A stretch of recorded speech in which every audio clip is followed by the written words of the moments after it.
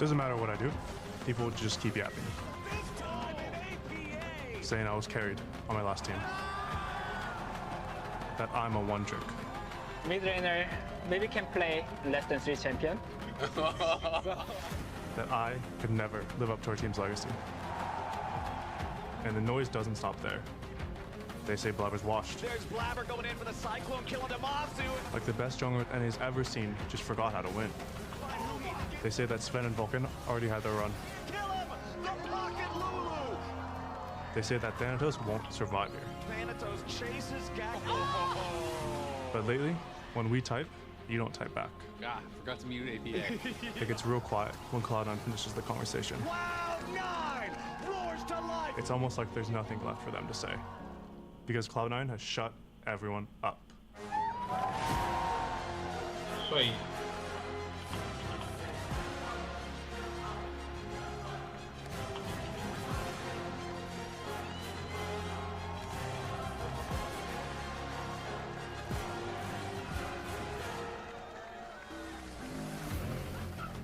You win enough, and people get tired of you.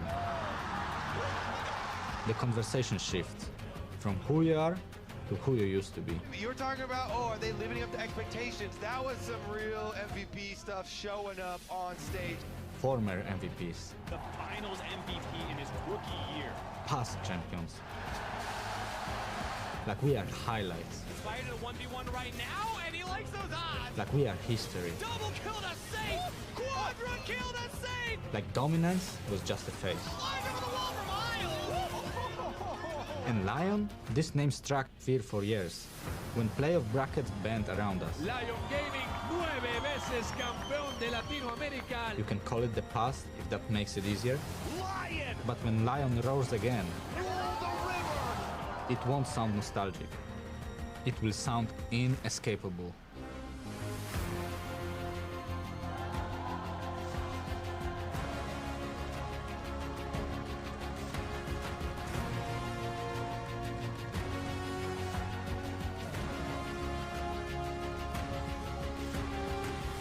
Riot Games Arena, welcome to Demacia!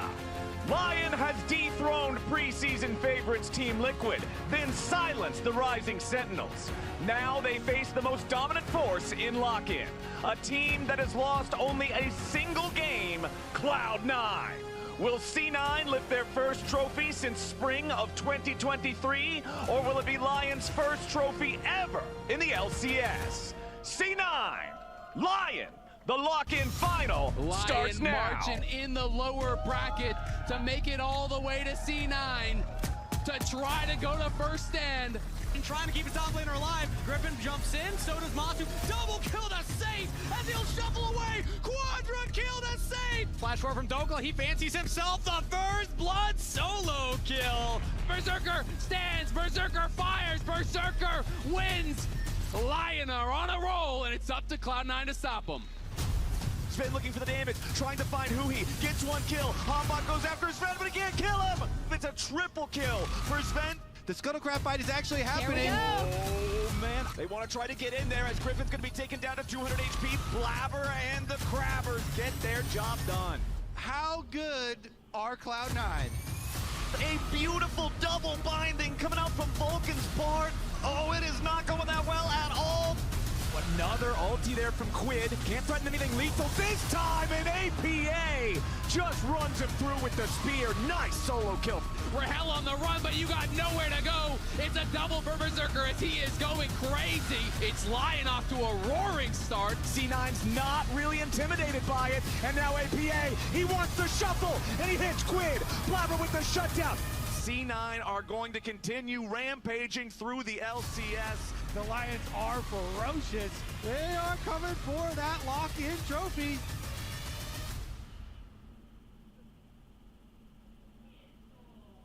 Ladies and gentlemen, welcome to the Riot Games Arena here for our lock-in finals, best of 5, with Lion going up Ih, tem against Garen ali. C9. C9 have been favorites all throughout these first couple months of competition, but Lion have been looking fierce here lately. They really have. I mean, they are killing it in the lower bracket. Only 2 losses, 9 wins in that lower bracket. Lion looking to upset some predictions here today against Tem Cloud9. gente já com a camisa da Sentineus ali. Heavy favorites. Yeah, I mean, Vamos, you saw Cloud9. them sitting in their thrones at the beginning in the intro here, and they really have been waiting to see who is going to make it up here to challenge them. Lion have had to fight tooth and nail to get here. Very arduous journey up to challenge Cloud9. Fala aí, pessoal, beleza? Sejam bem-vindos aí ao Resenha ABC. One of the real stories about Lion in this lower bracket is their drafting. Their drafting has E hoje é dia de really, Cloud9, hein? really strong, Hoje é dia de very Cloud9. surprising in a lot of cases. They are utilizing flex picks in a way that no other team in the LCS has been. Varus top, Aurelia top. They're bringing in the Aura jungle. They're bringing in the Vayne top. They're bringing in all of these picks that are making it so hard to draft against them. And top lane has been a really, really big area for that battleground of the draft. Dokla, of course, has really stepped up to the challenge here for the team. The rest of the players also very flexible with their champions, but you do have to think every team when they're going against Cloud9 always have some plan to deal with Thanatos. Well, coming into this finals weekend, Cloud9 could have had 3 possible opponents here waiting for them on Sunday, and every single possible opponent C9 has already beaten in a series so far in Vamos fazer esse teste aqui, né? Vamos ver se o YouTube não derruba a live, né? They beat Sentinels Eu in a best espero of que não. 5, so now Lion has to find that secret sauce that nobody else has found thus far here in Lock-In. We're already underway, and it's triple mid lane bans from Lion. The tried and true go after APA strategy, the Ziggs, the Taliyah, the Annie, all banned out. C9 getting rid of the Varus, the Pantheon, and the Nocturne. Azir, first pick over to Lion. So Lion here already, of course, they opt for the Azir side with Nocturne being off the table. There's not the Orianna Nocturne combination available. And Lion want to supplement this Azir with a pushing bottom lane, which allows your jungler to go gank that Orianna mid. You know, Ezreal and Karma will be completely fine by themselves in the bottom lane, so now they can get an aggressive jungler for Inspired to pair with this Azir and pressure the Orianna's flash. And now the question is, do they go Nami here and try to match, fire with fire in that bot lane? Caraca, Or are they gonna, kind of break the parity in the roles so far? Nami, Corki, really strong 2v2, absolutely can challenge it, but instead they're putting the priority on the Ambessa. This is a flex pick. This could go to Blabber. I know he plays it a ton in solo queue, really likes it. Obviously, Thanatos also a stellar Ambessa player. And I think that their bans will tell us which role it's going to go into. If they ban Renekton, then it's probably going to go into Thanatos' hands here because you don't want that lane matchup. But if they leave a lot of the top lane options open, then the flex becomes a little bit more apparent towards the jungle side. So, you know, you're thinking about Rumble and you're thinking about Renekton, these types of things that can float around the top side. And they're banning jungle champs, so I kind of smell jungle Ambessa here for Blabber. This would be really exciting. I do think if you're going to go jungle Ambessa, having some point-and-click CC to set you up for that ultimate, entering into these fights with the public execution can be such a strong pairing. So possibly they don't want to ban Renekton because maybe they want to play Renekton, because Renekton and Ambessa can be a really strong 2v2. You go forward, stun them up, in comes that public execution. Tá bom aí pra vocês aí, ô pessoal do chat? Okay, so they do ban at least one of them, but they leave the Rumble open. So they could also say, okay, fine, you can have Rumble, and then they pick Galio, and you do Ambessa Galio combination. So there's so many layers with a couple of these champion selects, especially top lane. Você vê que os bans é tudo focado no APA, né? A Lion, né? Só que agora que a gente pegou Orianna, eles estão indo agora pra Sup, né? Porque eles estão querendo focar o Vulcan. Eles cagaram totalmente com o Sven, né? Eles cagaram totalmente com o Sven. Essa é a hora que o Sven tem pra brilhar. Eles cagaram totalmente pro Sven. Where do C9 want to go from here? We still need to see what that support is going to be. Yeah, support for sure, because you want to keep the Ambessa like we're talking about, so you can, you know, move around if they do decide to go for Rumble, or if they decide to go for a tank on the opposite side. Na verdade, eles and then cagaram it makes pro it Thanatos, easy né? for you to go with Cagaram that one. totalmente pro And Thanatos. the Nico, while it isn't the Nami, Você vê a moral que o it Thanatos is tem no huge time, né? potential for team Praticamente fights. nula. And Vulcan has been very good with engages, so Nico CC, as well as being a strong lane here, looks pretty good for Cloud9, rounding it out while also keeping their flex alive. I love the fact that they're keeping that flex alive makes it harder for Dokla here too, right? Because Dokla has been willing to bring out some of these range bonecão da massa aí, jogava, ó. Horrores.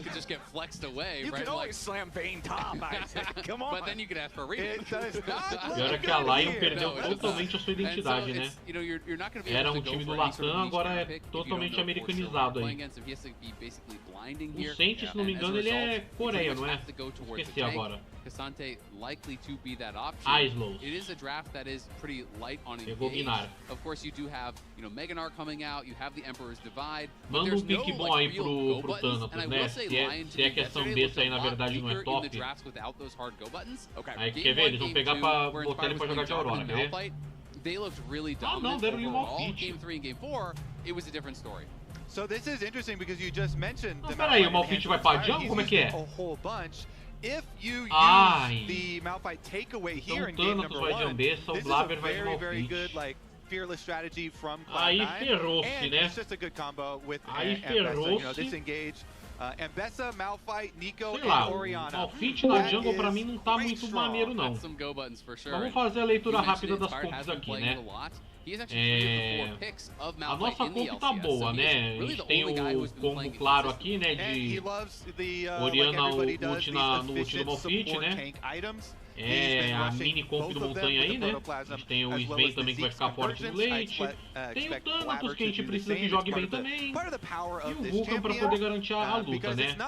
Só que por outro lado, a Lion também tem uma lutinha boa, né? Eles têm ali o... You can just play around your R cooldown, and you can just buy these really cheap support tank items também, só que and agora have a sumiu, huge né, amount of value for team fights for your team. Opa, salve Pedro. Salve PG. Demorei, mas estou aqui.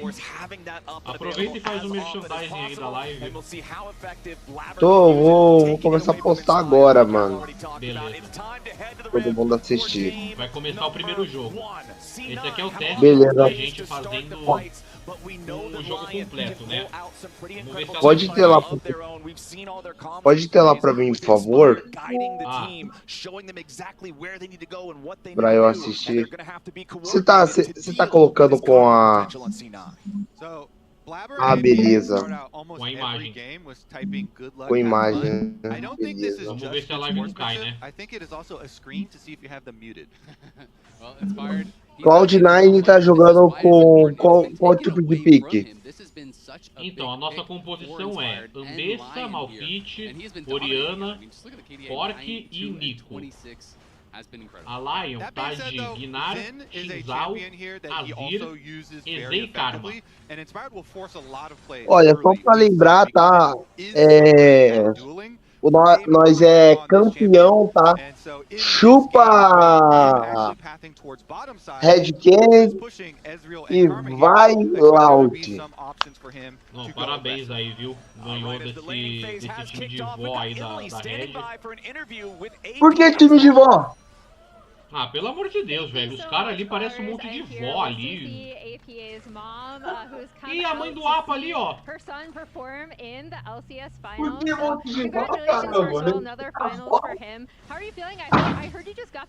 Ah, pelo amor de Deus, velho. O time jogando que nem doente aí. Bora. It's now been an entire split, you know, with C9. How would you rate just overall your son's performance in terms of fitting on this team? I think his performance has been excellent this year, and I think he fits on the team very well. And then, additionally, he's been so successful. Tá perguntando pra dona coisa de LoL aí, ela nem sabe o que é farm. I think we've always supported him. We've supported him for years E behind o jogo foi pausado. So, and we'll always support him. That's awesome. Porque você acabou falando, agora ela vai ter que explicar. This giant head of your son as a prop, so now I'm going to give it to you to cheer him on today. And I have heard we have a game pause, so we're going to throw it back to the casters to see what's up with that. And yeah, we do have a pause, but Hopefully, we'll be able to get you any information about that pretty quickly. A lot of cosplayers here today. We got Garen and Lux on stage. We got a bunch of cosplayers in the audience as well. Só uma coisa, deixa eu ver se o timer ali da Airfry quebrou. Pera aí. It's natural. It's not actually. Timer da Airfry quebrou. Como assim, mano? A packed house here. We also had a really fun, time out in the parking lot with the pre-game there, and getting to hear from a lot of the fans. I think you have an update, Flowers, possibly? Yes, I just heard from producers. They are investigating a potential APA mouse issue. Pretty hard to play mid lane if your mouse doesn't work. So Mas porque o Airfry tá ruim? Não, é que tem vezes que dependendo do tempo que eu coloco, ele trava. E aí ele fica parado ali e o negócio vai assando, até queimar. Mas tá pegando. Eu queria uma jaquetona branca da Cloud9 dessa aí. O Pedro falou que ele vai assistir agora o time da VK jogar o bootcamp, é isso mesmo? Como assim bootcamp, rapaz? A VK não foi pra bootcamp? Ah, deve ter ido, né? Eu nem tô sabendo. Mas se bem que bootcamp de pouco adianta, né? Lembrando que a Loud tá no punch, tá? Beleza. Agora vai ser a vez da Cloud9. O quê? A Cloud9 vai. Olha lá, olha que histórico lindo aí que a gente fez nessa temporada, ó. Sonho meu. And so coming into this weekend, before this weekend, everyone I was talking to is saying, oh yeah, TL versus Lion could be close. We don't know what's going to happen against Sonho do Pedro. Right? And I do think that story has changed somewhat as we have seen Lion play over the course of this weekend. Mas confesso que dá um pouquinho de medo, né? Dado ao fato de que a Lion meteu-lhe o 3-0 na Sentinels. Good yesterday against Sentinels. They showed us all these new unique tricks in the draft, and I think that has kind of changed the story and made people look at. Vamos, caramba, cadê o tempo de jogo, velho? Ah, sei lá, e alguém derramou Danone em cima do teclado, agora voltou aí. O Thanatos já tava lá fingindo que tá jogando. Ai, vem, para de ser goleiro. Yeah, it's been multifold, the improvements that we've seen from Lion. It has been in draft, it has been in game with their coordination around team plays and knowing what they want to go for, and it's been individual performances that have been a lot better, especially things that everyone has been talking about, and it had much better performances, so we'll see if Lion can continue their success because they have had a much more difficult journey here, playing these back-to-back elimination series and having to prep over and over for a new opponent each day.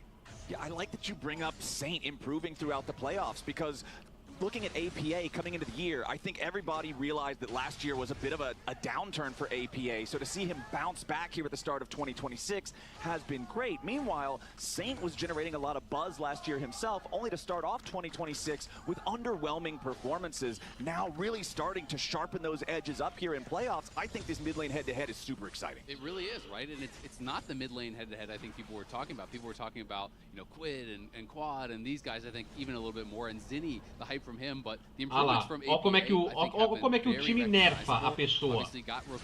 Esse era o APA da Team Liquid e esse aqui agora é o nosso APA. Olha como é que o time nerfa a pessoa. Sabe que é nada. Já volta aí, Pedro. Calma aí. Rapidão. Thanatos putting the pressure onto Dokla up here as he reverts back to Mininar. Both of these top laners are so exciting as well. Dokla with his counter picks, with his creativity in the role, and Thanatos just being this dominant laner who's also willing to accept that challenge. When one throws down the gauntlet, the other will immediately be ready. Yeah, and Thanatos on Mbessa especially is one of the most fearsome top lane carry threats in all of the LCS. Last year, this was terrifying. Nobody would want to let this happen. So we'll see if he is able to do that in this game. Mid lane trading very low. Yeah, APA down to 100 HP. Saint flashes forward. Flash out from APA. Both mid laners, no flashes, no mana, 100 HP. And usually that favors the Azir because you're close to your level 6. You can go for Azir sweep. It's a much more mobile champion. So that's why Saint, he knows, yeah, this is not a kill angle, but I'm going to make you trade 1-for-1 on flashes. And guess what? what? Inspired can come really early. This is before junglers are level 6, so we'll see about the next grab. It's a level 5 Malphite ganking Dokla right now.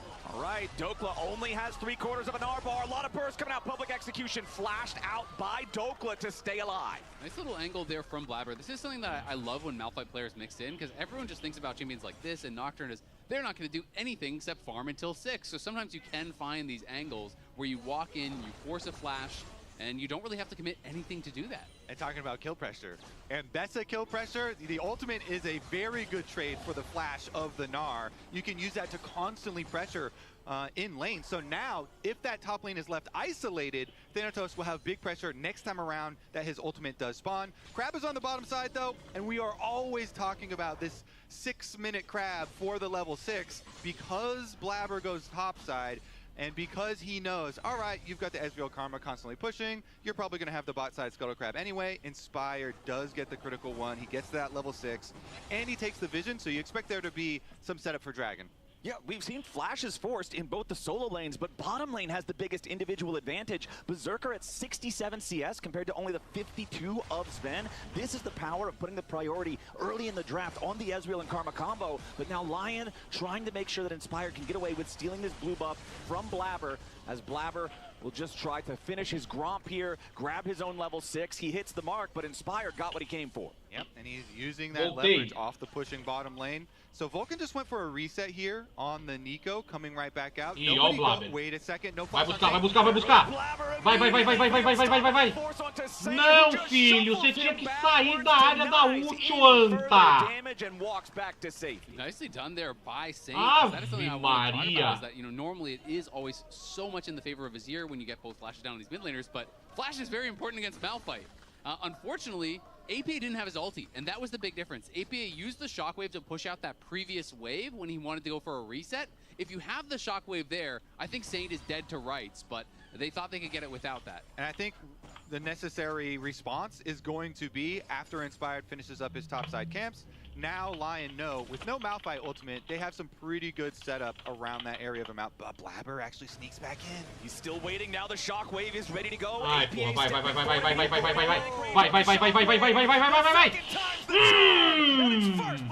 Porra! Who said it's not scary just walking at First blood gostosinho aqui na mão do APA, filhote. Just hit the shockwave and they get the kill in the aftermath. Wait, we gotta show chat, because after that first gank that failed, Saint hit them with a question mark. So Saint hit them with a question mark after the failed gank, and then immediately gets first blooded, and C9 are active in chat after that. So Saint was getting busy, they're getting him back. This is just the play one more time. It's just the shockwave on the head, and nowhere for him to go. Yeah, love it. I mean, the wraparound Malphite gank after he already used ult on you. Yeah, Saint's not expecting it. He's like, I already dealt with it. Não, pior é que os caras ainda se farpeiam, né, no chat, né? É incrível isso. Wait, what did you do, Isaac? This was not, cara se farpa muito no chat. This is straight from production.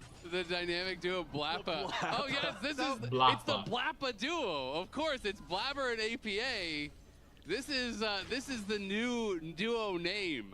Nice Picasso work that they the production did. Yeah, that was beautiful. Knockwave, you guys are on board with. Zahungle, I know Flowers loves, and so now it's Blappa. So Zahungle, I'm out. Blappa. You have said Zahungle more than I have said Zahungle, so you're in. You just don't want to admit it. I also play it, but I am down with the Blappa because even APA actually last night he tweeted out Blappa duo with so APA and Blabber are. It's a canon event. Oh yeah, okay. They are fully on board, and that duo striking first here, it really just is fitting because one of the biggest stories for Cloud9 obviously is APA joining the roster, and the synergy that everyone has talked about. This mid jungle has really been on point. It's been one of the things that has shined the brightest here for Cloud9, so they get their first blood off of it, and you know that's going to turn into Dragon for them as they rotate over. A vantagem já tá indo pra nossa mão aqui. O problema é que quando o jogo fica morno, eles estão ganhando da gente no farm. E agora eles têm 3 vírus. You guys are with me on Blappa. Now hear me out. How about Sinspired? O bom é que pelo menos eles não têm um split tão forte assim, né? O Dinário ele até pode splitar, mas a side lane dele não é tão assim quanto a do Jax, né? Por exemplo. Just gets the S. It's all he honestly, I think that is fitting because Inspired is such a huge part of the duo. Since he shot calls everything, you know, he can earn some more letters. Yeah, you can get your whole name in there. Well, he's going to have to be watching those letters because they're above a health bar that only has 100 HP left in it right now as APA is putting on the pressure here in the mid lane. Inspired will just be clearing out his chicken camp. There's not an opportunity to come in and try to punish APA's aggressive play because Saint is so low, he has to immediately recall. Now this is one of these things that is so nice about the Malphite jungle. We talked about it. Zeke's complete. You get that early item completion because it is so cheap. You get the LTCDR. And also the Zeke slow stacks with the Malphite. I don't know if that's an intentional interaction, but that is why we saw in the Syndra game yesterday where Inspired was playing it, where the Syndra just could not move when you get hit by the Zeke slow plus the Malphite Q. Yeah, I'm assuming it's not supposed to be that way because slows usually just overwrite and the strongest one. I'm assuming too. Strongest one takes priority. But you mentioned, oh yeah, this is so cheap, this support item. Guess what? Thanatos got his first item the same time too. And that Eclipse on top side is getting used. Yup, he's immediately diving in with a public execution as Dokla tries to get away. Narbar is nearly charged and Dokla's still got 40% HP left in the tank, but he does not want to pursue this any further, and this is what I was talking about earlier. Thanatos is such a powerful and aggressive laner, but now in the bottom side river, hold on, Lion stepping forward, looking to maybe challenge C9 to a team fight. Disputa pelo aranguejo, é isso que o Blaber gosta. Right now, remember, he has been farming so effectively. Pô, aproveita que o Berserker tá trancado ali, vai lá buscar. Busca o Berserker, ele tá trancado. Yeah, there's no dragon down there, but you know, in a Cloud9 game, we're going for grabs. Vai, pegou o Sage, pegou.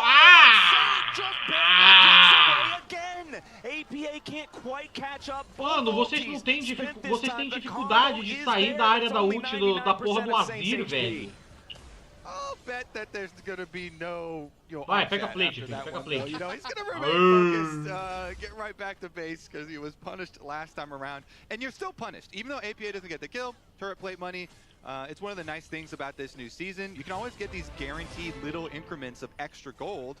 And APA here does cash in again. Although, it's not the worst back timing for Saint. He finishes Nashers anyway. And you can see it is almost 1,000 gold lead in mid lane regardless, right? So yes, they did only get that one kill. They would have loved to take down Saint those other times too. But he is missing out on minions. He's missing out on plates every time he does go back. And that True Shot Barrage a split second too late to interrupt APA's base. Yeah, mid lane quests completed earlier for APA. Very nice. Get your empowered recall, get out of there in time. And Berserker rotated into mid lane. This duo for Lion, we've been mentioning, has been doing their job the whole game, creating that bot lane pressure, pushing in, allowing Inspired to do a little bit of counter jungling, not a lot, but at least a little bit there. And Berserker has been quite good on Ezreal in Lion's run. So I'm glad that you bring up Berserker moving into the mid lane. We're starting to see some rotations, some different assignments right now. But we've got about 90 seconds on the clock until the dragon spawns, and the Herald only spawns very shortly after that.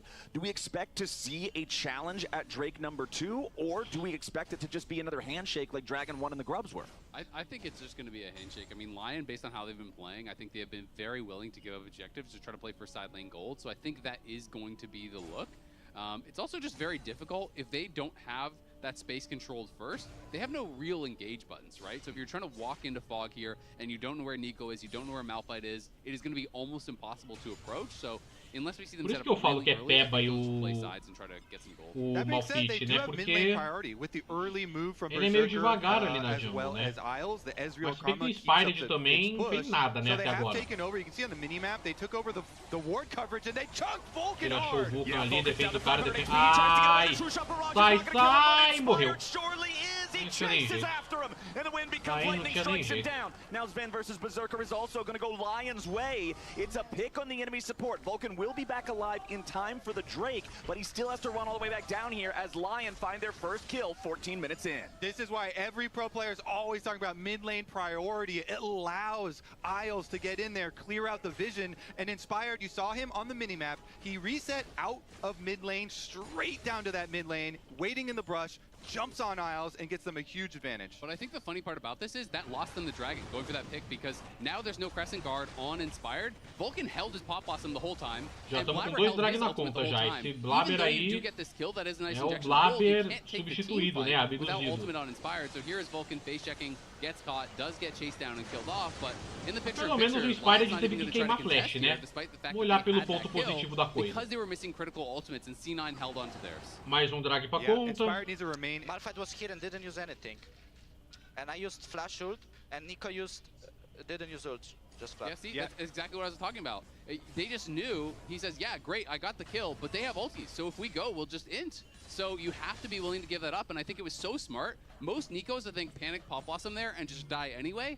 And Vulcan says, sure, you killed me, but you used everything. I'll just save mine for the fight. And Lion have shown over and over throughout this lower bracket run, they are fine giving up early dragons. Maybe this bottom side, though, under attack. Yep, Pop Blossom onto Saint right there. Blabber's ready to follow it up, but Saint flashes away. Now C9 finds themselves overextended, and Blabber is trapped behind enemy lines. Lion's ready to reinforce with Dokla. Thanatos arrives, but he's already too late. The party's over. Shockwave guarantees the rest of C9 get away, but an over-eager dive ends up more money in Lion's pockets. So many times, Lion have given up early dragons in favor of gold here in the early stages. And cara tinha que vir disfarçado pra poder tirar a visão da ultimate dele, né? From both top laners. Mas o dive todo foi uma lambança, pra falar a verdade. O dive todo foi. It does cost the Azir the flash, though, so maybe that cooldown will get punished in the future. Saint has been so good at getting away from a lot of these plays, though. That is 3 or 4 times this game where he's able to just barely escape. Blabber didn't have his flash, so I just don't think he maybe get in range perfectly to CC chain. No, he could have gone early. I think he was just trying to wait too long. He was trying to have no overlap at all. So he held the ulti to try to wait the last second, misjudged it a bit, let it late. That allowed Saint to flash it. Whether or not it would have changed the fight, I don't think they would have had the damage to kill him. But you know, definitely could have ulted a little bit earlier. A little bit of a tragedy there for C9, but Lion will happily take it. They're up almost 1,000 gold as a team. The biggest individual advantage there being for Inspired on that jungle. Xin does have his Sundered Sky completed, getting close to the second item completion now as well. And he and the rest of Lion have control over the top side river. Saint is there helping DPS the Rift Herald down, and Lion's going to secure the objective. Ben, one of the things on display from this Lion squad is their discipline. Every time we get to listen in on the comms, it is Inspired talking for 90% of it, laying out the marching orders for the next 5-10 minutes sometimes. O problema é, os objetivos da top side tá ficando tudo pra eles. In these early stages and building eles pegaram agora o Arauto, tinham pego os Miro. So we are almost at that tá stage perigoso já. Where people are working on their second items at the moment. Okay. I also like how you bring up Inspired's comms, how he's the shot caller, he's the leader, he's the one who's always talking. Vai dar merda, vai dar merda, vai dar merda, vai. Maybe not. Dokla down. Now with the Pop Blossom setting up the second one. Isles could also be Só que a gente tá precisando fazer uns lances mais frutíferos. Beleza, pegando o kill ali, ok, boa, foi uma boa jogada. Mas o que a gente vai fazer com isso agora? Levar a torre? Ainda bem. Instantly gets ulted by the Malphite, then ulted by the coisa frutífera ali, ó. Agora levamos torre, ó a vantagem aí. A gente conseguiu agora. Só que eles botaram a coisa ali, né? Mas pelo menos o dinheiro da First foi nosso, né? Yep, and then a que a gente levou caiu primeiro. Rift Herald used up there, Saint pushing in, trying to get more money on the Azir, but Cloud9, they retake the gold lead. We need in. We should dive out, we should dive out. Okay, then I'm going to dive this way. HP. I'm going. Yeah, I'm going. I'm walking up. I'm not coming, guys. Yeah. I'm looking, guys. Yeah, I'm looking. I reach. Look down, look down. Yeah. No, one thing, cover. Look on. Zin's top side. I can maybe kill. I can maybe replay. Nice, guys. Really good. I think you placed. Yeah, very good to get both of the kills there on the chase down, and no hesitation with Ambessa and Malphite. That is going to be some good CC layering. You had better believe it, my friend, but now there's 60 seconds on the clock until the next Drake spawns. C9 have already secured the first two. Recursinhos a mais, né? Mas se bem que ele já já chegou no auge do boneco já. Ele fez uma na Moon e agora tem que tacar. And you do not want to give Mountain Soul over to a Malphite. That is going to be a problem. It's thematically appropriate. It is. That is some rock action. As we have Saint here with the Seekers now, so he has a response to this potential engage. He has been quick quick to be able to respond to these, and now has an extra tool to do it. Does Malphite not already have a soul of a mountain? He is a literal mountain in the lore. Maybe he's soulless. Oh, look, Kobe, if you have a pile of rocks, you know what happens if you add another rock to it? You have a bigger pile of rocks. That is just better. 2 souls. All right, 2 souls, 2 mountains, 2 Malphites. Ficou pouco mal distribuído em umas partes. Vai. Vai. Vai, Thanatos, vai. Pega, pega, pega, filho. Vai! Quem ficou com o drive? Não fizeram ainda. Vai, Thanatos, vai pra cima, filho. Ah, ele é amigo. E a gente tá se fudendo lá embaixo, né? Ai, a gente se fudeu. Vai, tá. Ah! Ai, meu Deus, sai! Thanatos, o que você fez, cara?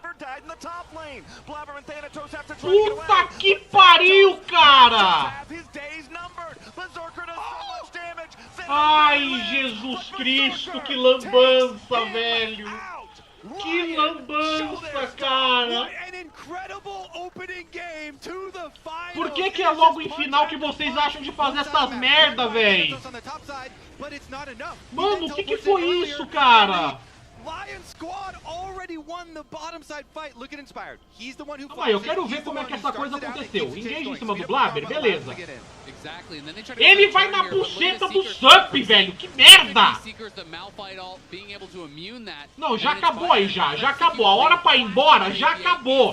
Vocês não vão embora! Aí a merda do APA fica vulnerável, o Sven fica. Aí o Thanatos inventa de telar ali, velho. O que é isso? Já azedou já o que tinha pra azedar. Você tepou de trouxa. Você tepou de trouxa. Ah, não, velho. Não, cara. Não. And Berserker's able to get that money on top of it. Berserker, by the way, has just been exceptional. Ai, cara, eu não sei, velho. Eu não sei. Cara, pra quê, velho? Não tem motivo pra isso, velho. Pelo menos o Gold não disparou, mas porra. Perdemos o drive de otário agora. Saco. And this is what people were hoping for with this matchup, with Lion powering up through the lower bracket of this lock-in tournament, and now being able to challenge Cloud9 very effectively. Such a close game we have on our hands. All right, also looking though at that Seeker's arm guard we mentioned earlier for Saint, was important during the previous fight, is now broken, needs to build that towards the completed Zonias to continue to have that effect. Has the gold for it right now, so he's gonna go back to base. He'll go back and complete that one on the other side. Blackfire Torch plus Shadow Flame. So APA will do plenty of damage. You saw in the replay of the last fight, Isles died instantly because that was the target of the shockwave of the combo there with the Malphite. But if you're sending everything in the kitchen sink at support Karma, there's probably not enough left for the rest of the fight. Yeah, and that was the problem with the Seekers, because it was supposed to hit both of them, but because of Saint, it agora didn't, oficialmente, right? Now he has the stasis ready once again. Sven tá no auge do boneco. So as long as he's reacting quickly, it's 2 more Malphite ults before you're going to hit a Malphite ult, at the very least, right? Like, you've got to get the flash and you've got to get the stasis. You got to look at the next big shockwave combo from Cloud9. APA here has a very damaging build with 2 items plus a Malphite delivering it with an abyssal on the Malphite. Tá tomando couro aí? Acabamos de fazer uma bisternada aqui e se perdeu. I mean, ideally you get a bunch of members, Vou dar uma olhada lá. A primary targets, if it's one of the main carries here, mainly Berserker, because Saint Cara, vocês estão perdendo pra caralho Lions, mano. Não estamos perdendo ainda, calma. Já tá botando a carroça na frente dos bois, não estamos perdendo ainda. Mano, olha. Foi só uma bisternada, a Cloud9 precisa fazer isso, porque se eles não fazem, eles não ficam felizes.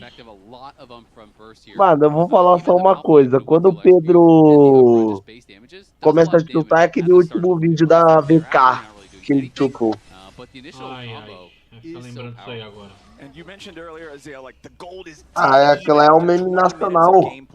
But the big advantage Eu mandando todo mundo se fuder. Specifically, he's got his third item. Foi engraçado. This Ezreal has to be deve ser por isso que eu ganhei essa fortuna, né? He certainly has shown that. Since returning to North America, he has been O Thanatos tá parecendo uma barata tonta no jogo. Ele não sabe se ele vai pra cima, se ele vai pra baixo. Uma pergunta, o Blabber não foi substituído, não? Não. Mas até que esse split aqui, pelo menos, ele tá jogando bem. Jogou bem em todos os jogos. Ô, louco, pela primeira vez na história o Pedro falando isso! Inacreditável! Meu Deus! Isso tá sendo de live, tá, Pedro? Isso tá sendo de live, hein? Charles, o mundo já não é mais o mesmo. Ah, ele vai tomar. Ele vai tomar. Ai, ai, ai. Oh, errou. Nossa. Ai. Eu peço desculpas por fazer vocês assistirem isso. Cara, isso tá acontecendo com a porra do time, velho. It is technically traded towers, but they're gonna get the tower on bot side first. Mano, onde é que já se viu? A Lion tá capeta estufado em cima da gente, a gente deixa, velho. O time tá meio catimbado, não tá? Cara, eu não sei o que tá acontecendo com a porra do time. Não sei. Isso aqui não tem cabimento, não.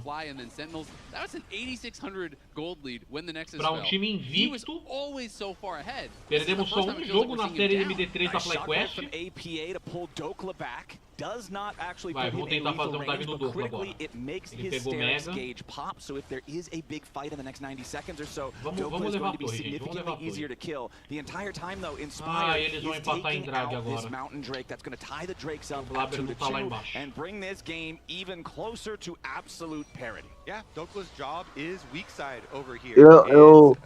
Eu 5 minutos antes do jogo. Ah, o Blabber tá jogando bem nessa temporada, mano. Tô gostando de ver. Eu depois dos 5 minutos. Ah, o Blabber não tá lá embaixo. Não, mas ele tá mesmo. Essa temporada aqui, lá, se você ver os pós-jogos, eu tô rasgando a pro cara. Ah, é o craque Neto agora? É o Neto 2? Craque Neto? É, isso aí. A big team fight could really be the thing that blows this game open, considering how close it's been the entire time. Yeah, a big team fight or maybe a sneaky pick. We do have a Nico on the map. Everybody's got to keep track. This mid game is where it gets a little bit more difficult. Velho. Keeping track of this champion, especially with all these control wards here from Cloud9. O bom é que pelo menos o Sven tá no auge do boneco já, ele fez o Dominique ainda. Ah, você tá acostumado, né, velho? Na BTLOL você tá acostumado. É lógico. Calma, gente, calma.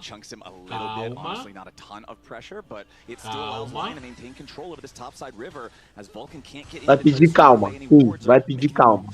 Vai, o Blabber, deixa o Blabber tomando as coisas aí, né, porque ele é tanto. Mano, o Berserker ele pode fazer isso mesmo, é? Pode. Não era pra poder. Como não? Sozinho desse jeito já era pra ter tomado ali o pedrão na cabeça.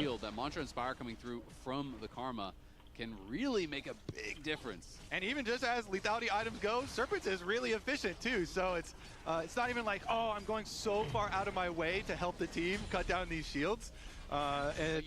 Os objetivos já estão sendo feitos, já foram feitos. 3 minutes until our next dragon spawns. Blabber is just trying to clear away a little bit of vision. His line is mostly grouped up back in mid lane.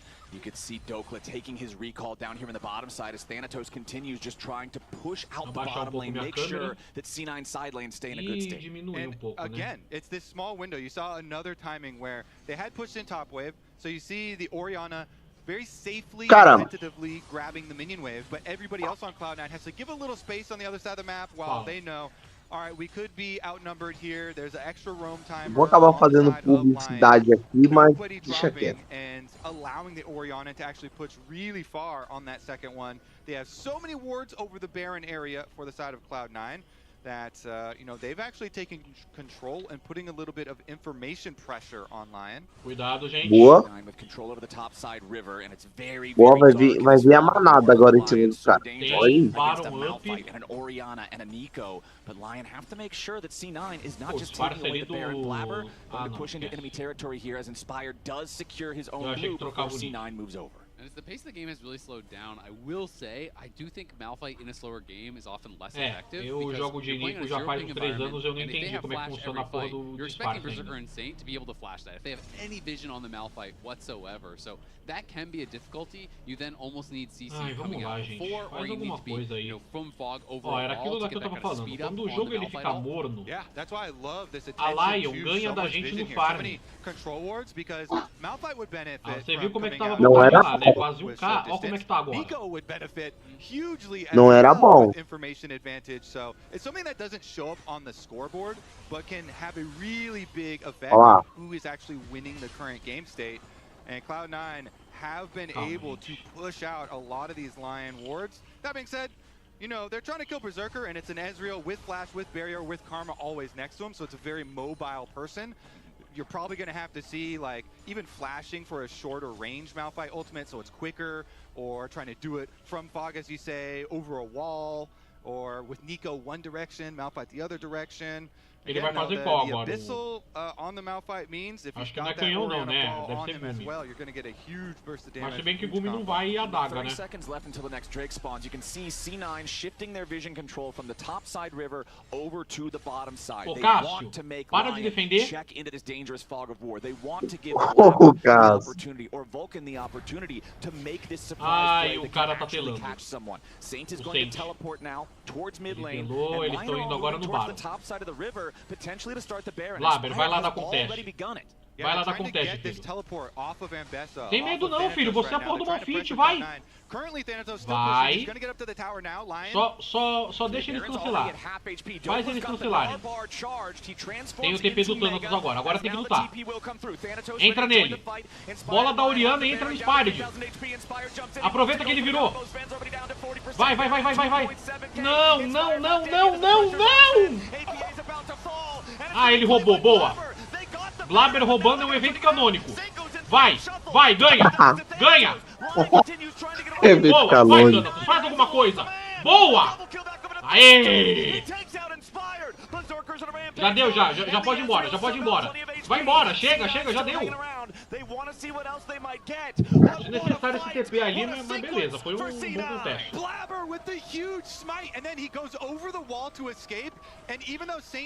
Blabber roubando o Baron é um evento canônico. Por que é evento canônico? É uma coisa rara de acontecer. Agora só daqui a 84 anos. Boa, Blabber, é isso aí. Será que não esperou o Palmeiras ganhar o Mundial? Não, isso aí é mais difícil, né? That was the slimmest of margins there. Imagine the kill APA isso aí no caso, right? He was down to about 5% HP, but he's able to Zhonya's flash out, still contribute to that fight in a very meaningful way. Sven as well was down to about 20% HP. Lion just could not finish these critical. Isso vai acontecer. Thanatos on the other side absolutely could. Honestly, to me, this is what League of Legends is all about. These close games when you get to the late game objective and everyone is feeling the pressure. Sei lá, né? O inferno congelar. We're on Baron, we're turning, we're trying to win the team fight, we're trying to get the objective at the same time. That is just the ultimate stress, but also the ultimate reward when you do come up with the big win. And Cloud9 now, with Dragon's Soul Point, with the gold lead, with the Baron buff, it is their turn to push. Exactly. It's what I was saying earlier. When the game is this close for this long, generally it's one big team fight that really warps things. 4,000 gold lead. The Mountain Drake Soul Point that they earned after the Baron was taken while we were in the replay. And now pressure C9 to just battering ram their way into the base, and Lion is nowhere nearby. They don't want to try to sacrifice this first inhibitor as C9 will claim it. Cara, se vocês perderem uma vantagem inacreditável, eu vou zoar você, Pedro. Não, só que a gente não perde mais. Calma aí. Defende o cara, defende o cara, defende o cara. Vai, gente, ajuda o cara. Ai, meu Deus. Boa, bom zona. Vai. Aê! Agora eles não ganham mais. Boa, Thanatos! Vai!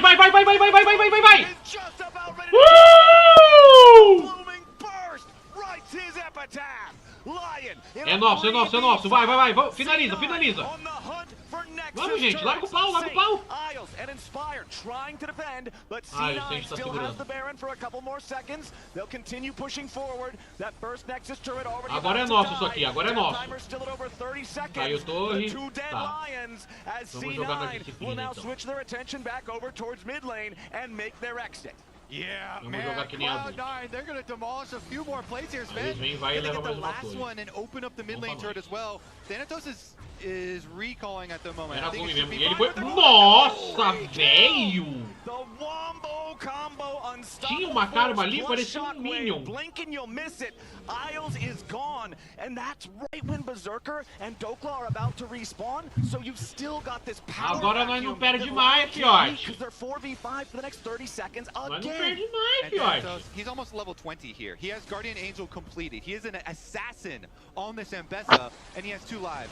And we'll take a look at how they kite. And this is a tale of like differences in coordination. Dokla here, you look at Inspired, was already walking way back. Esse as pernas ali do Dokla. Look at this ultimate. Yes, Berserker's able Quebrou to as duas pernas, velho. Thanatos nails him with the snipe. Ai, levou. É repeteco isso aqui. Ah, tá. Olha o ser trollado aí, ó. Olha o ser trollado ao vivo aí, ó. Que isso, gente. His mechanical execution when he needs to click correctly, he has been on point in game number 1. This man wants to go to first stand. Meanwhile, the rest of Cloud9 agree. And they're going to 4-1 split push Flowers. Top side here will be left at Thanatos, while the rest of the team continues on that. Cara, às vezes eu acho que o Thanatos tem dó de jogar, velho, na moral. And now with the previous play, they also have such a big gold lead. Look at the itemization difference here. Quite the extra advantage. Oh, wow. Aproveita que ele engajou no clone. Pune o cara, né? And we can see the Azir turret does go up, though, so defense 4 line. There's still possibilities, you know, it's not quite over yet. There is a Dragon Soul that is 40 seconds away, but there's still hope. Lion trying still to find an opening, see if they can catch anyone, maybe with a lazy recall or splitting off from the squad. Now, wait, hold on, Inspired jumps in. Ai, agora vai. Vai. Stasis protects the Orianna, now Saint goes into the and APA is down. Lion might have found their fight. Blabber's gonna flash away now too. Vai, ganha.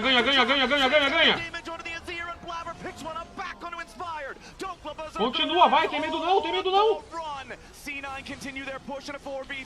Eles perderam o centro, agora eles vão defender demais. Vai, acabou. Vai, Thanatos, vai. Foca o Nexus. Vamos, porra! Vamos, caralho! Aqui é Cloud9, filhote, ó! Clube gigante! Great start to this series. Lounge, what do you got? Oh, man, C9. It was looking dicey for a minute there. I actually thought that Lion might be able to take it. But C9, they're just too good in the late game. Give me 4 more of those. I mean, you'd like to see... Primeira vitória do século, hein? Como assim do século, cara? Tá doido? Do século! Ali o Blabber, o Sven ali. O Vulcan. Aí tem essa mina, opa. Essa primeira vitória do século, hein?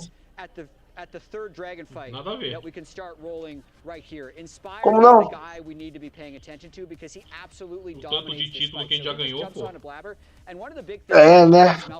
Foi de 1900... Quando tinha dinossauro. You just get calma lá, não é assim também. Blabber decides to ult in, and Saint has perfect reaction times in this Ah, por quê?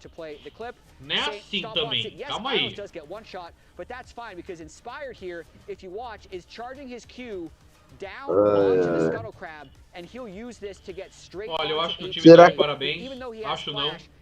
Tenho total dúvida que o time tá de parabéns.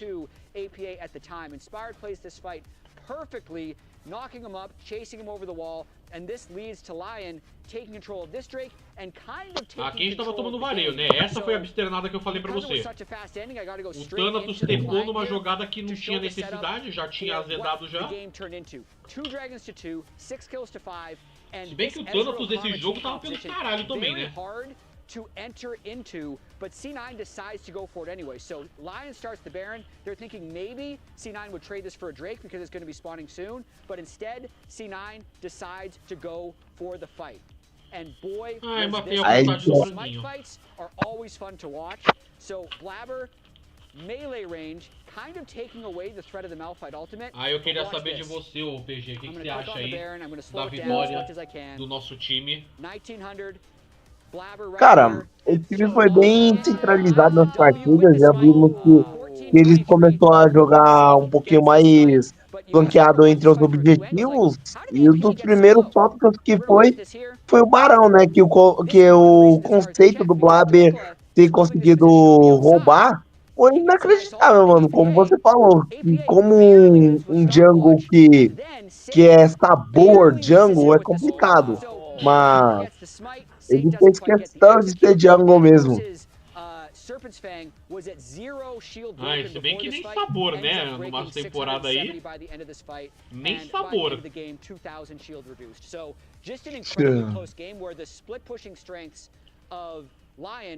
Os caras já estão dando spoiler aí de quem vai ganhar. Ah, não, tem um leãozinho ali do lado. I am sorry about this, guys. They were undefeated. I believe in you. Olha que estúdio bonitinho. Tem Tibers ali. I think it's time to update this. Do it. Still undefeated. They're 7-0. You know what? That kind of works. I think Emily needs to draw that. Very impressive play. Sua caligrafia é horrorosa. It's going to be yellow on blue, odd color. A caligrafia é horrorosa. Que isso, velho? Esse cara não. Ali, ó, os times que fizeram dinastias imparáveis. Foi a gente e só depois ali CLG, né? Mas CLG não existe mais, o nosso time continua existindo, porque é um time sagrado isso aqui. Você sabe o que é você fechar um split invicto? Isso é uma coisa que o torcedor pônei nunca vai entender o que é. Nunca vai entender.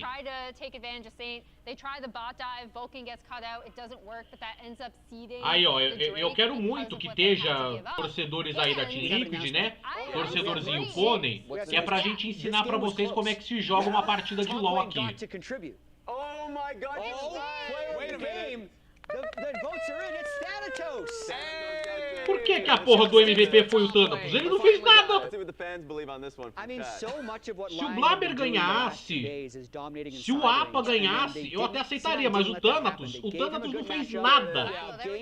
É a primeira vez que eu tô vendo o Pedro falando que o Blabber ganhou MVP. Mano, pela primeira vez. Mas ele quando o Pedro... Quando o Pedro quer... Não, é sério, quando...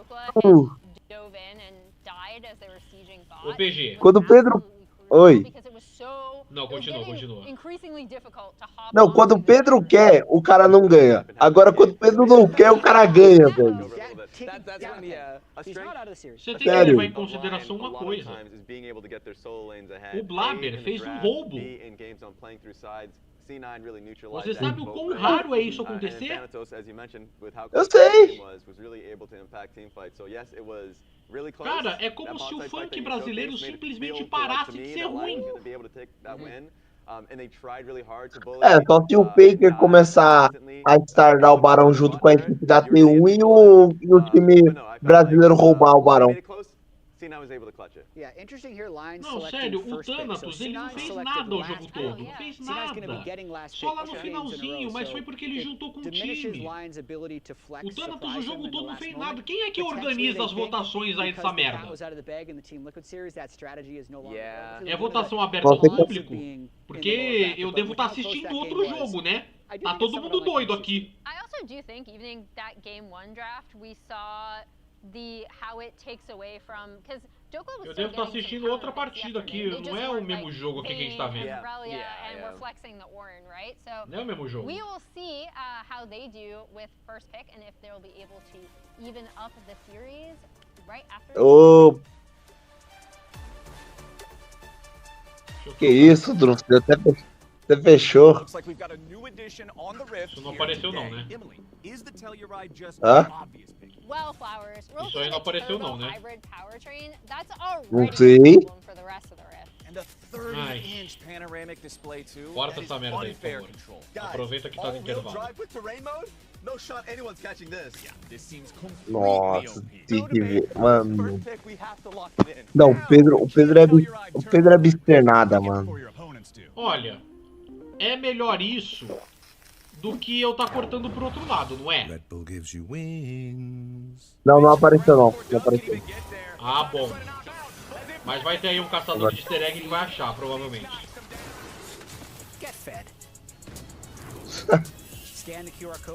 Cara, tá tendo um jogo agora do qualificatório aberto. Não sei qual é a equipe que vai jogar agora, deixa eu ver. MD5, grande final. Ah, agora hoje decidi quem vai se classificar pro circuitão, hein? Ah, beleza.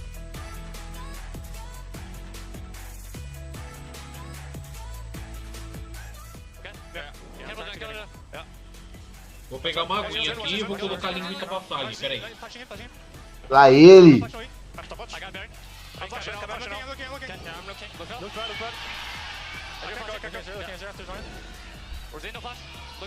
can base B. I'm coming. What a fight! What a sequence for C9!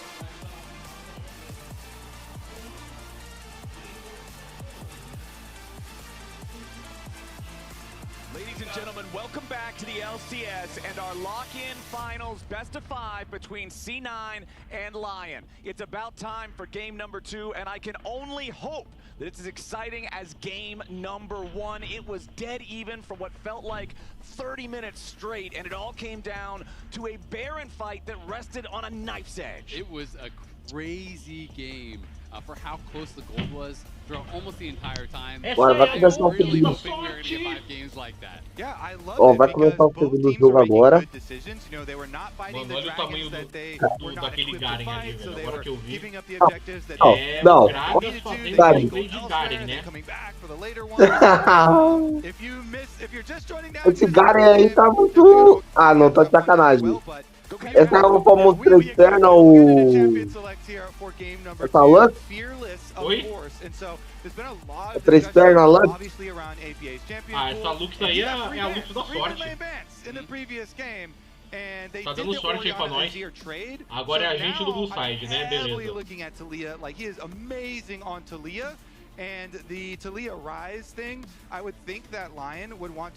Cara, o Varus começou sendo banido logo na sequência.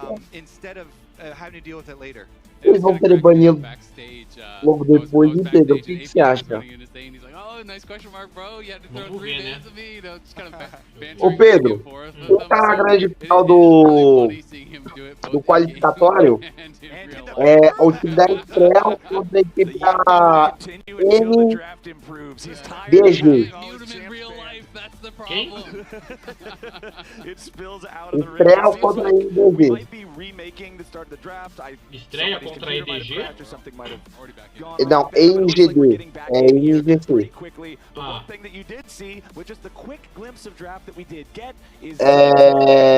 É grande final do qualificatório de competição. Beleza. A Astro tá jogando, né? Tá. Quem ganha? Quem ganha? Quem ganha? Fala aí. Ah, vou torcer pra Astro, vai. Vamos fazer o seguinte. Eu vou fazer modo radinho aqui. Aí, tá continuando aí o Pixibão. Quê? Continuando aqui os Pixibão. Os caras tão banindo aí a Thalia do AFA. Outro Pixibão tá...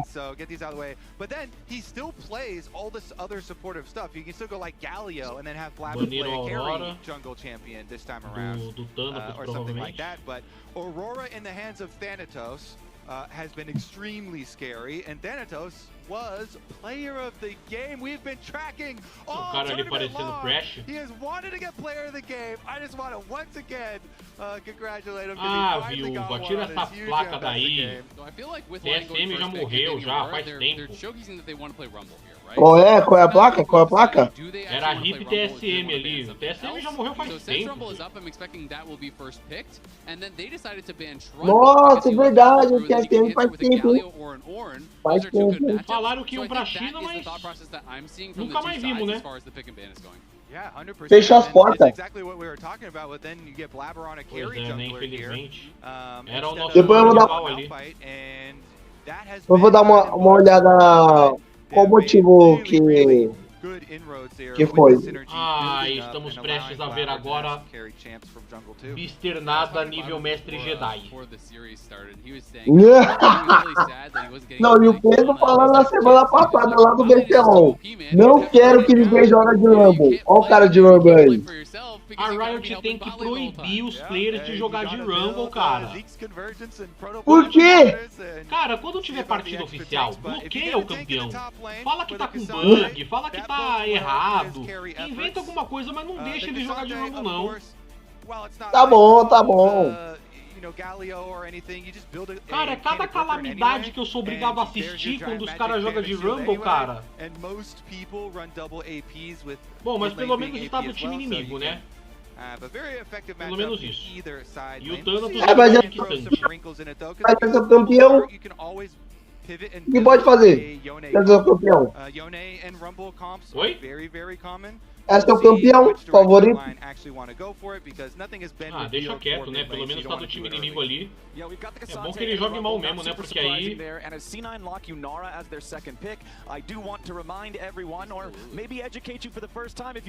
nós temos o Thanatos de Quistante e temos o Blaber de Yunara. Não, o Sven vai jogar de Yunara. O Sven de Yunara é bom, né? Bem que esse boneco aí tá fora da curva, né? Qualquer um que joga com essa porra aí... Não, você não vai fazer isso. Você não vai fazer isso. Você não vai fazer isso. Não ouse picar essa campeã. Ganhou. Mano, o cara simplesmente falou. Berserker's Aphelios is very famous, so Segura que você tá em live, caramba. Vou tomar um copyright contra você, caramba. Vai tomar copyright o quê? A live tá viva ainda. Not a lot of success, so very much doubt that would actually come through. Meanwhile, tem um ser humano ainda falando no chat. All right, fine. You steal it, we engage. We look for kills. Não, eu tô tentando forçar aqui esse pessoal a forçar não. Assistir mais aí a nossa resenha. Banned out in the second half of the draft in game number 1 that they did not want C9 selecting. So now that it's in Vulcan's hands, we'll see how many plays the C9 bot lane can make with this. Remember that with the Ezreal number 1, it was Berserker and Isles that controlled the bottom lane the entire time. Jungler activity was mostly focused towards solo lanes. I'm curious if that'll change. Mano, tá acontecendo na Coreia aí, só tem asiático na torcida. Vai Coreia, deixa eu te falar. Lembra que eu te falei sobre o jogo do Bootcamp que vai acontecer? Então, pelo que eu tô vendo, esse jogo que vai acontecer, um vai acontecer no Brasil, outro vai acontecer fora. Deixa eu ver. Deixa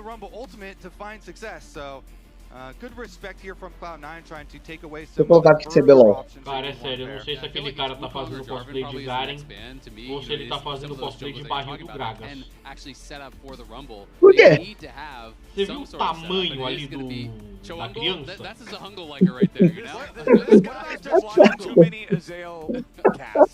Isso é muito bom, mano.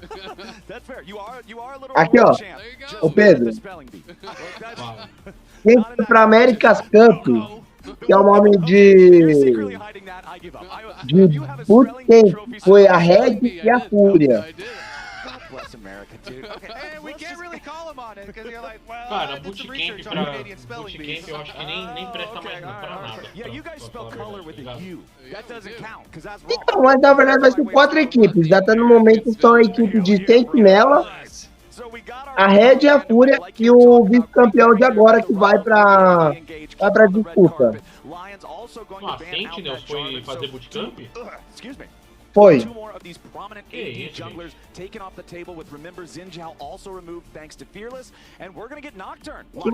já tem qualificado já no Funk? Já? Será? Deixa eu ver. Não tem. Ah, tem sim, ó.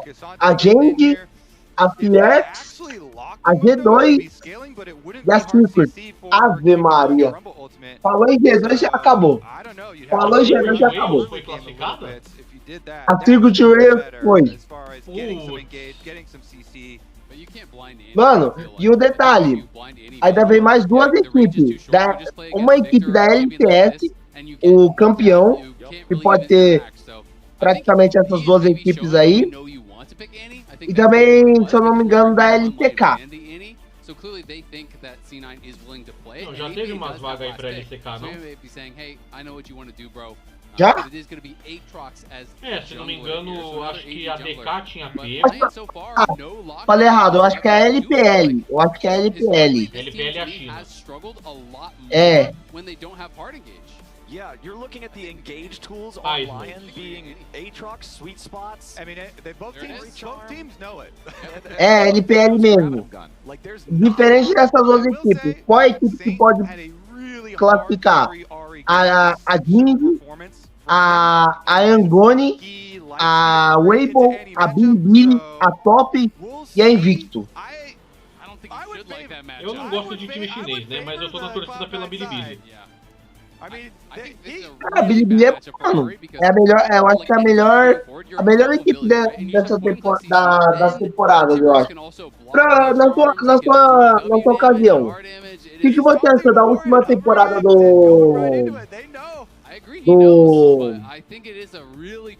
dos campeonatos mundiais do League of Legends? O que você achou? Não foi o Mundial em si, mas os campeões. O que você achou? Eu gostei, né, do draft assim, né, por conta do Fearless Draft tá bem variado as estratégias. Eu acho que eu fiz. Não, no draft, no começo ninguém entendia nada.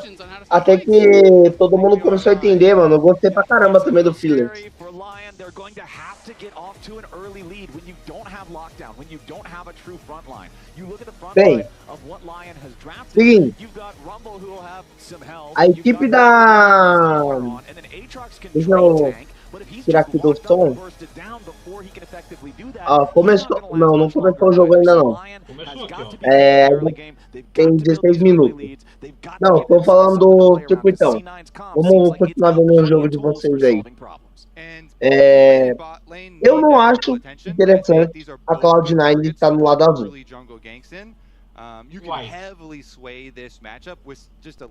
Eu acho que ela é mais, aberta para o lado vermelho. Detalhe, eu tô dando uma indireta, sabe para quem? Pro Iago, da equipe que jogou o Tier 2 do BCLOL. Que ele falou assim para mim. Ele falou assim pra mim que o time dele só ganha o campeonato se for na Red Side. You just flew in from Maryland, correct? Yes. How's the trip? É o Red Side da sorte. It's awesome to have you here. É, o Red Side da sorte. Depois tem clipe isso aí, depois tem clipe isso aí. Depois tem clipe. Can you tell everybody at home how Blabber got his name? Oh, yeah. The first name is Black. Ó, praticamente o Nautilus já conseguiu enganchar lá com a sua âncora. Ué, que é essa daí? Que é essa daí?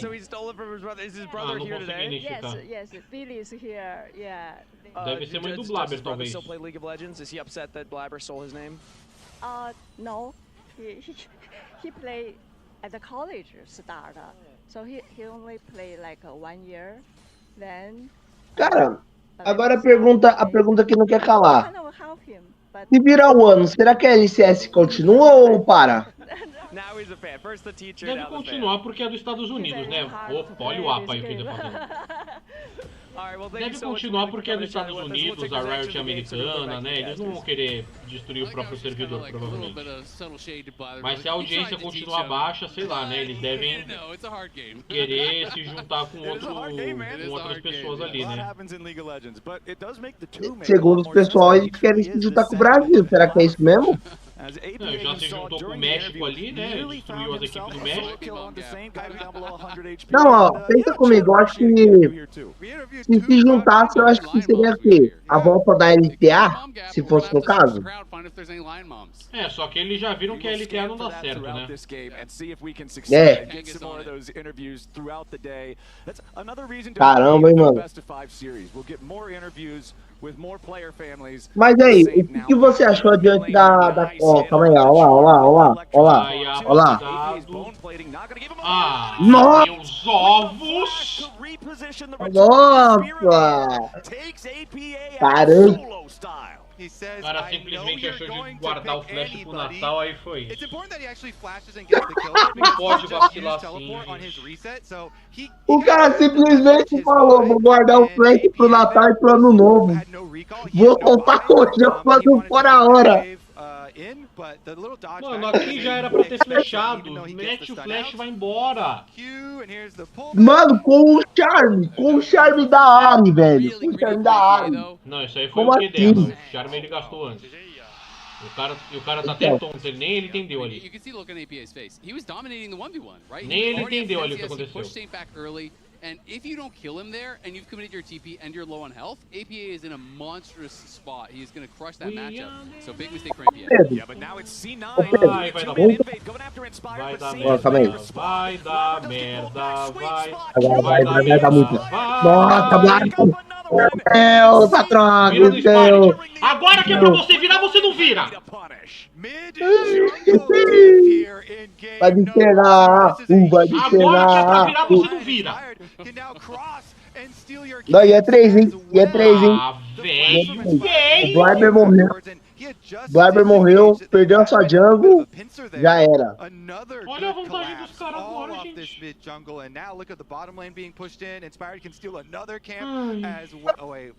São minha o jogador da Cloud9, o Midi tá jogando de N. É isso mesmo?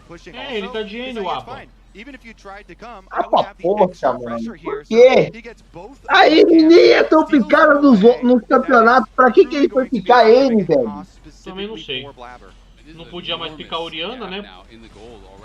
Era esse jogo pra matar de Orianna, né?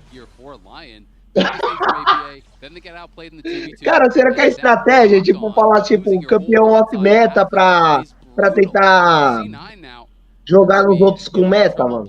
Será? Infelizmente eu não sei. Eu infelizmente não sei. Ó, tem... Até no momento, os caras já estão com 2 abates, né? Estão com 2 abates até aqui. A Cloud9 está sofrendo nesse jogo. Eu acho que a comp da equipe da Cloud9 é um pouco inferior à equipe da Lion. Desculpa, mas eu tinha que falar. Olha, mas o Sven escalando, a gente tem chance de ganhar. Nossa win condition é o Sven ficar forte. Mas com vacilo. Se o cara vacilar, aí eu quero ver. Eu aposto que nesse jogo vai ter o segundo... Não, eu aposto, é sério. Eu aposto que vai ter o segundo roubo do Bleiber nesse jogo. Eu aposto. Aí o Pedro vai me xingar a rodo, velho. Eu tô com vontade de xingar o Blaber, velho. Tava jogando bem até agora. Foi isso que é saudade, mano. O cara daqui a pouco fala que nunca criticou o cara, depois tá lá. Parou.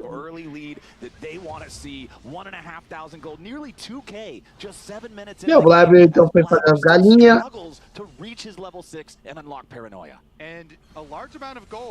Eu acho que nessa composição, acho que daria um brand, velho, nesse jogo, velho.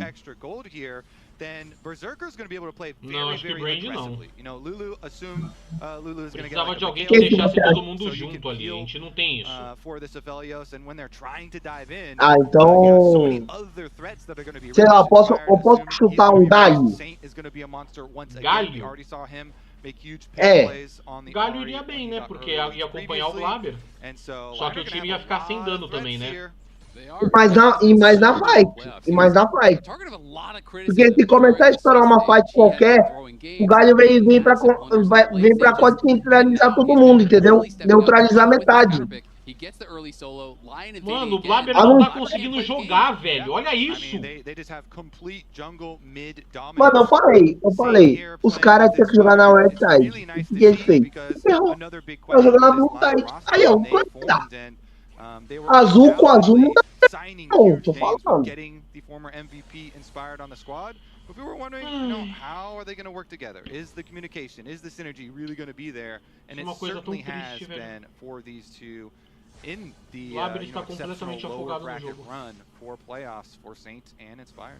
Well, if it didn't already seem good enough that Lion got the solo kill and then got the 2v2 outplay and then got the enemy blue buff and now they're getting the enemy red buff. They're also now getting an early Ocean Drake too. This is just total early game dominance from Lion. Saint going in looking for another. Luta, não deixa ele te bater não. Missed the stun. Saint thought maybe he had the chance to finish him off, but still 100 HP left on the Annie. Cara, eu vou acabar. Com chicote ele vira a bunda pra cima. Que é isso? Quem vira a bunda pra cima? Mano, ô Pedro, eu vou acabar comprando... Sabe aquele isopor anti-gravidade de som? Eu vou acabar colocando em todos os cantos aqui do meu quarto, porque todos os cantos tem um amigo nosso que ele toca umas músicas. E se coisar na... Ah, peraí. Nossa, Nocturno jogou muito. Vai fazer o Biro! Vai fazer o Biro! Ele saiu do Biro pra ajudar esse palhaço! Mano! Pelo amor de Deus, cara! Pelo amor de Deus! Nock jogou muito. É isso que eu falo, Nock jogou muito. Vai fazer a merda do Biro, vai! Mano, olha essa jogada, olha isso aí. Ele tá sambando em cima do equalizador, gente. Ele tá sambando. too late. I gotta go now. So it has to leave the grub. Ele samba em cima do negócio. Coitado do Caçante, que tinha que olhar todo esse negócio. Cara, o Thanatos tentando jogar LoL é uma depressão, velho. Que isso, Pedro? Não, isso aqui deprime qualquer ser humano. Cara, na moral mesmo, velho. Counter kill for Dokla going over. I think the thing that hurts most and what I'm really scratching my head about is the C9 comms just seem completely scrambled. Ô Pedro, eu sinto sua pressão aqui também no coração pra falar que a Cloud9 vai perder. Não. Vira essa boca pra lá. Vira essa boca pra lá. Nós não vai perder nada. Eu vou falar, velho. 3-2 pra Lion hoje. Não, sai fora. Sai fora. Ah, é o dive. 3-2 pra Lion. Vai, acelera logo essa merda. Acelera logo essa merda, vai! Vai ter dive no... Ai, meu Deus. Ai, meu Deus. Vai, Ai, meu Deus. Aê! Nossa bot lane tá morrendo também. Vai, Caetano, vem. Vai, Caetano. É, Caetano tá pra morrer, vai.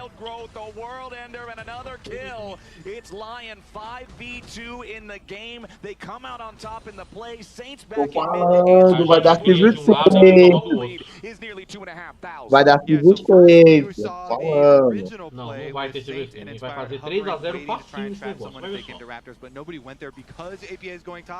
só. Ô Pedro, a atualização do jogo tá... E ele não tá pegou o último pico. Tá 1-0 pra Estrela em cima da NGC. Boa. E ele não pegou o último bico. Tá vendo esse bateco aqui? Eu vou encher ele e eu vou enfiar num lugar que não cabe. Caraca, mano. Olha, eu já tô até pensando no copyright que eu vou tomar. Mano, não vai ter copyright.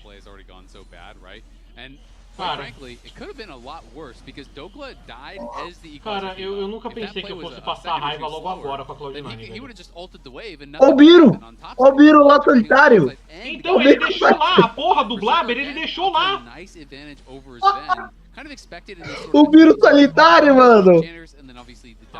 Ele tá cantando aquela música lá, ó. Ele tá cantando aquela música lá. Quando estava triste o meu coração. Cara, ele foi naquela jogada da ult pra poder ajudar o cara, só que ele não continuou fazendo o Biro. Mano, eu não entendo por quê. Era só voltar lá e fazer. Primeiro que nem devia ter saído, né? Não devia nem ter saído. Amor, porque... Mano, eu vou parar de cantar essas músicas. Se for gankar essa merda, faz direito, por favor.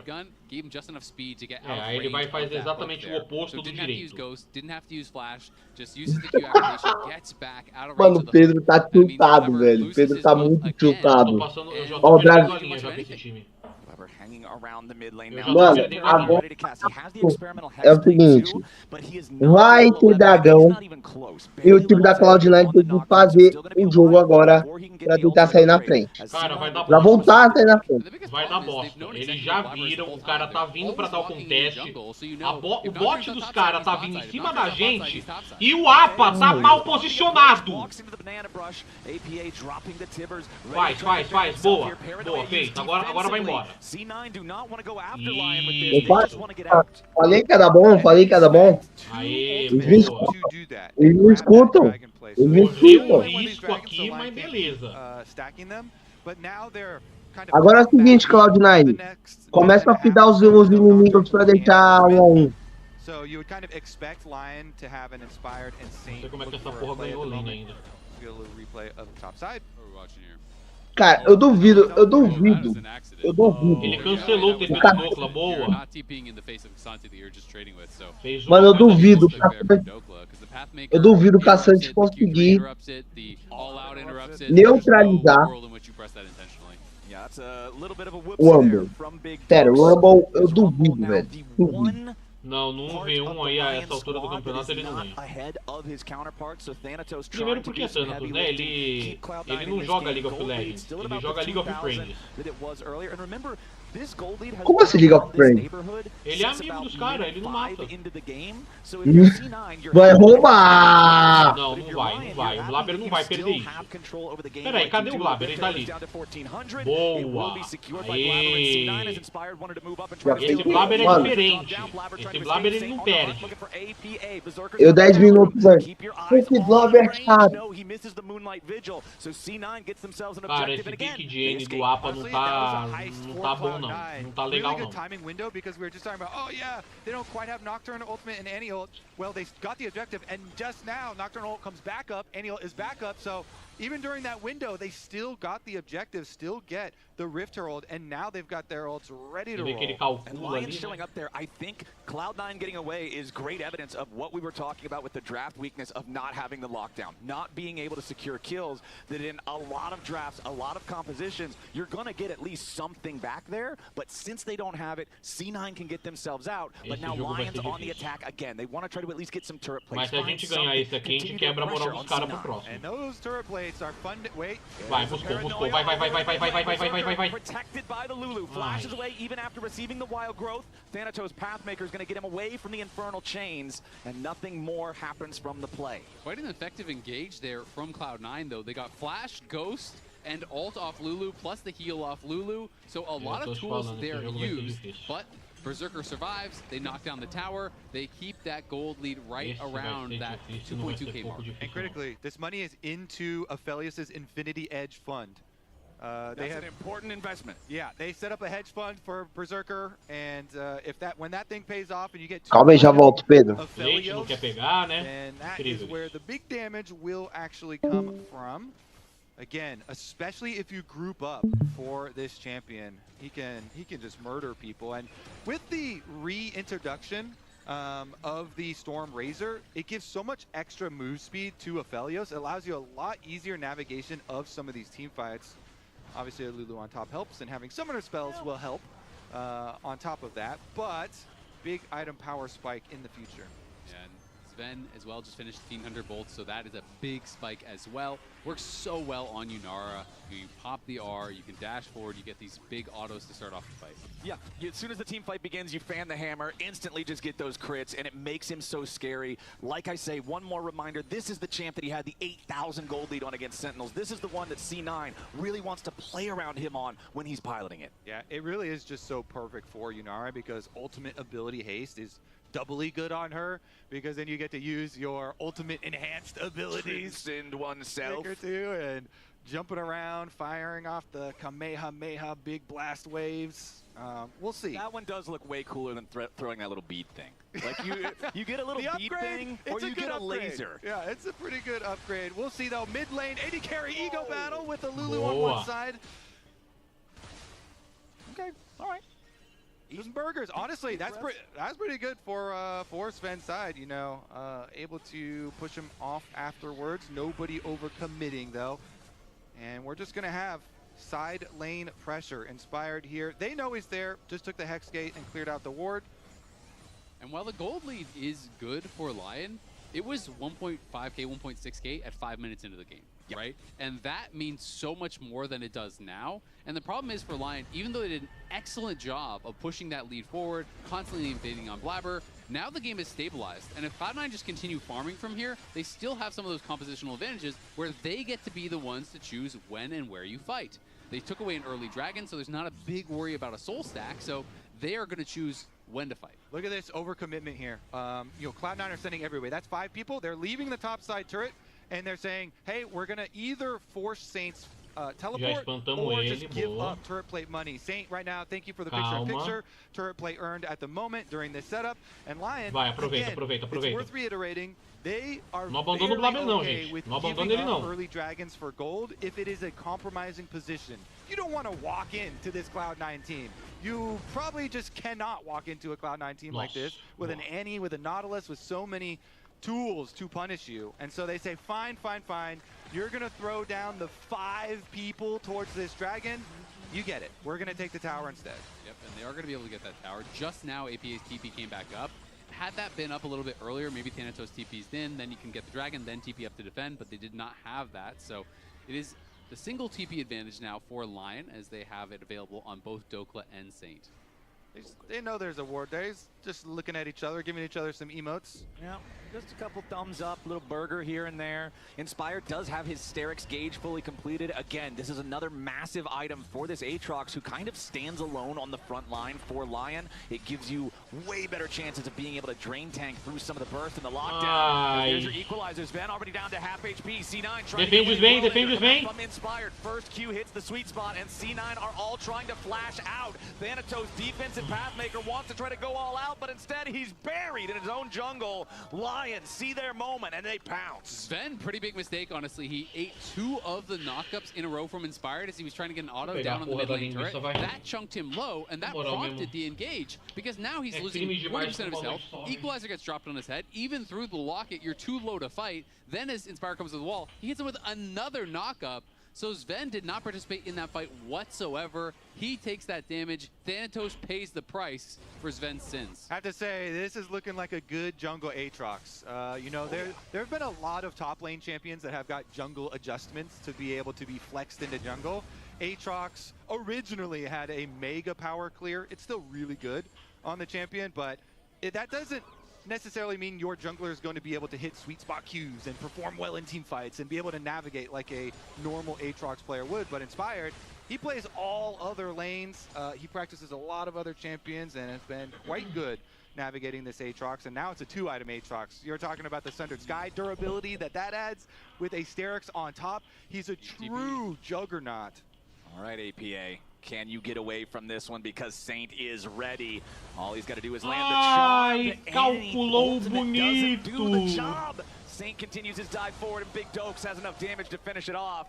The summon Tibbers didn't hit Saint, it didn't get the stun, and Lion solo laners find their target. I don't know if he was expecting that he would try to like flash over it, or if it was an anticipation thing, or what was going on there, but it looked like he just whiffed, and he did not go with the Incinerate, with that Q to guarantee the point-and-click stun. He went with the Tibbers right off the rip and just kind of dropped it early, maybe tried to use it as a bodyguard for charm or something like that. I'm not really sure, but either way, he does get taken out.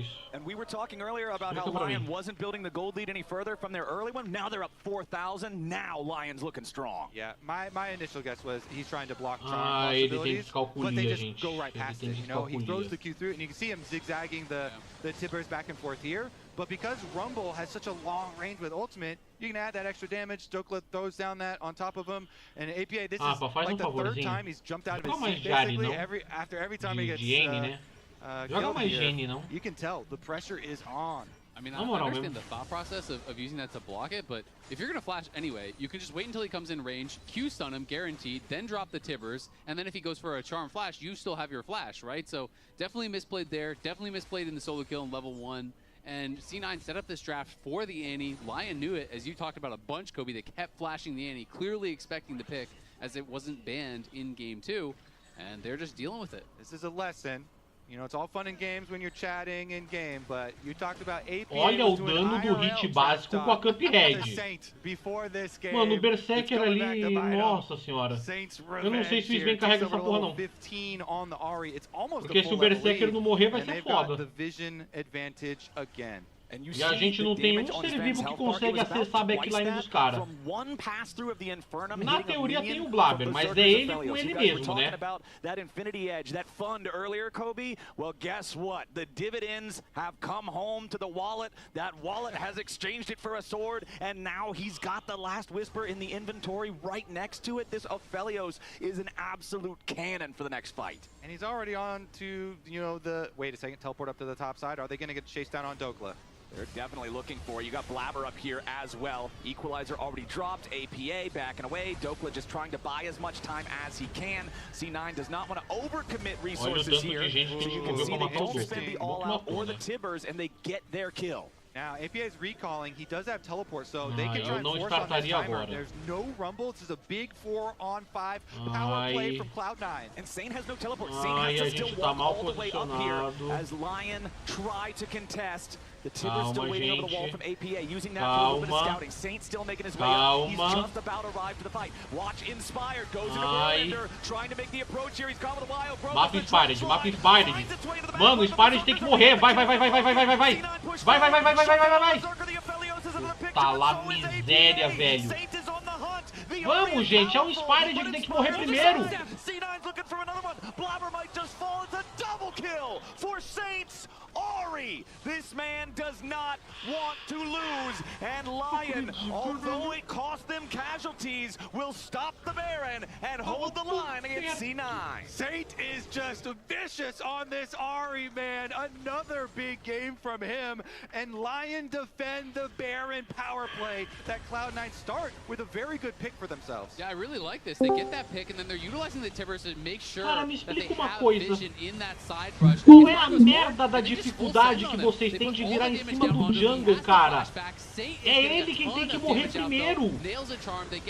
Cara, vocês perderam a fight. Mano, eles viram em todo mundo, menos na porra do Inspired, velho. E o Blabber, ele ainda faz questão de... Eu não sei, acho que ele tá... Eu acho que ele acha que ele tá jogando FIFA. Ele tá jogando FIFA, ele tá jogando... Tá jogando rematch. E ele é o goleiro.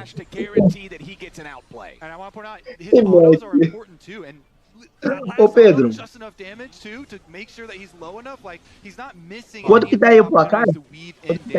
Tá 10-5 em kills pra eles, 3 torres a 1 pra eles, só que a gente tem 2 drags e 2 vivos. E o Baron não foi feito ainda. Não, gente, não está... Ah, eles fizeram inversão. Eles fizeram inversão. Não, ele não subiu pra dar contest. E ele chega ainda, tá? Ele vai chegar. Waiting in the banana brush, seeing if there's an Ele pode roubar. Ele pode roubar. Sai. Não, filho, onde você tá indo? Mata ele. Boa. O Sven morreu, aí fudeu. Agora fudeu. Agora a vaca foi pro brejo. E tá saindo até o X.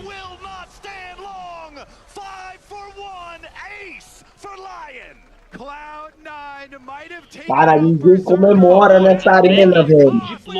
Entregue um diploma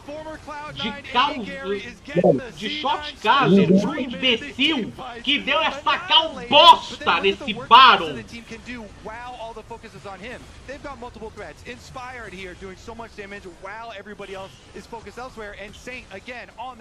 Cara, ninguém comemora nessa arena. O que tá acontecendo? Cara, que cal bosta, velho. Que cal bosta. So Berserker never sees any coming, right? You get in there with the stun, but Isles was so quick. Mikhail's the stun, Wild Growth, Shield, everything in on him, and Sven on the other side is just dying in Aatrox. So once Sven falls, even though you kill Berserker, o drag desistir e chegar pra dar contest na gente. Impressionante isso. Agora cadê o Blabber pra poder fazer o roubo desse drag? Cadê ele? Tá fazendo Blue, né? Que é mais importante. Não, nem o Blue ele fez. Ele fez, agora vai pro sapo, né? Boa. Ó, quer dar FF nesse jogo aí? Vai, né? Eu não quero mais saber. Aí o Thanatos vai morre. Esse aqui já era, já. Acabou. A gente matou as chances que a gente tinha de ganhar esse jogo naquela cal bunda, naquele Baron. A gente perdeu ali. Foi lá que a gente perdeu. Aqui não dá mais. Cara, e falar em perder, o time da Israel tá ganhando em cima da NGC, mano. Boa. O placar está...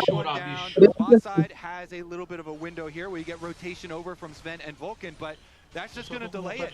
The buffed up cannons here will finish the job. One more shot. Mid lane is wide open. Calma, Bruno. Faz bisterno não. Faz bisterno não. This game from the very beginning has been about two things. Cloud9 miscommunication and Saint. Those are the two biggest factors so far in this one. It has to feel like. And the mid laner for Lion is up to a nearly 4,000 gold lead over his individual counterpart. This is just Já volto aí, vou pegar minha comida, já volto. Yeah, I mean, this whole game has been about Saint. He starts out with the solo kill onto APA, diving under his tower, and then because of his solo kill, the follow play on jungle meant that was their whole early game from Lion, was built off of Saint winning mid lane and then playing with Inspired. Se a gente for ganhar agora, só a Lion colaborando muito. Eu tenho certeza que eles não vão. Berserker has no flash for a little bit, but it's going to be back soon, and that's kind of the opportunity that they would have to try to capitalize on, but all of Lion is around him. Saint is the only one splitting, and Saint has so much mobility. The Verdant Barrier, the Zhonya's the flash. There's just no way you're going to be able to one-shot Saint. Yeah, he's going in after APA, looking for the solo kill here, but now has to flash back as Blabber reinforces with the Paranoia. But that's one of C9's most powerful tools, most powerful ultimates, used just to save APA from Saint, who still has 2/3 of his health bar, who's still applying pressure in the mid lane, while the rest of Lion pushes up top. Okay, luckily for Cloud9, no more Baron buff though, so C9 keeping up the defenses. And they're actually not going to lose anything else in the base. Yeah, APA even committed the teleport there just to try to come from a little bit of an unpredictable angle. It was spotted though, and Saint just backed off. He TP'd kind of to the side of his base, but that ward in the brush right there, that one actually spotted him. So wasn't actually able to get anything from that teleport. All right, Cloud9 have been able to keep their base alive, but it's a 10,000 gold lead. So objective bounties are on for C9. If they can get a miracle pick, if they can assassinate someone very quickly, then maybe they can get a lot of comeback gold. But Lion in this commanding position, all you have to do is move in safely from 2 lanes, get your Depois dá uma verificada no jogo da Estreal, Pedro. Olha como tá esse jogo. Warding up this jungle that is going to lead vou olhar depois, né, Dragon in a minute and a half. Man, I got some bad news for you. If you want C9 to get a quick, clean burst onto somebody on Lion, both solo laners have a stasis. Inspired now has Spirit Visage to amplify the healing of his Aatrox. Berserker just purchased Guardian Angel. And by the way, Lulu's on the team with the Mikhails. Bursting somebody down on this squad right now is next to impossible. C9 not only needs to execute perfectly, but Lion's got to make mistakes. Now, if I'm on C9, this is where I hit my team with the cope. Saint's full build can't get stronger. He's already level 18. There's no more room for items.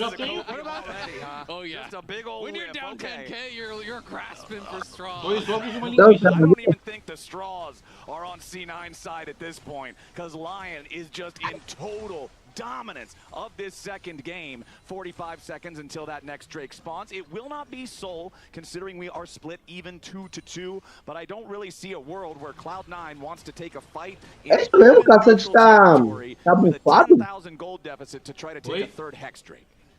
É isso mesmo, Caçante tá bufado? We do have, I mean, we had the split push up on top side não sei, Blabber here. I wonder what he was getting the Cara, olha como é que os caras não conseguem finalizar o jogo. Scott a Guardian Angel for himself. Existe uma chance bem piquititica, assim. Mas again, there's summoner spells on most people. Saint doesn't have flash, so maybe there's that. O dragão Hextech ele vai nascer. Cadê o Blabber?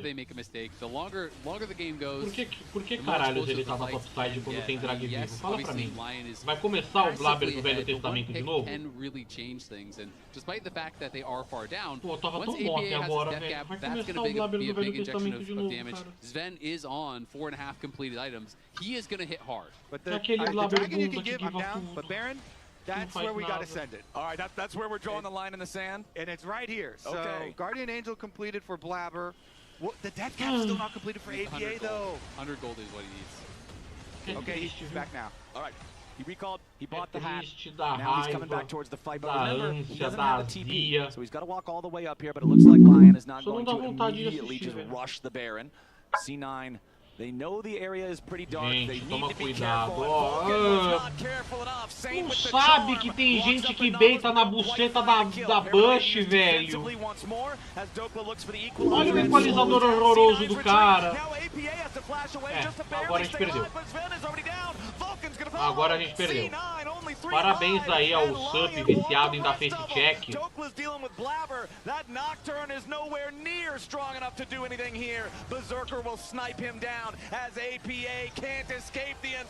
Agora a gente perdeu mesmo. Drags him straight to hell. C9 lose everybody except for Thanatos, and Lion are barreling down mid lane. They strike back with a huge gold lead here. 12,000. Lion are going to push us to 1-1 Flowers. Thanatos will try to just make a little space, but that Pathmaker is not making much. The ace goes over to Berserker. Lion bounce back in game number 2. The finals for Lock-In are delivering, and we're going to have our series all tied up 1-1. And Saint in all chat hits APA with easy. How can you get solo killed in this matchup as the Nexus is exploding? So an exception to APA's trash talk a little bit there. It is getting fiery, but you can't deny it. This game was mid-gap. Also, Saint is typing in all caps here, buddy. He's fired up. He also held that in all game long, waiting till the very end. É uma maldição que a Cloud9 tem. Hell yeah, Saint is fired. Isso aqui você só tira na base de despacho completo ali. Você pega aqueles lances lá de galinha preta. If you're on Inspired's team. Contrato de silêncio. It's not the canary in the coal mine, but that was, I mean, Emily, you have the mid 2v2 that broke this game open between Saint and APA. And I'm going to talk about the setup that we got to get here too, because importantly, you'll see this ward that was actually Vitória da Estrela. APA and Blabber, we talked about how they like to work together for these early plays. They're going to be looking for a play on Inspired because of this ward that was actually set up previously by Mr. Thanatos here, because sei lá, analisando o inanalisável ali. and was dirty farming at this point. Also, Só as que não we dá pra already ver, noted, APA did get killed once after Saint immediately killed him on the back. So now we look at the setup play. Blabber's already waiting here. They have the ward that APA placed there. APA is going to rotate up, but as is Saint. And the most important thing is the charm that Saint hits on the back half of this that basically kills Blabber. Because they're so forward in this, there we go. There's the charm. He gets charmed up, immediately dies, and this starts the jungle invade apocalypse from Inspired. São decisões de nível de intelecto tão baixo. São decisões tomadas com nível de intelecto tão baixo que às vezes eu me pergunto, como é que um ser humano desse conseguiu aprender a respirar e tornar isso uma ação involuntária? Porque um ser vivo com essa capacidade mental jamais poderia aprender a respirar. É só milagre de Deus mesmo. I mean, yeah, if anybody's going to do it, it's Saint. And I'm a convert now. Raz, you've been trying to convert people to There we go. I'm now a convert. I have officially joined the church. Stacy, I know that APA's mom is probably listening to this. I think Saint just ran APA this entire game. That was crazy. And if Saint's able to do that for the rest of the series, like, I'm already wrong on the prediction with the 3-0. I was trying to reverse curse because I wanted a 5-game series. Now I think we're actually going to have a close series. It's not because you're Lancei o convite aqui, vamos trazer o Williams se tudo der certo. Interested to see what the fans' predictions are, or at least their view on player of the game. He completely ran this one, and I think what he was able to do, to Emily's point, turned into Beleza, pode ficar à vontade, mano. Só depois você me paga a taxa. It was like a 2-level advantage at one point in the jungle. Yeah. It was pretty ridiculous, and yes, 8.000. 92%. Wow. Aceita cartão de crédito? That's the highest one I've ever seen. Yeah. It's a bit of a mid-cap, and we need to get back on the jungle duo. Vou ter que chamar no financiamento aqui, financiamento bancário. And APA do work together. Financiamento banco. Tá quase a parcela de um automóvel, isso aí. When he's been in the LCS, it's the craziest thing. No matter who Que isso, Drunky? even though some of them are short-lived, he wins. Você acha caro? He just wins. So in these 9 tournaments that he's been in, he's won 5 of them. Eu tenho sorte de eu ter colocado esse valor, porque a última pessoa que tentou colocar um amigo dele, coloquei pra 200 milhões. On our desk, thought this was going to be a team looking o meu tá na promoção, então. But with how much inspired Tô tá na promoção, mas se você quer pagar do outro jeito... It could be anyone's game. Inspired could do it again. All I know is that we're in for a treat because we have a series. It's not going to be a sweep. Lion tie it up 1-1. We're headed to break before game 3. But first, here's a look at the exciting new content coming to the league in Act 2 of Season 1. Que horas são agora ela nos Estados Unidos? Nos Estados Unidos eu não sei, mas comparado ao México, só pra você ter uma noção assim, a gente tá 2 horas na frente do México. Sim. Então só pra você ter uma noção mais ou menos assim, né? Se do México a gente tá 2 horas na frente, nos Estados Unidos eu não sei, né? Deve ser umas 4 da tarde lá ainda. Ah, então beleza. 4, 5, por aí. Cara, eu não sei o que a torcida das porcadas e do Bambi aí estão comemorando só porque o Corinthians saiu. Eu não entendi. Eu também não entendi. Update da Shyvana, olha! Ô, a Shyvana vai tomar o mesmo, é verdade. Olha só como é que tá o remake da Shyvana.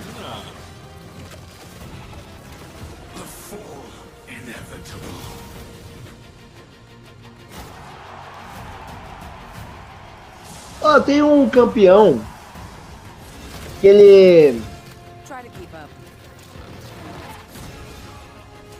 é tipo um campeão de palha. Eu não sei como posso explicar ele. Skin nova. Ai, que vai ter gente famoso na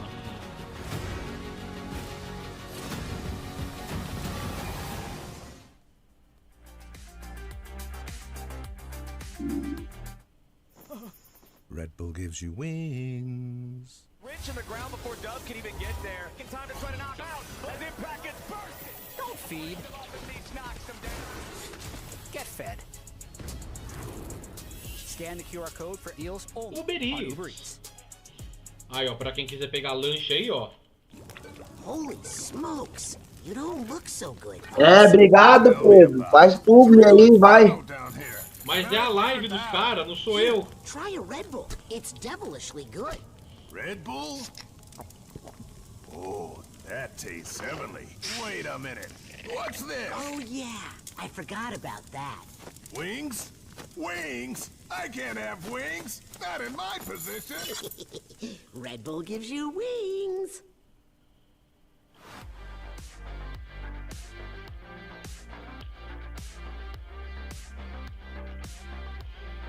Ai, vamos lá, né? 1-1 no placar. O que você achou dessa segunda partida aí, Pedro? Será que o time da Cloud9 começou a dar umas catimbadas? O que você achou? Só que foi só pra matar a saudade, né? Matar a saudade da Cloud9 do Velho Testamento. Pra quem sentia falta, né? Eu não sentia, mas tá aí. Aí é isso, né? Vamos ver se agora a gente volta melhor estruturado, parar de dar esses piques pitorescos aí na mão do APA. O Blaber, de preferência, fazer o que ele tem que fazer na função de jungle, né?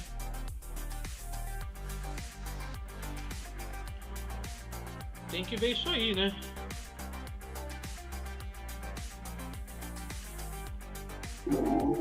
É, tá certo. E aí está, ó, uma cadeira gamer do Tesla. Do Elon Musk aí, ó. Como assim, do Tesla? É, aí, ó. O T aí de Tesla. Ah, nada a ver. Nada a ver. Aí, ó, pros gordos aí também. Eu também sou gordo, então. Se é gordo. Aí, ó. Quem quiser comer aí, ó. Coisa boa.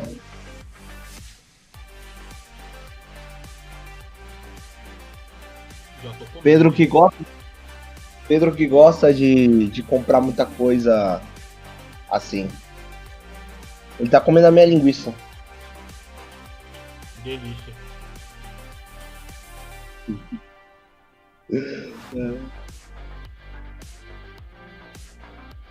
Ué, que é? O campeão vai levar um carro? É isso mesmo?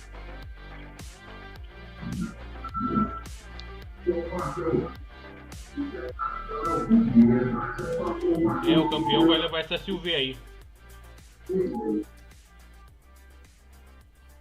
Ó.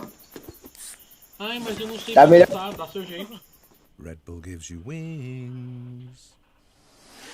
É, né? O CBLOL tá perdendo aí, vai.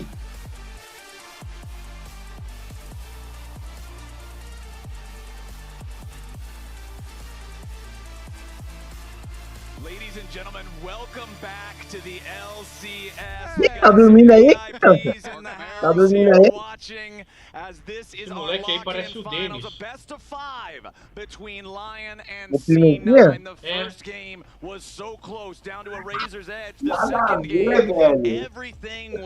Parece um pouco. O estagiário não sabe trocar cena. Monster on his signature Ahri pick, and Lion have tied up the series. You could also say it was built off the blood of APA. Tá sendo mal pago aí, estagiário. For blood and he got it, going solo kills, carrying these team. Mano, imagina o Bronze Ocre começando a fazer They opted to ban o negócio aí. instead of try and get it in the draft in some way for Fearless. So you still have to respect the Ziggs and the Taliyah for sure. You know, two of the most fearsome weapons for APA for a possible like clapback game for him are still on the board. And they have shown from the side of Lion that they are targeting him and will continue to throw those. But they start out with an Anivia ban, which makes me think they want the Rise. And they're putting more pressure, at the very least, threatening, hey, if you leave this open, then we will go Rise. So now there's more pressure on you to deal with multiple picks. Pra vocês. Bora que bora. Agora tamo do... There has been some trash talk back and Agora forth tamo do in lado both of the vermelho. games, and the one at the end of last game from Saint felt Ó, parece que a minha estratégia deu certo, hein? there was a little bit of frustration getting released there, and it's gonna make it that much more intense when Vamos, both Luke, these dá players sorte pra nós really aí. want to win. All right, looking at bans, things are a little bit different. Tá, mano, Gali. Still kind of the same. The Pantheon and Varus both remain Tá mais, banned. a cara dele tá mais parecendo puro. Banning Anivia next to Illusion. É o Grongos. Yeah, as we said, now you have to choose, you know, because there's Rise Taliyah. So you can just do that sort of option on this side.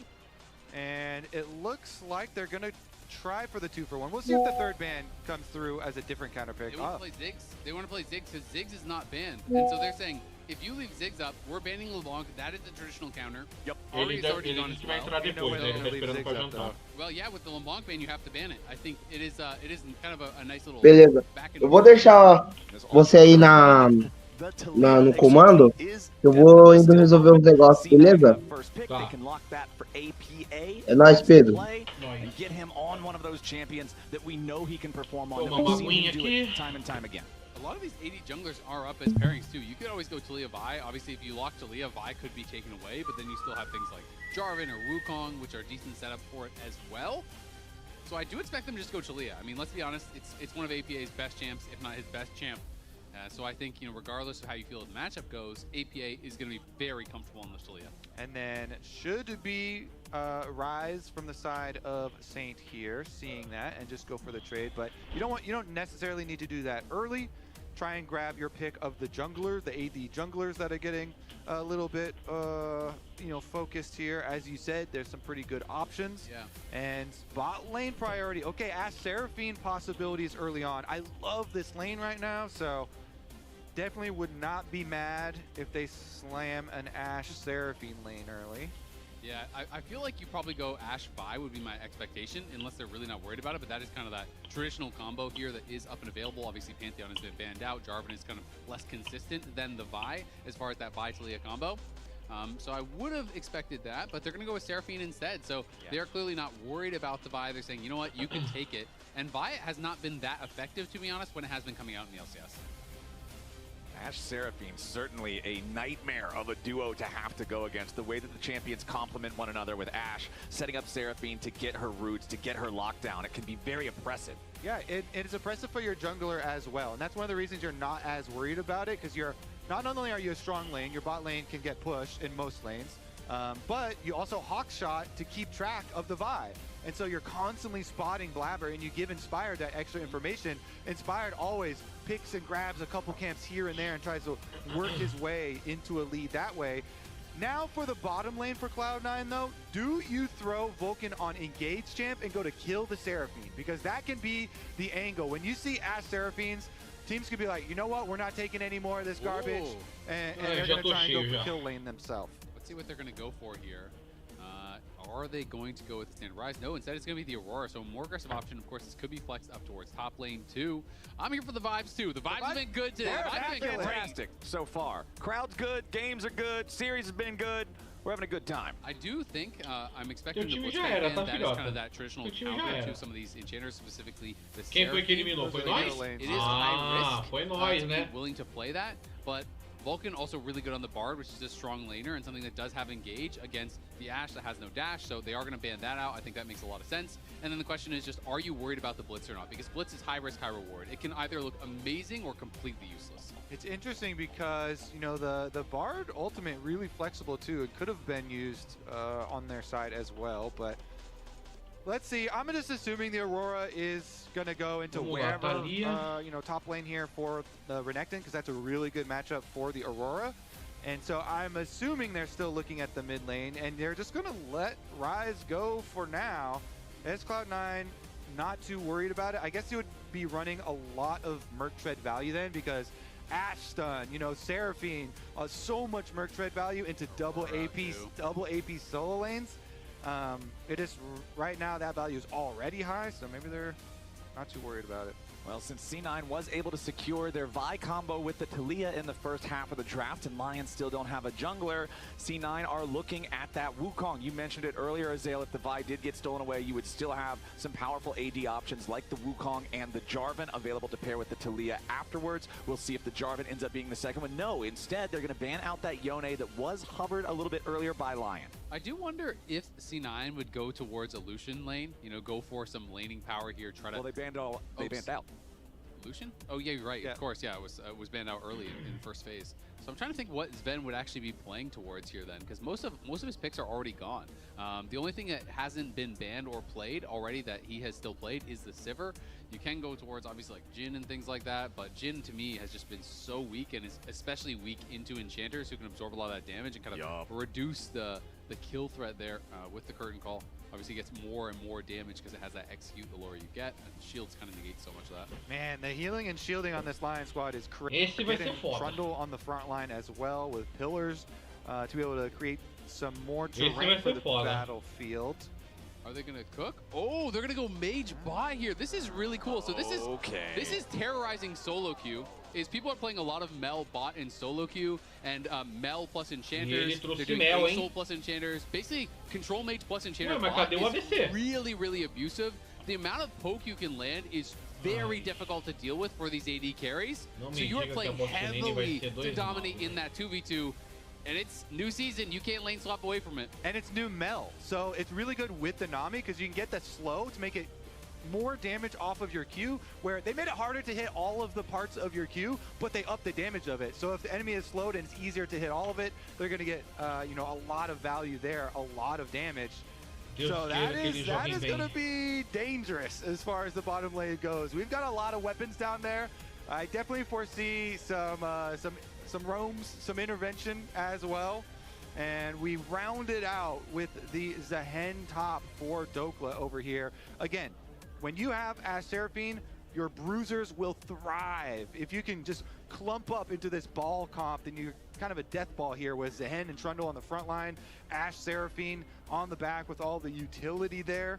So Lion here definitely have a very dangerous mid game. And Lion have great setup for the engages. You throw down a Trundle Pillar, it becomes very hard to actually dodge out from the Crystal Arrow, from the Encore, from the Aurora follow-up there. A lot of tools, but of course you have to remember, Mel can, reflect an arrow. You can reflect some of these abilities back. So we'll see how it is going to work out. Don't see a lot of mages in pro these days, but it's something you see a ton of in solo queue.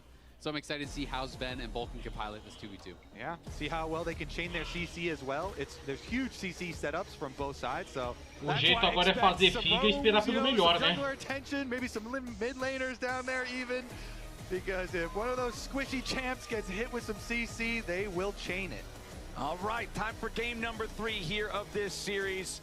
If you're a Cloud9 fan in the audience, you got to be hoping. O jeito é fazer figa e esperar pelo melhor. The early game. Game number 2 had a lot of mistakes with the C9 decision making. As now Saint walks a little bit close to Sven and APA there, does take a chunk of damage. Tough stuff. Yep, and Blabber looking to reclaim his throne. These are some of his accolades. He had been pretty much unanimously the best jungler in the LCS for a long time. But over the years, some more junglers came in and started to either compete with him or, in some cases, eclipse him. Nowadays, people have talked a lot more about Inspired as that unanimous top of the table. And Inspired on this invade, trying to push him out. And Blabber really wants to reclaim that #1 spot. But to do it, you gotta get through Inspired.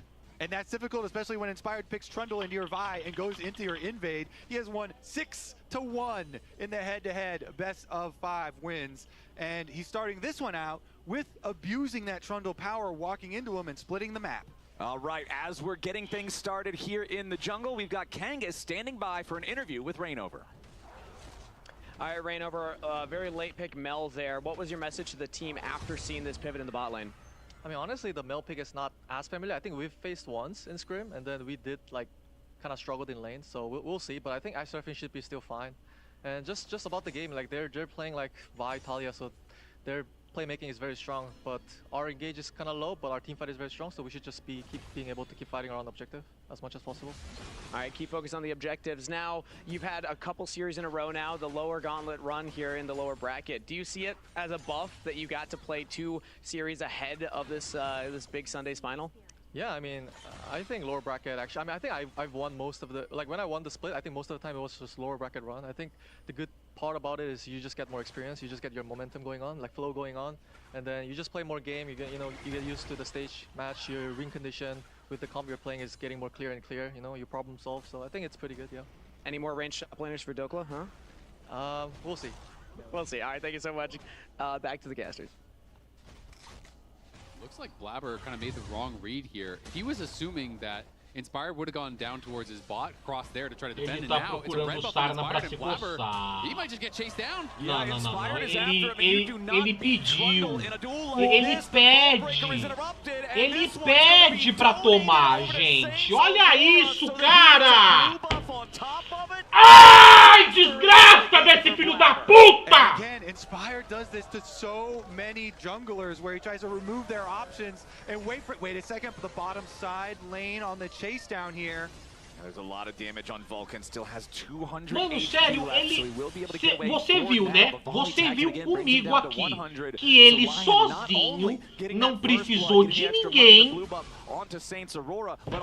Cara, ele chamou, ele implorou, ele pediu de joelhos a Deus, por favor, me matem. Losing that 2v2 and then Inspired is in your jungle the whole game. The same thing is going to be true now. He gets level 1 invaded, pushed off. Eu não sei onde é que ele realizou que ele ia conseguir bater de frente com a porra do Trundle se ele desse de frente. É a porra do Trundle. Cara! And he ends up face checking, giving over first blood. Para um pouco e pensa, cara, o mínimo. O mínimo. That's a brutal start for Blabber back to back.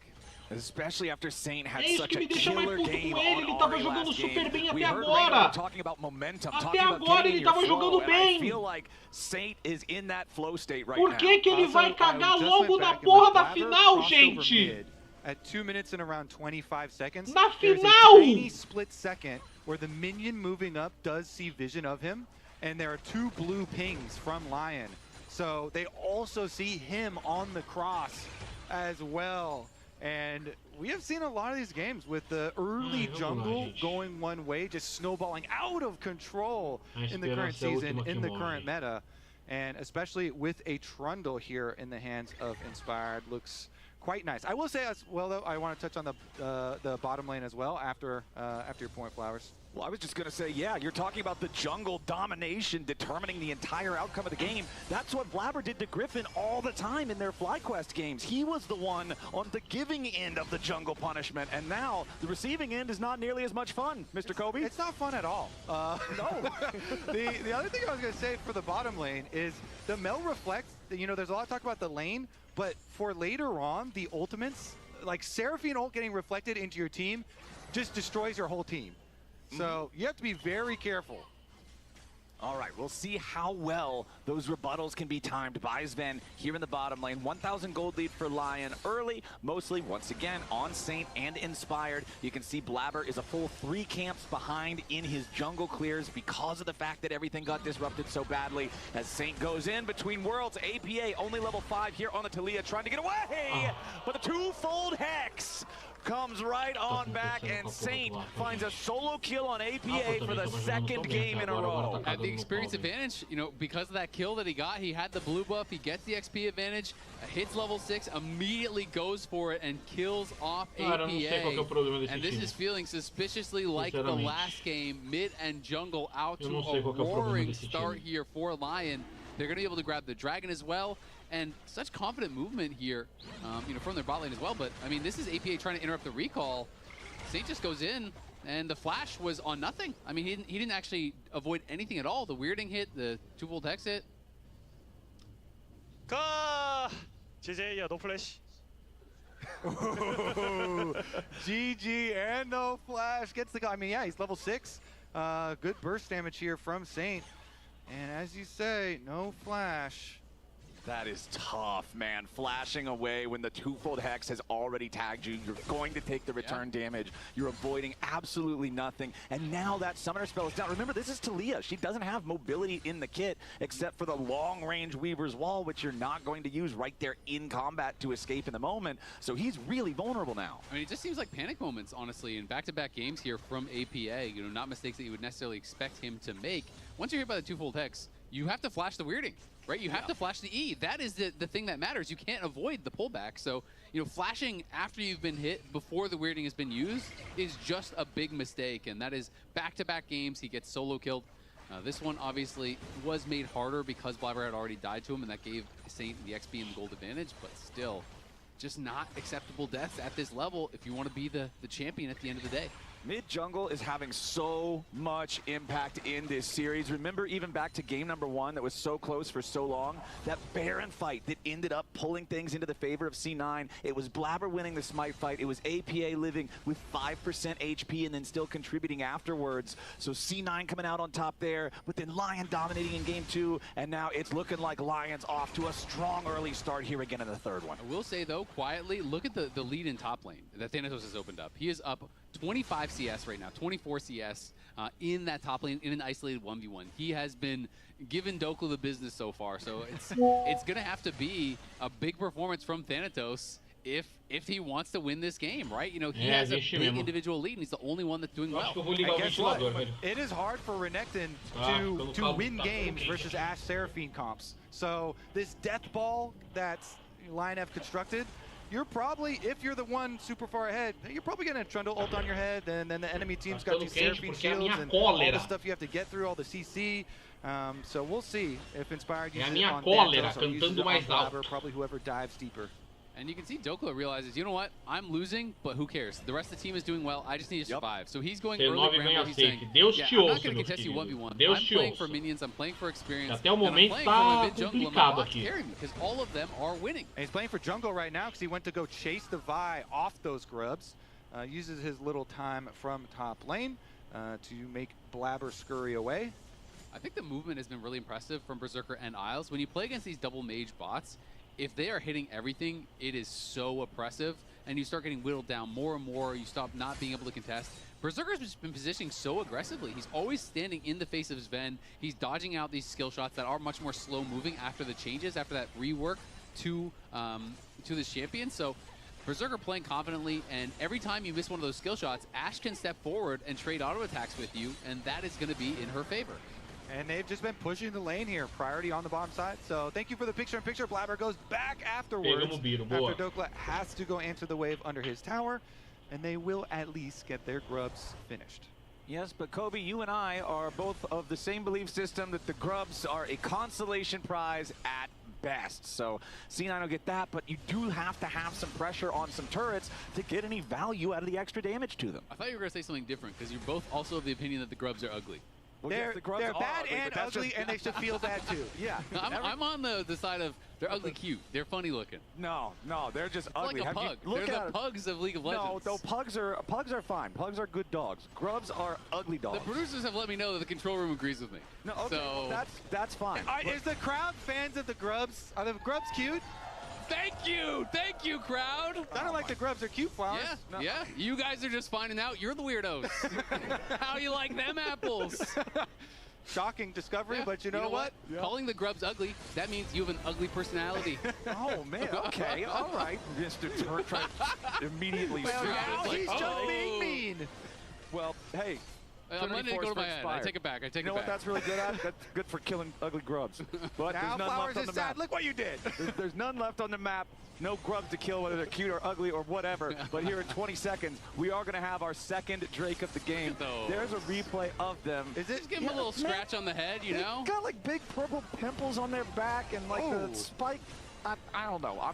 Their teeth are sideways. We got a little hawk shot. Like I said, the pugs of the rift. Berserker was in that replay. There you go. Get the little hawk shot in there. Keep the vision. Regardless, inspired bottom side. Got the crab on bottom side as well. Dragon immediately started up. And let's see if they can transition over. I mean, your mid lane priority is huge here with Saint once again pushing the wave and slipping into this line brush on the Aurora. But with the Thanatos teleport, they say, okay, you're teleporting Thanatos down here. I guess you want the Dragon. Fair enough. You can have it.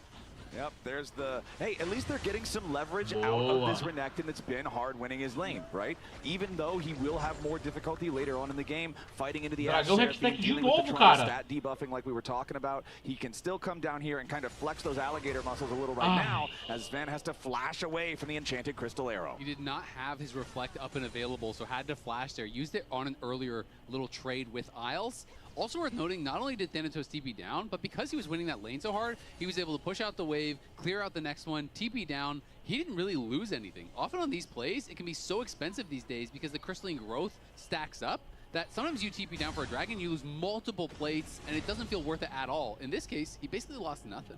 And I'm glad that you bring up the fact that the Mel rebuttal wasn't available. It does have one of the longest cooldowns for a basic ability in the game.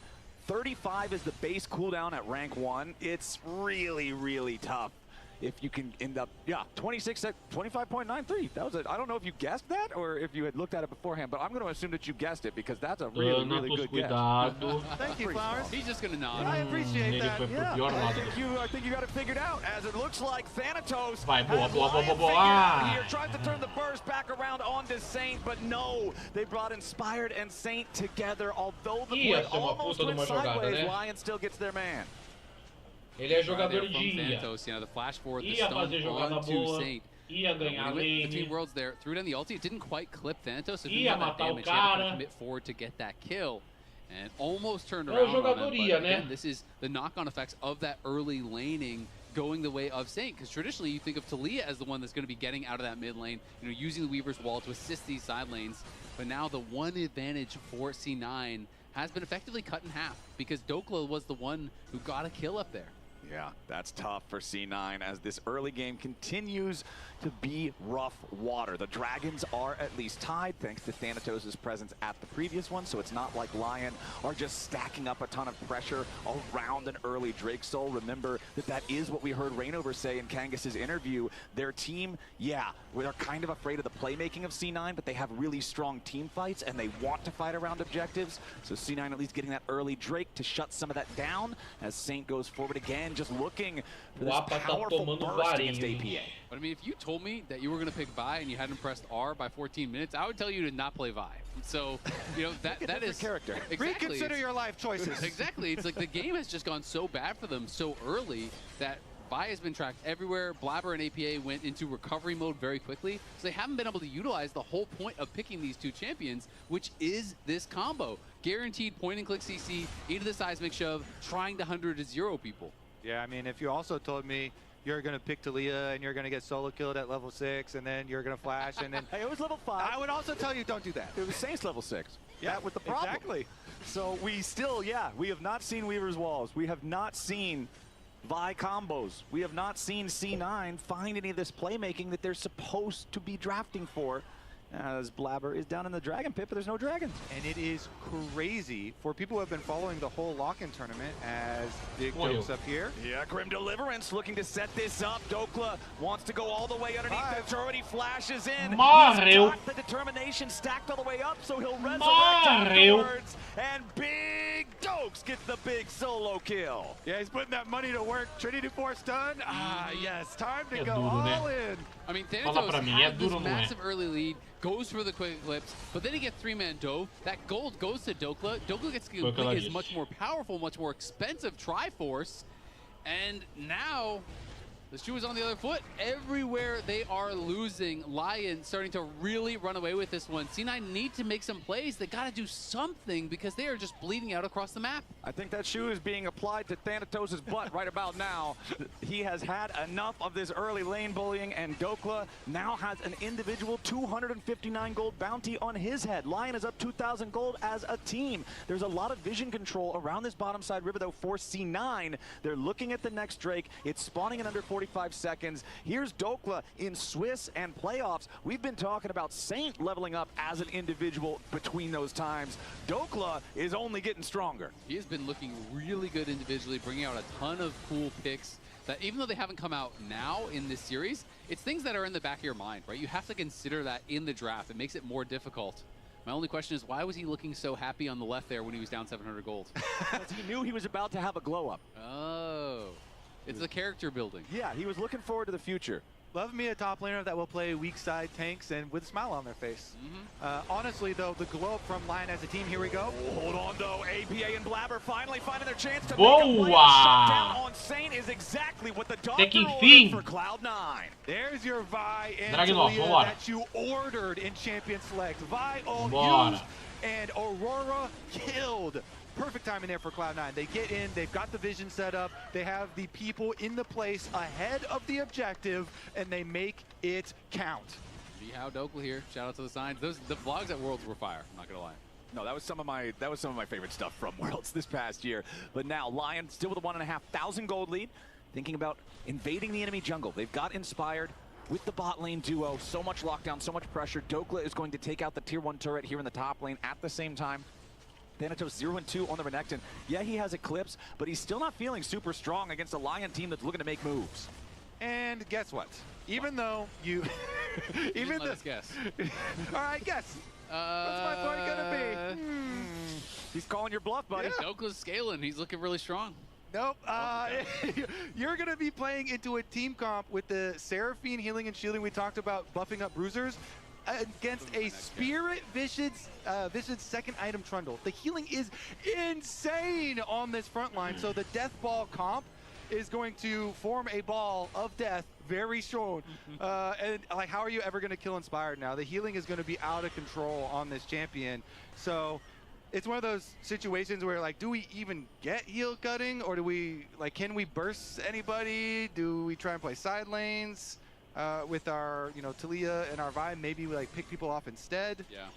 It's kind of a similar situation to last game where you end up in this spot where, okay, you have to dive on Berserker and kill him, but then you realize Inspired is who you're fighting through, Dokla is who you're fighting through. They have such high consistent DPS. If you're trying to walk past the Zehen and the Trundle, it is not a winning proposition. Yeah. And one of our chat messages that popped up, Yozu saying double bot lane Mage mentioned. That's one of the challenger players at the start of the year when all the pros were doing their race to the top of the ladder. Yozu and Cupid were a challenger duo who were constantly playing double Mage bot. And now we'll see if Sven and Vulcan can survive the aggro from Lion here in the mid lane. APA rides in and Sven gets the execute on Berserker. The power of the Mel right there. He gets enough stacks for that ultimate to claim the kill. Golden Eclipse able to knock him down. It did not look powerful for a long time, but he hit that one thing. Nice reflect. With a nice seismic shot. Use Grim Deliverance to try to get away. Blabber thought about maybe wanting to finish that off, but he would not have had enough damage. Turns out C9 are the true ball of death all along. They group up back-to-back plays for them. It's all about preparation for these plays and being able to pick off another one, get more resources. Here's a running away Thanatos. Those should be fine. But these are big plays for Cloud9 in their efforts to get back into this game and actually get themselves, some fighting capabilities. So, the mage on bottom lane here is going to be shredding magic resistance as well. Sven goes for the pickup with the Bloodletter's Curse, which will be very effective for him and for APA and for Nami damage that's being added on top of all these things.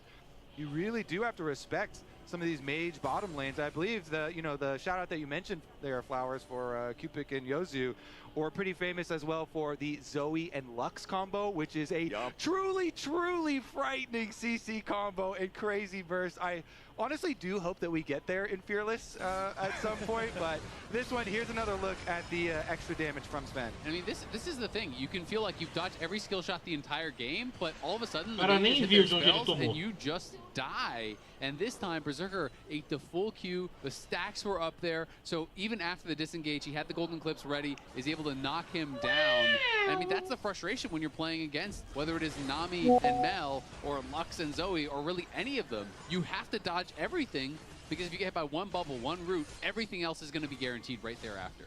C9 fighting their way back into this game. They've got a 1 dragon advantage. They're only down 500 gold now, as Lion are going to try to use the Herald here in the mid lane. Weaver's Wall summoned up to make it so the Herald charge is not successful. C9 doing everything they can to beat this thing down, but meanwhile, Lion are duoing the Baron, and C9 seem to have absolutely no idea. Thanatos is wrapping around, maybe looking to make a play here in mid. C9 still unaware of the Baron. It's down to 1/3 HP. Now they're moving over. Baron down to 4K. Tidal wave coming through. Inspired. Vai, o Thanos tá segurando. Vai, vai, vai. Entra lá, filho. Ah, ele perdeu. Vai, termina a luta, termina a luta, termina a luta. And Lion's got to try to get everybody else out. Honestly, you lose your jungler, but you claim a Baron. I'm going to call Pelo menos se esforçou, né? That was huge. Inspired didn't even get his smite off, I believe. So Blabber goes in, tries to land the smite combo. But the Zehen is the one who finishes it off, and Lion get away there. That was so risky. If they lose the Baron, that is tragic for their game. Oh my goodness, yeah, I mean, Sven, when he gets that feeling, gets that inkling, then he blue trinkets over by the Baron, then everybody presses the emergency buttons, Flowers. You've been in those games, everybody get in the pit now! And the smites are going off, and the Baron last hit goes over to the top laner, and it's craziness all over. But look at that Baron power play, you saw the gold lead. So here we're gonna get the, assuming we were gonna get the vision toggle, but they're working on the Baron the entire time. Nice, here we go. So here you're gonna see it gets whittled down, and then Sven's blue trinket, he's gonna say, they're acting a little suspicious. Yep, no one answered the wave on bot lane tower. That is generally a giveaway. No one's answering those side waves. They spot it. And now watch when Blabber goes in. His smite is for 1400. I believe he smites at 1480. Tries to combo it here as he gets into the pit. Has the Q to get in range. Decides, you know what, I got to flash in. And he's going to go for the smite here. Down to 1480 was the last number I saw. 1489. There's the smite. Tried to combo it. He actually had Inspired in the R, though, so he couldn't actually land any of his own damage at the same time. So it was basically just a guess of when is Inspired going to press smite. Is he going to press it first or second? And unfortunately for Blabber, he gets a smite off, but Dokla's damage comes through and steals that away from what would have been the 80 remaining health. So one of the consequences of that after the fact as well, C9 now on Soul Point on a Hex Rift. So if they can get the next Hex Drake, that will be a massive power infusion for them. Lion are going to try to do everything they can with this last 60 seconds of Baron to get some standing gold on the map from these turrets. You saw they got the tier 1 in the bottom lane, but it's still only a 2-2 turret game, Azael. I mean, Mel Poke is already so annoying. If you get Hextech Soul on top of that, you know, the E from they're going to go for a potential engage. Yeah, but that engage is immediately stopped. Vulcan there hits a nice bubble. The Solar Snare from Sven is also such a pain to try to work through as a melee champion, and Lion won't find anything. Man, crazy stuff so far this series. What a banger. We are 1-1, and this game has drawn back to even gold lines as well after this Baron. Again, negative on the gold for the Baron power play because of the kills that happened afterwards, but Cloud9 are on that 3 Dragon, you know, Dragon Soul point of pressure at the moment, and it's 2.5 minutes, or 2 minutes and 50 seconds away from it, and they're already camping in brushes and looking to blow flashes, because those flashes will be the big difference maker in that big Dragon Soul fight. So Blabber's spending a lot of time waiting on this brush, and they had the early wards too. People always talk a lot about, you know, Renekton having a weak late game. Is Blabber? Yeah, Blabber wants to try to get away with a Blast Cone. The Enchanted Crystal Arrow won't find the mark, but Blabber's still down to 60% HP. Gets back away with a Vault Breaker. Is now Inspired's going to be your target, separated from the rest of Lion here with a Weaver's Wall. He's got to be careful. The Golden Eclipse could execute him if he gets too low. Berserker also exiting now next to Isles and Inspired. That was real scary there for Blabber. It was very scary, and then almost was able to turn around that Inspired, but they couldn't lock him down and knock him down. But anyway, Thanatos, you know, not even on Asterix right now, so already Renekton difficult to teamfight on late game. Really all you have is Flash Stun, but not even having that Asterix means he's very squishy at this point of the game, and is going to be difficult for him in these fights. All right, perdi muita coisa ruim. Tier 1 turret in the mid lane. That will be their third turret of the game. All 3 outers removed now from the Lion battlements. We have less than 2 minutes until that Dragon Soul spawns. Lion has got to be ready for this. They do not want that Hex Soul in the hands of Cloud9. Not with the game being this close. This is so similar to game number 1, where remember we had a gold lead that didn't go past 1,000 either way until 30 minutes into the game. Absolutely, it's just been such a competitive series back and forth here. Vulcan obviously has had the chato for a bit, but that is going to make it so much harder again. You're really dependent upon the Enchanted Crystal Arrow, the Encore, you have the Mel Reflect to deal with, you have the Mikhail's Cleanse to deal with now as well. So C9 going to have a lot of tools to be able to absorb that initial engage. And you touched on it with Zehen, it's true with Trundle as well. When you're trying to run straight at that Mel, you're trying to run through the Tidal Wave, through the Solar Snare, through all of the unraveled earth and the rocks that are getting thrown at you. C9 does have a pretty good kite back. They do have a good kite back. I think you can just fight whoever's in front for Lion, though. I don't think you have to dive with this team comp. You can just do front to back. You've got a Trundle on your team with 2 Trinity Force champions, and just try and play off of your range anyway. Kill whatever's in front of you that you can actually hit. Pop that Trundle ultimate and just try to melt them. But we'll see if that is actually the case, because the Dragon Soul is going to arrive shortly, Flowers. 50 seconds on the clock. Everybody trying to do their prep work. If you can get a little advantage out of one of these lanes, out of one of these wards on the side, it could be everything. Well, the clock is having a little bit of a problem right now. I don't know if it's 50 seconds or if it's 10 seconds. The Enchanted Crystal Arrow flies out, and it connects onto Thanatos. With the ajuda o moleque, ajuda, ajuda, ajuda, ajuda, ajuda, ajuda, ajuda, ajuda! To hold the line long enough for Thanatos to already died. C9 falling back as Lion find their pick, and Berserker hits his target dead on. Você viu que esse porra morreu sem fazer nada, and né? the assist to the pillar from Inspired to keep him there and make sure that it hits. Now, C9, Blabber tá vivo ainda, a gente tem uma chance de roubar. Can they pull it off? É alma nossa isso aqui. Garante a alma. Não, Blabber, não vai embora não. Se prepara. Blabber, não vai embora. Não vai embora. Blabber, eu tô te implorando, não vai embora. I mean, this was just an incredibly risky spot for Thanatos to be recalling in. He's recalling in that side brush with them around, gets spotted by Saint. I'm not sure if he already knew he was in there. É a mesma coisa que falar com pedaço de bosta, né? And sussing him out that he was in that brush, but he finds him. And that ends up costing C9 their chance at Soul for now. Of course, they are going to be able to get another crack at it later on. What a crazy game, man. 49.9 to 50.0, 1,000 gold. This one could not really be much closer, as we'll take another look at how Thanatos got caught here.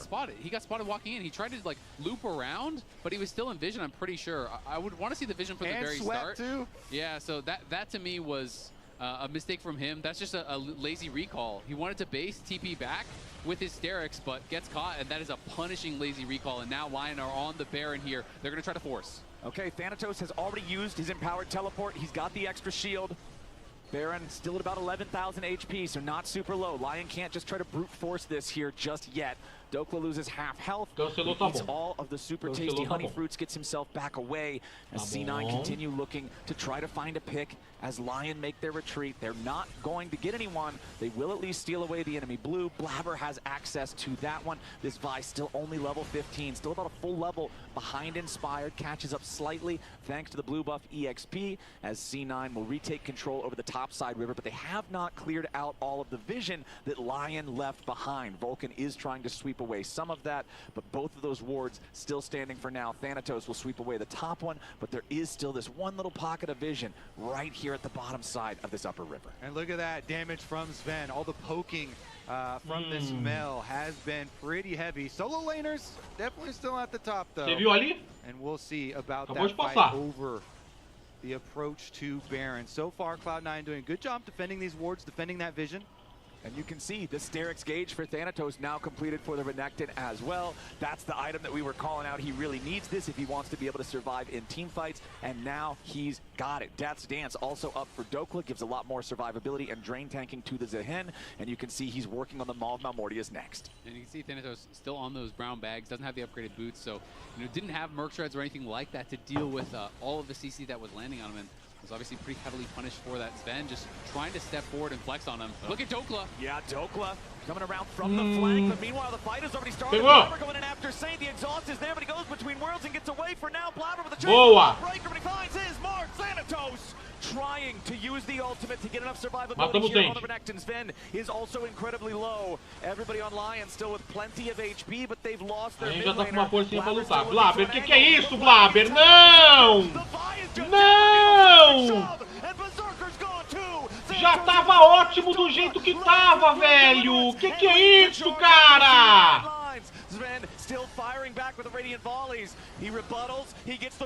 Vocês têm demência? Não, sério, vocês têm demência? Eu tô achando que vocês têm demência. Cara, o cara já tava morto, velho. Olha lá, a gente matou o Saint já na porra da jogada, meu. Já tava bom já. Nossa, o Thanatos também jogando a merda, velho. Ai.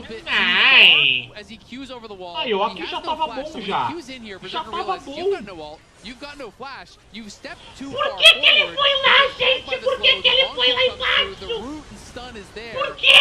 And then it's just madness. Yeah, the seismic shot from APA then answers the kill on the Berserker. Then they chase down with the Bruisers falling afterwards. Olha lá, a outra tá rindo, velho. A mina japonesa ali tá rindo, gente. Ela tá rindo na nossa cara. LCS finals, and we're back into the mid lane. Flowers, we're back into the action. And Saints right back between worlds. Sven's gonna be the target. The rebuttal for safety, then has to flash away from the enchanted crystal arrow. Dokla was wrapping around to the right side flank and could have followed that up with some serious threat if Sven gets caught by that CC. Still such a close game. Dokla moving into the bot lane now, seeing if there's an angle here after Thanatos. Should be able to tag him with the dreaded return. There it is. The Renekton under some serious pressure as he continues his retreat. And that lost flash is honestly off of a little mistake there from Vulcan. He used the Mikhails early. I don't even know what he was trying to Mikhails there, but it was just like a slow or something like that. So once the Mikhails is used, Sven can no longer tank that crystal arrow, so it means he loses the flash. That is going to be a big deal potentially for these subsequent dragon fights. And they're going to teleport in. Phase checking into the darkness. Weaver's wall. Not going to find a whole lot. Lion still trying to back calma, away. Gente, calma. Inspired clearing out some of the vision here in the Blabber, se prepara para roubar. Blabber, calma. Fica perto do covil. Não se afasta do covil. Mano, olha o Thanatos, gente. Protege os bem. Protege os bem. Protege os bem. Boa, boa, boa, boa. Já matamos um. Inspired morreu, agora é nosso. A gente não perde mais. Ajuda o APA, ajuda o APA. Vai, vai, vai, vai, vai, vai, vai, vai, vai. Finaliza! Recua um pouco. Calma. Volta.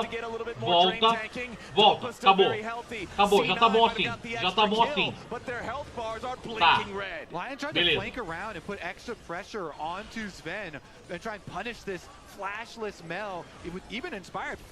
Gente,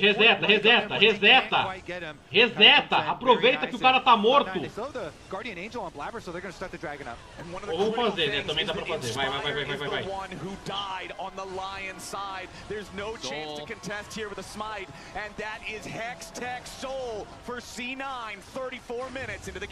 Alma nossa. Boa. This late into the game, it's on a knife's edge. Watch this attempted flank from Saint as he tries to get past Blabber. He's able to, but on the other side, it's Sven getting targeted. It's him retreating, but it was Berserker dying so early on, thanks to Thanatos.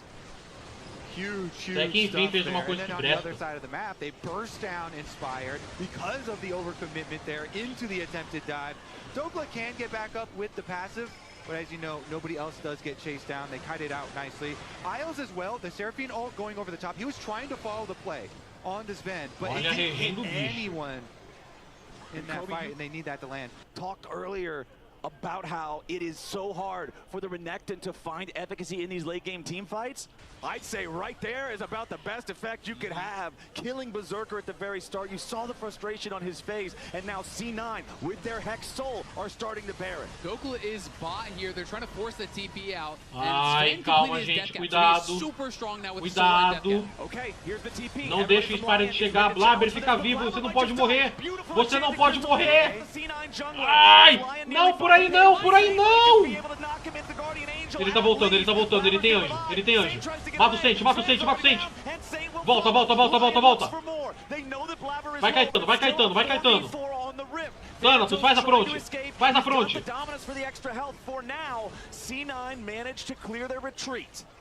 All the ults are down, except for Zehen, except for Dokla. He can have a big re-engage. They're wrapping back around. Vision is on eles vão fazer.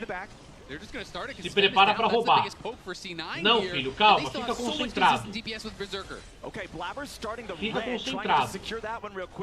Vai lá, Blabber. Calma, Blabber. Calma. Não. Era daquele lado. Dá com o teste. Eles estão indo no Thanatos. E o Thanatos vai morrer. Apa, cuidado. Mata os dois. Vai. Mata os dois. Volta. Ai, puta que pariu. Aí fudeu.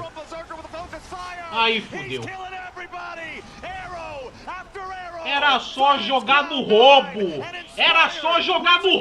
Cara. Era só jogar na porra do roubo. Era só esse croata, filho de uma puta, ficar ali, aqui na porra das costas do covil esperando pra roubar. A cal era simples.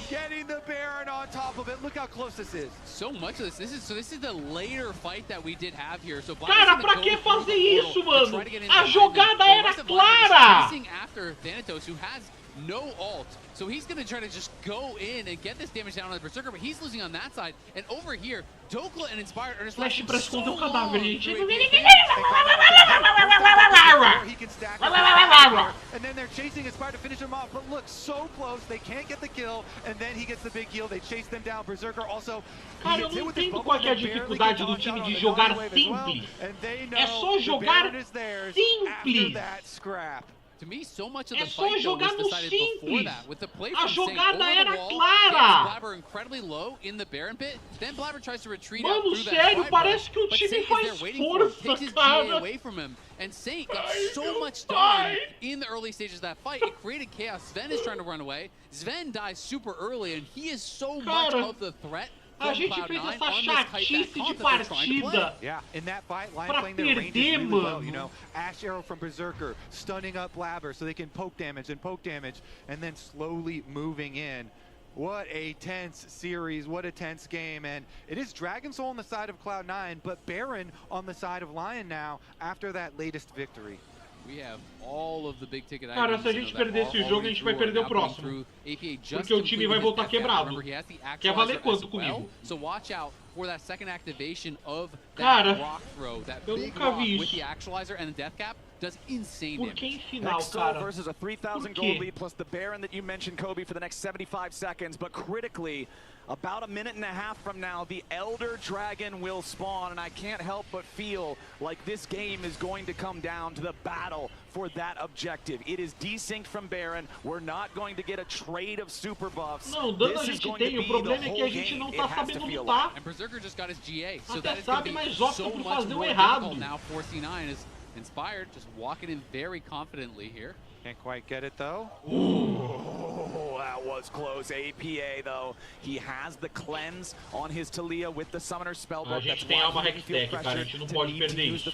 Even if the arrow hit him, a gente não pode perder isso. Less than 60 seconds until the Elder. Lions still have the Baron, so they still control the tempo of the lanes. The map is still very dark for the Cloud9 side, as they'll have to approach this bottom side river. And critically, Flowers, the cooldown on that Ash arrow is also less than 60 seconds, so that's why he just throws it out there. He's going to have it back up for another attempt as we see the big dragon arriving to the rift shortly. And man, walking through darkness is so scary, but Cloud9 trying to deal with the mid lane pressure first and open up a way in.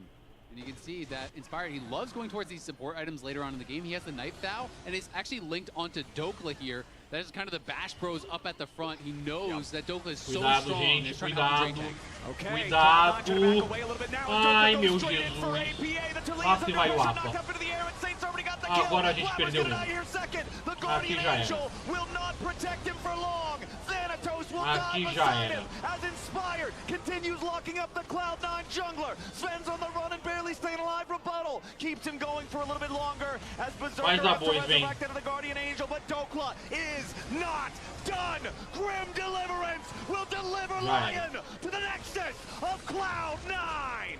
And it is Big Dokes who finds that pick. He goes on to APA with the dreaded return. His return to the LCS has been glorious, and Lion will march on the Nexus. They're making their way straight through the enemy base. The Elder itself is not required. A 41-minute battle ends in victory for Lion, and they move to match point. And what a play from Dokla to finish this one off. Goes in with the teleport, so confident, straight in onto APA, hits the dreaded return. APA tries to flash, but it doesn't matter because now he can't get back over the wall. He's pillared in, he's knocked down. That is the game decider. That is a huge play from Dokla. And Lion now, match point. It's a Big Dokes angle for me. Lounge, what do you guys think? Inject that into my veins. Yeah. That is such a nervous game. Raz, that is such a nervy game. My palms are sweaty for them. For both of them. Okay, the fact that that was so close, though, is crazy because what happened in the jungle, we've had our team pull the comms from what happened early game, which I think is very important. Let's check in on that now. Okay. I need to do 3 camps and go into our bot side, guys, bot lane, okay? Because I pushed her out. I need to secure my top camps. So you want to push this? But it's really hard for Vi, she's weak. I just need to secure these camps. Oh, so okay. I'm running after. I think Trundle's on the block. Surfing? Okay. No. Yeah, I think Trundle's on the block. A gente estava jogando tão bem até agora. Por que ia chegar em final e a gente vai ter isso? Me explica. He's on walls. Me explica. Eu queria muito entender. Olha isso, cara. Okay, you fight all. Pra quê? Here. She flashed, I'm flashing too. Okay, I'm going. No, she has Q, she has Q. Okay. No flash, has Q. Eu só queria entender pra quê. Can I get? Ranked and tournament. Whoa, Por quê? Pra Two things to notice. Blabber did not know he was on vision. It was a blip. It was like an eighth of a second. But then to me, it's crazy that he said he's on Wolves and he still goes in. Chooses to. When he's going to go. That to me is just a bad Blabber decision that is becoming too common in high pressure games. But the game was still close after that, Raz. It was. Even with Soul being picked up from C9, they're still fighting for Elders. So they're look at the vision. The vision right now, this is their perspective. They want to hard push mid and walk in as a team. So I'm just showcasing this one because if we could speed it up a little bit, it's the TP that comes through from Dokla. You can also see Aurora coming in from the side. Like, this just nuked APA. Big dokes, man. He was basically just cornered here. So the Saint damage is the one that ends up getting the kill, but Dokla is the one that really finds the game-winning play on APA. Unreal how close that game was, and now we're in a situation where it is match point. C9 has to win the next 2, otherwise they are eliminated from lock-in and they will not be the representative for first stand. So how are we feeling now? This is tense. So much of the conversation was Cloud9 dominance, right? Even coming into the finals, it was Cloud9 having an undefeated streak and making history. Like, that was the main point of talking points that were being made. Meanwhile, it was Lion's improvement in the lower bracket. So anything goes. It could really go to 5, but with how well I say the supporting cast from Inspired is playing, it looks Lion favored. Yeah, I mean, I think the big difference maker for me when I was looking at, like, okay, what would give C9 the edge based on how these teams have played, it was team fighting, right? Like, it was that C9 seemed so much more well-coordinated, both in some of their early game plays and in team fights.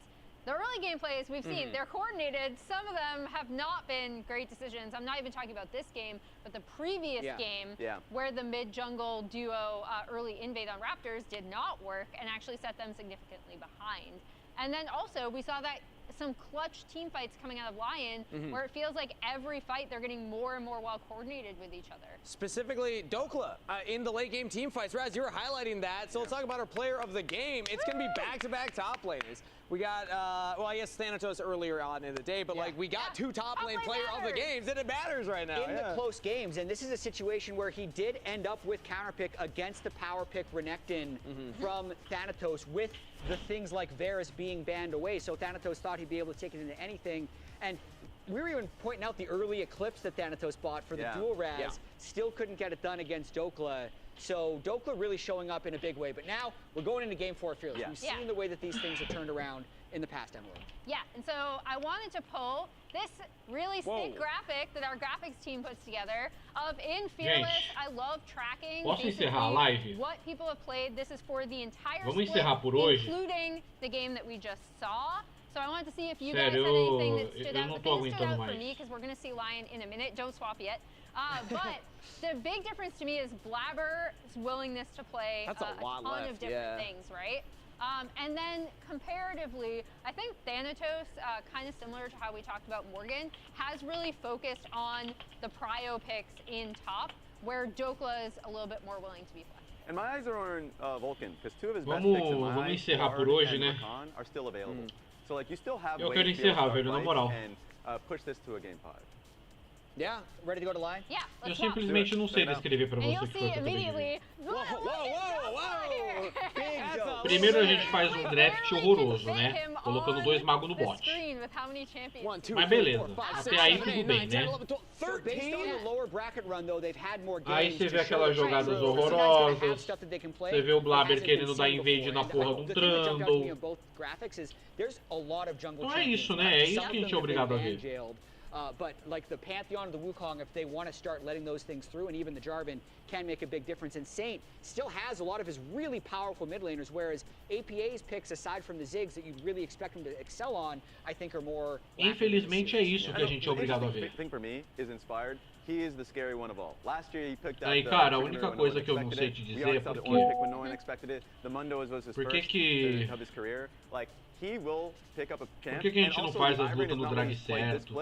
A gente tinha chance de But I want to remind everybody what's on the line here. Lion could win this entire series. And if you look at this as an organization, they won 16 times in the South. They have championships, but this would be the first time that an org would win in 2 regions. They need 1 game, and then they're the first to do it, winning in 2 different regions. And for C9, this is a story that's all too familiar. I kept bringing it up. I was kind of trolling them. I'm looking away. That last time they've gone to an international event was 2023. Time and time again, it looks like it's just down the road. But time and time again, they slam into the wall at the last moment. It might be happening again. We're headed to a break. Match point is for Lion after the break in Game 4.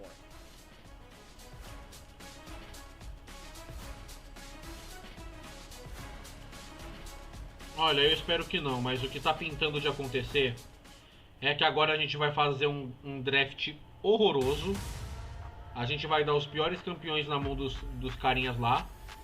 E a gente vai perder o jogo 3. Porque a gente tá quebrado. Eu espero que não de verdade, mas... eu não tô vendo muita saída aqui não.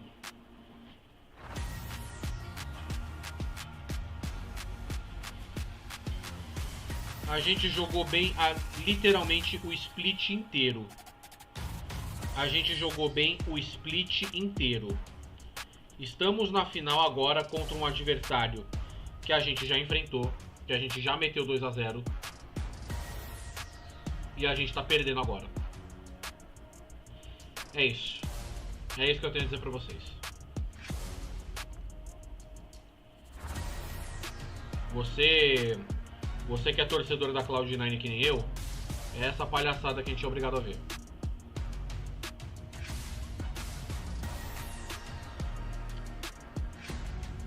E o Thanatos não tem jeito, né?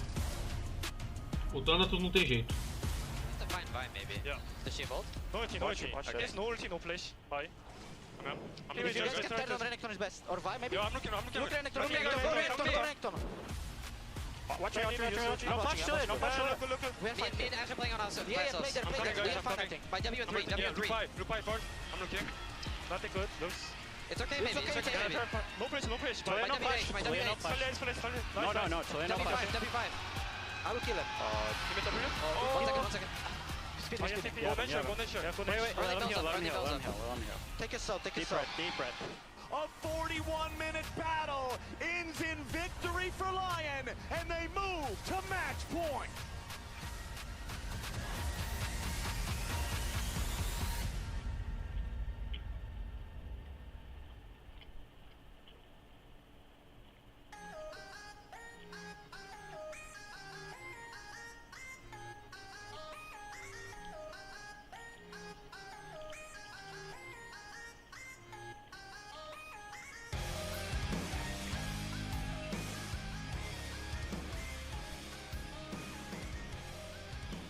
Thanatos e Blabber voltaram ao Velho Testamento.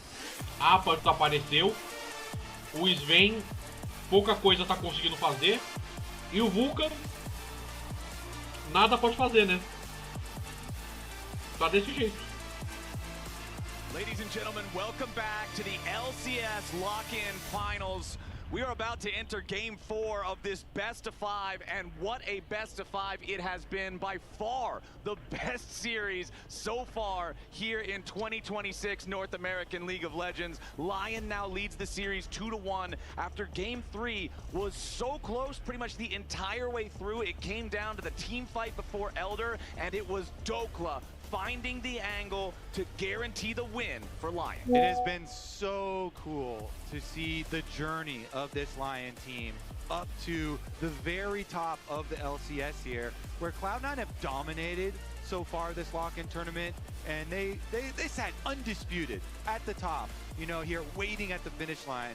Whereas Lion put together have really had to work through a very, you know, difficult journey, much more difficult journey, up through a lower bracket run to challenge them, and now just being one game away from winning it all.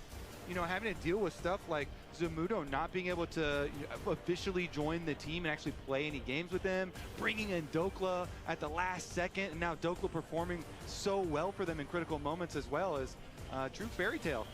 I mean, it's kind of crazy. G9 had only lost 1 game the entire lock-in tournament. They've now lost 2 to Lion. Yeah, that's kind of what I'm thinking about C9 here is you think back to their run all the way up until this point, losing a single game to FlyQuest, and then the next time they play FlyQuest, they just 3-0 them, absolute stomp, right? Everybody else, they've just had a clean sweep, whether it was a best of 3 or best of 5. This is the first time so far this year that Cloud9 has been truly pushed. And now that Lions stand at a 2-1 advantage, the question is, will C9 bend or will they break? And I think so far, I have been a little bit concerned over the last 2 games for, I don't know, just kind of like the mental of C9, because some of the mistakes from APA and Blabber have been a bit uncharacteristic. The AD, the lounge, if you didn't watch the segment, even got to watch back and listen to the comms on what was happening in that early jungle pathing from Blabber. We made the assumption that he thought Inspire was on bottom camps. That was true, but He spotted Inspired, knew he was there, then used his Q, then blast coned in on a Trundle who has red buff. And you're never gonna win that. 1,000 times out of 1,000, you lose that. There's no outplaying it. You don't even have your spell, and even if you do, you still lose that 1v1. So to me, that spoke to a little bit of tilt or a little bit of frustration. And APA, back-to-back games, getting solo killed in situations where you would not expect him to die, definitely did hurt. And they got put down pretty early in both those games as a result. Yet still, the back and forth has been exciting here. The back and forth has been so close, fighting over some of these positions. Vamos ter que levar pro Silver Scrapes mesmo, né? Não vai ter jeito. Will be more of the same. I think a lot of people just want to see more of these types of games. We want 5. So I definitely do. You saw the fans in the audience with the signs cheering for Silver Scrapes. And anybody who wants Silver Scrapes wants C9 to fix what's wrong with this communication that you guys are talking about. Because games number 2 and 3 clearly had a lot of problems like you're talking about with the invade. Game number 2, you think back to the APA gets solo killed and then they go for the 2-man invade at the enemy chickens right after, immediately lose that one too. It has been some blunders on the Cloud9 side, but you've got to wipe that away. You've got to come into game 4 with clear eyes and a clear head so that you can bounce back and take us to that 5th and final game.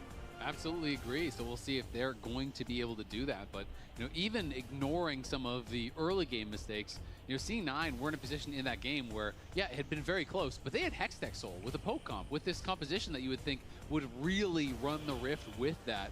But it was Lion that made the big play. They were playing composition that, we were thinking is going to have a lot of trouble engaging because there's the Mel, be able to block the Crystal Arrow, there's Mikhails, there's all these tools, but Dokla just found an angle to decide the game himself. And the angle was straight at APA. Yep. And he ran him down. All right, let's... Oops, I believe and not just APA. That was APA Talia. That is one of the champions that normally everybody spends the whole series trying to keep away from him, and that was a Lion win. Big for Fearless Flowers. Very big for our champion select that we are going to get into shortly here, just rearranging the order of the players in the lobby. And that is one of the critical things here as we get deeper and deeper into Fearless, because you are forced to show everything that you have been practicing. And this is where people assumed there would be an edge for C9, because Lion have had to show everything the whole road here. They've had back-to-back eliminations. They're coming through the lower bracket.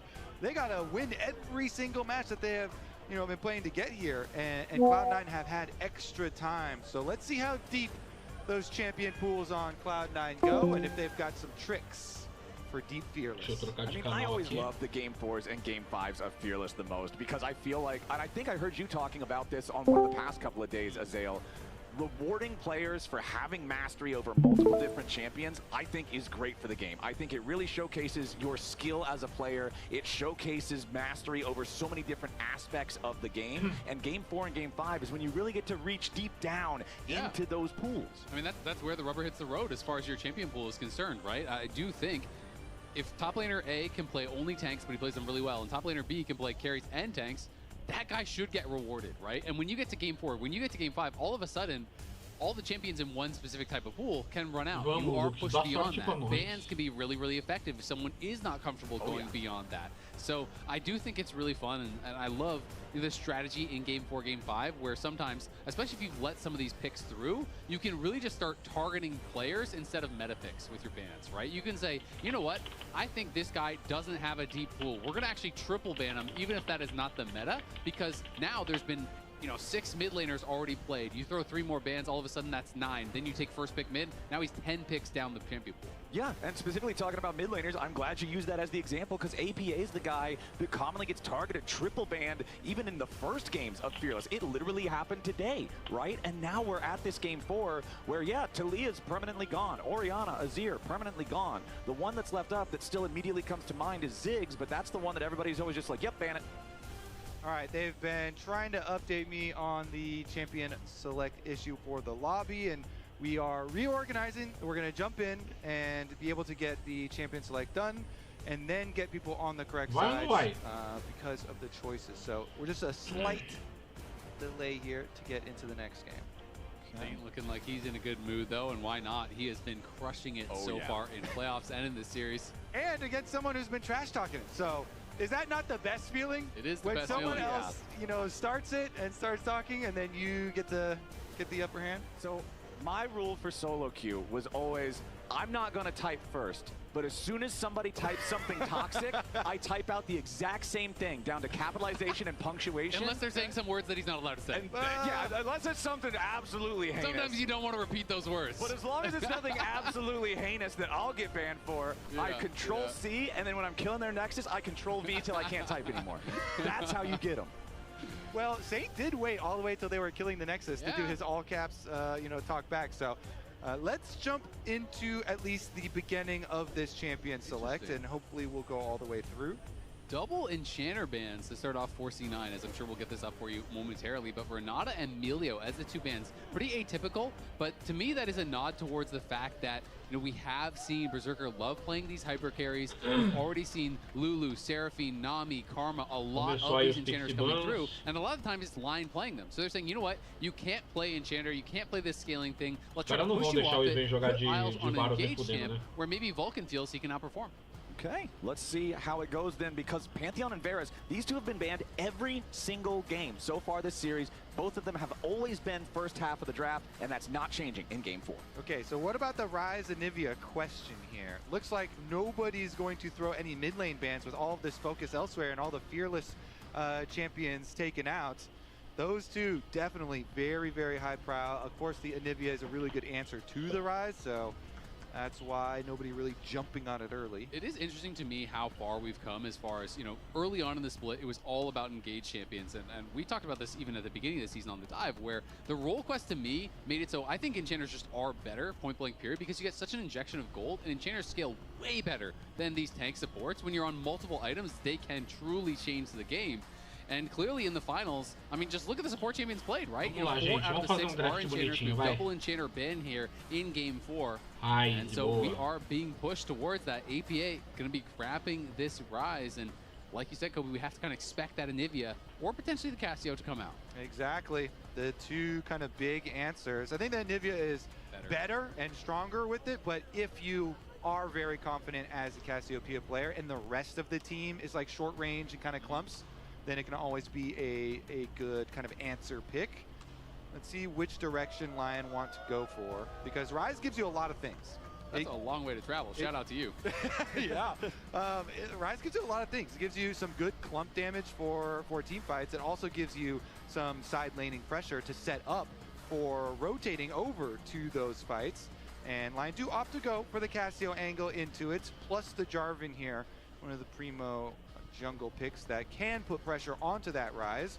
The Cataclysm keeping them in there, and then you lay the Miasma inside the Cataclysm, and you are grounded. I'm kind of thinking we might just get Wukong. Wukong has not yet been played, and it is one of those, you know, AD junglers that is pretty popular, so would make sense here, and is going to be the pick.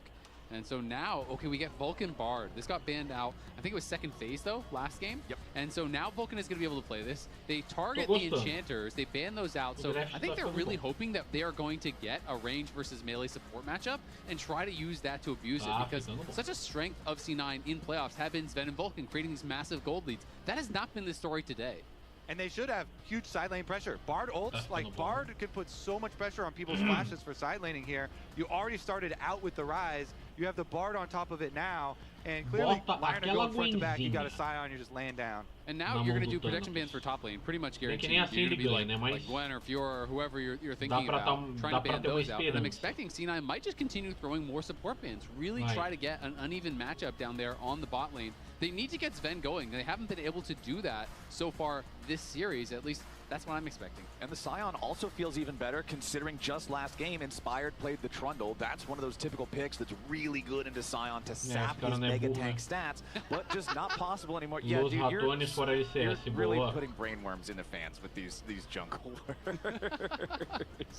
But you you were right. You were right. Your brain was working correctly when it came to the ban predictions. The voices, the worms, you know, they're telling me the right things. Sometimes the worms know what they're talking about. You gotta trust the worms on this one, Flowers. Yeah, all right. I don't know if I'm gonna fully trust the worms, but I'm gonna trust the Gwen ban. He's got worms in his head. Hey. Maybe the worms are grubs. If it works, it works. Well, the Gwen's banned away, but instead of going after more of the supports, it looks like C9's gonna target the other half of the bottom lane, remove the hyper carry Zeri from the pool. Yeah, they're like, we know you're still gonna go for it. Look what they have. They've got a Scion frontline already with Cassio Jarvan. They're like, you are building your 5-on-5, and your name is Berserker. And if you're on C9, Berserker had about 70 pentakills on Zeri while he was on C9, so not going to be giving him that late on into this series. And the last ban from Lion here will be the Sivir. And where does C9 want to go with the last one? Are we still looking at more AD carries? I think it's more bot lane, whether it is AD carry or it is going to be support. I think C9 have identified that has been an issue. Their bot lane is struggling, they can't really get online. And APA and BlackRock haven't been having a great series, so I think they are going to emphasize that. And you can see on the other side, it is the Sivir ban. So Sivir's being targeted, Rakan's being taken out. That obviously is supposed to be targeting the Xayah-Rakan pairing. So you're taking out all these enchanters, so many of the common pairings are gone. We're going to have to see something new. There's no more champs for Sven left that he has played this far. Yeah, and there are some enchanters like, you know, Janna or Sona, but those are way less frequently played. If you go Kai'Sa, then we do have lots of scaling as well as dive here, follow-up. This is much more follow from the back, you know, just open up, keep your range if they went the other angle, but I guess they're just hovering other possible options for the follow-up. And the Poppy W, okay, maybe try and keep the Wukong at bay. Yeah, and this is going to be a support Poppy, obviously. That does mean the 2v2 is going to be tough. I do think you are kind of seeding the 2v2 when you're going against the Bard. Yes, you can have pretty good gank assists. You can try to get in there and make things happen. And you can see Berserker was hovering the 2 picks that they were kind of expecting. Smolder would be pretty hype. I actually feel like Smolder can be pretty good here. Can answer the Jarvan. And does have good front to back damage as well as some assistance for that dive with your ultimate coming over the top. And you should be stacking on a Poppy lane, whatever you're pairing with the Poppy. Aí dá uma pegada esse draft, you know, né? Smolder should be able to get some stacks. This is also interesting because this is kind of like a page out of Keen's book. You're going for the Rek'Sai top, Rek'Sai into the Scion. This is something we saw a lot at Worlds. Rek'Sai has been nerfed a couple times since then. It was really this matchup where you wanted to super bully and try to slam home these advantages through your sustain, just constantly chipping and poking and pushing in. But if you do not do that, Rek'Sai is just worth so much less than the Scion later on. So you have to dominate the lane. And Rek'Sai, Rise both end up with a ton of health. Wukong ends up with plenty of health. And remember Kai'Sa with Dusk and Dawn, once she evolves her Void Seeker, once that W goes over 100 AP, you get 3 plasma stacks for landing it. It primes your Dusk Dawn proc. The next 1 auto attack applies the remaining 2 plasma stacks. It's just W auto. Boom. Nossa, o Incondition é o APA e o Sven ficarem fortes. Em especial o Sven. Só que o Sven ele não tá acostumando muito a aparecer. Enquanto que agora passar por essa comp da Lion vai ser foda, porque eles têm uma linha de frente muito forte. Honestly, I think C9 are going to have to put some pressure on some side lanes with this. If they can get some advantages early and put that pressure like we talked about with Rise and Bard ultimates, and if the Rek'Sai is going to have early pressure, that might be their way to you know, get their advantages and then move in towards the rotations. So a little update, we are going to have to remake champ select and try to blast through that. So basically the players were on the wrong sides. So they were on the side of, like, in the old days, first pick. So I guess they were on the wrong side. It was kind of disjointed there. So are going to have to go back through that one more time to make sure that they are on the right side of the map. You know, not just first pick, last pick, but blue side, red side, as that is obviously changed this year with the new first selection process, as it's called.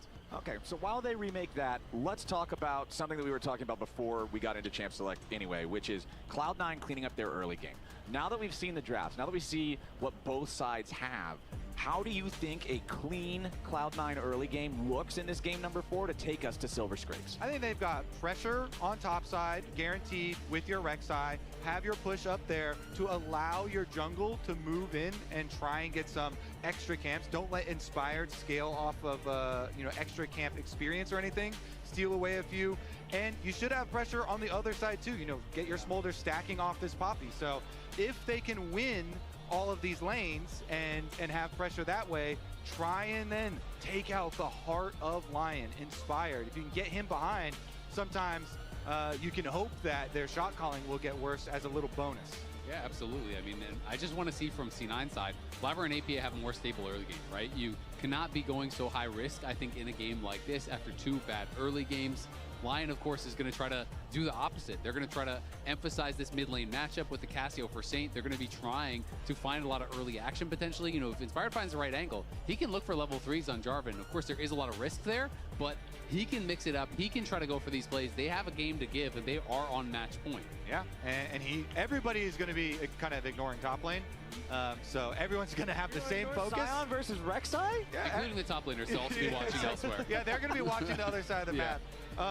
So everybody's going to have the same focus. So it's also going to be about marking enemies and keeping really good track of enemy jungle. You know, Wukong, you have a lot longer before you can have the impactful gank. You need your level 6 to bring the CC to the table. Yeah, you can bring some damage earlier, but generally you're going to favor some early plays with Jarvan, having more options for some of these ganks and for putting that pressure. And I like the point you mentioned, obviously, that you can stack off this Poppy. It is such a difference maker. I played a lot of Smolder. You know, when you are playing against a melee champion that does not have snap engage, that is the most ideal champions to stack off of, right? When you're playing against range champions, you lose the trades. When you're playing against Blitz or Nautilus, you can't risk getting hooked. When you're playing against Poppy, Tahm Kench, Braum, champions like this that are much less threatening on the hard engage, you walk forward, you get way more additional stacks. When you get the first 25, all of a sudden you're AoE stacking the wave. When you hit 125, all of a sudden you're stacking off the enemy players while you're hitting the wave. So, you know, it really does start to accelerate, and I do think that Sven here has been set up for success. C9 clearly came into this 4 bans towards bot lane, really want to do well in this 2v2, and I think the pressure is on Sven and Vulcan. They need to step up because your whole pick and ban strategy was to get you this kind of matchup. You got to perform, or their split is over. Yeah, and the pressure on Vulcan's Bard is going to be there. Last year, remember, Busio's Bard was always the one that came up when we're talking about NA supports. Busio's Bard, obviously incredible, but Vulcan's was also really, really impressive. A 99 out of 100 is still really good. It's just if there's a 100, that's not the highest grade in the class, right? So that's what I want to see from Vulcan. I need to see a 99 on this Bard report card because these Tempered Fates need to be on point. The bindings, we got to be trapping champions together every single time. I want to see this pick have the effectiveness that Cloud9 drafted it for. Locked in finals, and Cloud9 are being pushed to the brink, Flowers. They do have to perform right now if they want to push us to a game number 5. Synergy on the bottom lane looking good already. I like those chromas on the skins. Looking very close here, trying to match Christmas themed. Yeah, trying to match the theme down there. They're in sync. We got the hot cocoa skin and we got the reindeer skin. Yeah, I actually don't even remember what the Bard things are normally called because I just called them hot cocos because everyone uses that skin. Yeah. What is the Skinergy looking like for Berserker and Isles? I didn't notice. Well, we'll see that here in a little bit, but right now we have Kangas standing by for an interview with I Will Dominate. Thank you very much, Dom. Backs against the wall here, and it's been fun following your journey with Blabber, 2 junglers. What were you talking about with him between games?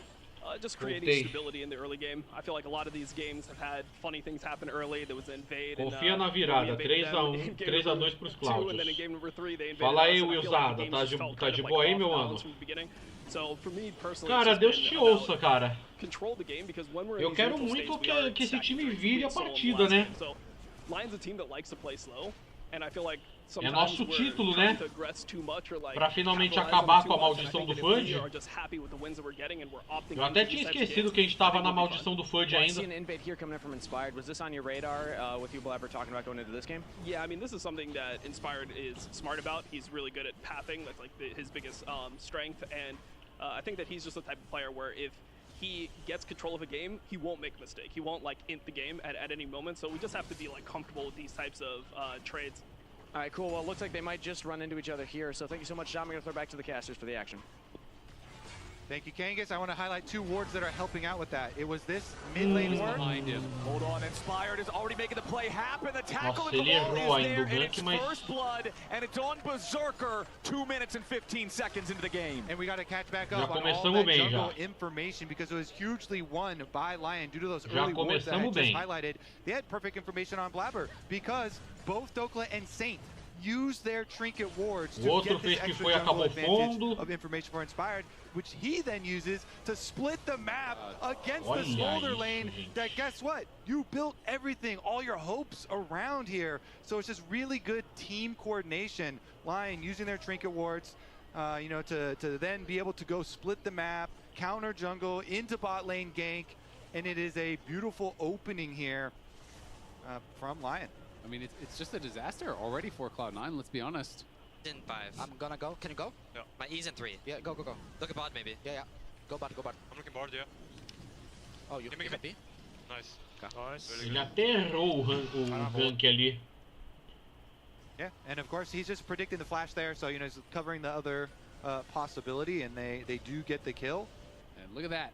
That is some proxying going on for Dokla. He's cleared out the wave, and he's just going to execute now and then go back to base. So he's saying, you know what? You drafted for this early game advantage. This is the best possible thing you can do as a Scion against Rek'Sai.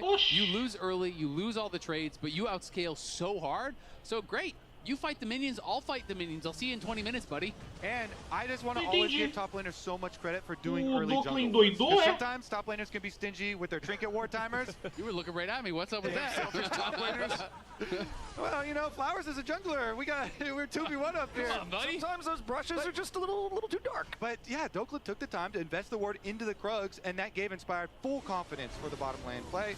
Now he's got the confidence for the mid lane play as well. APA might live to see another day, but he loses half HP and the flash, so the pressure is still on. I mean, everything is just going so well for Lion. You know, Cloud9 put their whole setup into getting this winning 2v2.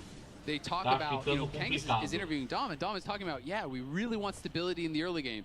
As we're hearing that, Inspired is stealing away both of his camps, killing his bot lane that you drafted for the winning bot lane, and your top lane is getting proxied on, so Thanatos isn't even getting the winning matchup that you drafted for there either. So Lions strategically have just felt like they're on another level today. Yeah, Inspired looking stable. Very, very stable in this series. And in the previous game, we did bring up the all-time head-to-head between Inspired and Blabber previous to this series, 6-1 in favor of Inspired. How about that Inspired win rate all-time in NNA? You know, quoting on 70% win rate. He's played with EG, with Fly, now with Lion. 5 titles, 3 MVPs, a bunch of first-team All-Pros. This guy is just making everyone he plays with better, and it is undeniable with how many comms listen-ins we have heard. People talk a lot about, yeah, Inspired makes team better, he's a good shot caller. We are listening to it. He is playing the whole team. He is telling them exactly what he wants from them, exactly how he wants them to play it out, and it is working. Yeah, I gotta say, our production team has been smurfing it, getting a lot of the inside info for us. Of production. Yeah, exactly. And I think it's funny, like, talking about Inspired, doing all this shot calling, kind of being the puppet master for everybody else on the team. Because the other person that comes to mind when I think about that, if you go back to the old school original roster of Cloud9, people always talked about High and how he would do that type of shot calling for the whole team, how he would be the one masterminding all of the plans. And now, up against this modern iteration of C9, it's Inspired pulling all the strings. I actually really love that point, because shot calling is something that I think, oh, Thanatos is going to look for a kill. Yeah, forces a flash at least. Yeah, going to be able to trade that flash. Dokla knew if he gets too low, you could be executed there. As Sven getting incredibly low. Barrier has to be popped. Yeah, that hurts. I mean, Thanatos knows he needs to create action, right? This is just not a matchup you want to just farm in, but Dokla still has his TP and his ult, so you know, he's just going to TP right back, be full health. And Thanatos wants the proxy, but does take a couple power shots. He'll at least pull the wave, so it's going to stack and push towards him. So instead, I think he's just going to base. That is a clever little play, something that you love to see. Isso aqui, sendo visto por uma pessoa que tá mal da cabeça, é eutanásia. Olha isso. Well played by both sides, honestly. Yeah. Mano, sério, a gameplay desse cara é capaz de eutanasiar qualquer pessoa, velho. É mais fácil você obrigar a pessoa a assistir isso do que aplicar uma injeção. Nice stun to the wall there from Vulcan. Vai. Ai. Meu Deus do céu. Eu falei pra você que o time ia estar arrebentado nesse jogo. And the Wukong, both junglers, level 6 here, despite the fact that Inspired Vamos made lá, the né, early gente? play in the bottom lane that got Lion their lead. Blabber has not fallen behind this game, and I want to see if this Wukong can find ways to get involved himself now that he has the Cyclone unlocked. Yeah, they do come help for the mid lane push out there and grab the turret plate, but it costs a flash from Vulcan on bottom side. So we'll see if that ends up becoming a problem. Another wave pulled here. You know, you want to basically get them to focus on one minion so yours dies first, and you want it in towards the middle of the lane too, so that they are arriving at similar times rather than being bunched up and yours arriving first. So pretty much everybody trying to do that. You know, you always want to min-max, burn a couple extra minions, deny a little bit, and we'll see about the next consecutive play here because both junglers, once again, into their re-clears. But the Scuttle Crab is spawning towards the dragon. Bottom side Scuttle Crab here. And we'll see if they overcommit. Inspired actually just clearing up to his top side, and there's a red ward at his Gromp that I believe Thanatos left behind. We'll see whichever way Inspired does go. He's probably going to go over some vision from C9 because C9 do... Oh, that ward by mid lane just drops. So now he can sneak through a little bit. And there's no flash on APA, so they were looking to see if there's an angle. APA is playing very far back, though, so he's just going to get the push, be able to move over towards that skull, towards the dragon. Em jogo morno eles têm vantagem.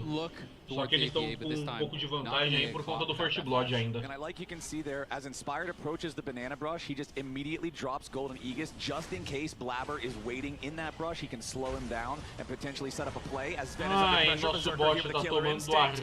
tá tomando Studio, vareio. making sure Sven doesn't drop too low. Inspired, nice use of the Demacian standard to interrupt the recall from Blabber. Just kind of rock his tempo there a little bit. Blabber, and now vamos Inspired dar will begin the contest first no Drake. Drake, Drake does a lot of por favor. DPS though, so generally if somebody else is in the neighborhood, that can get a bit dicey.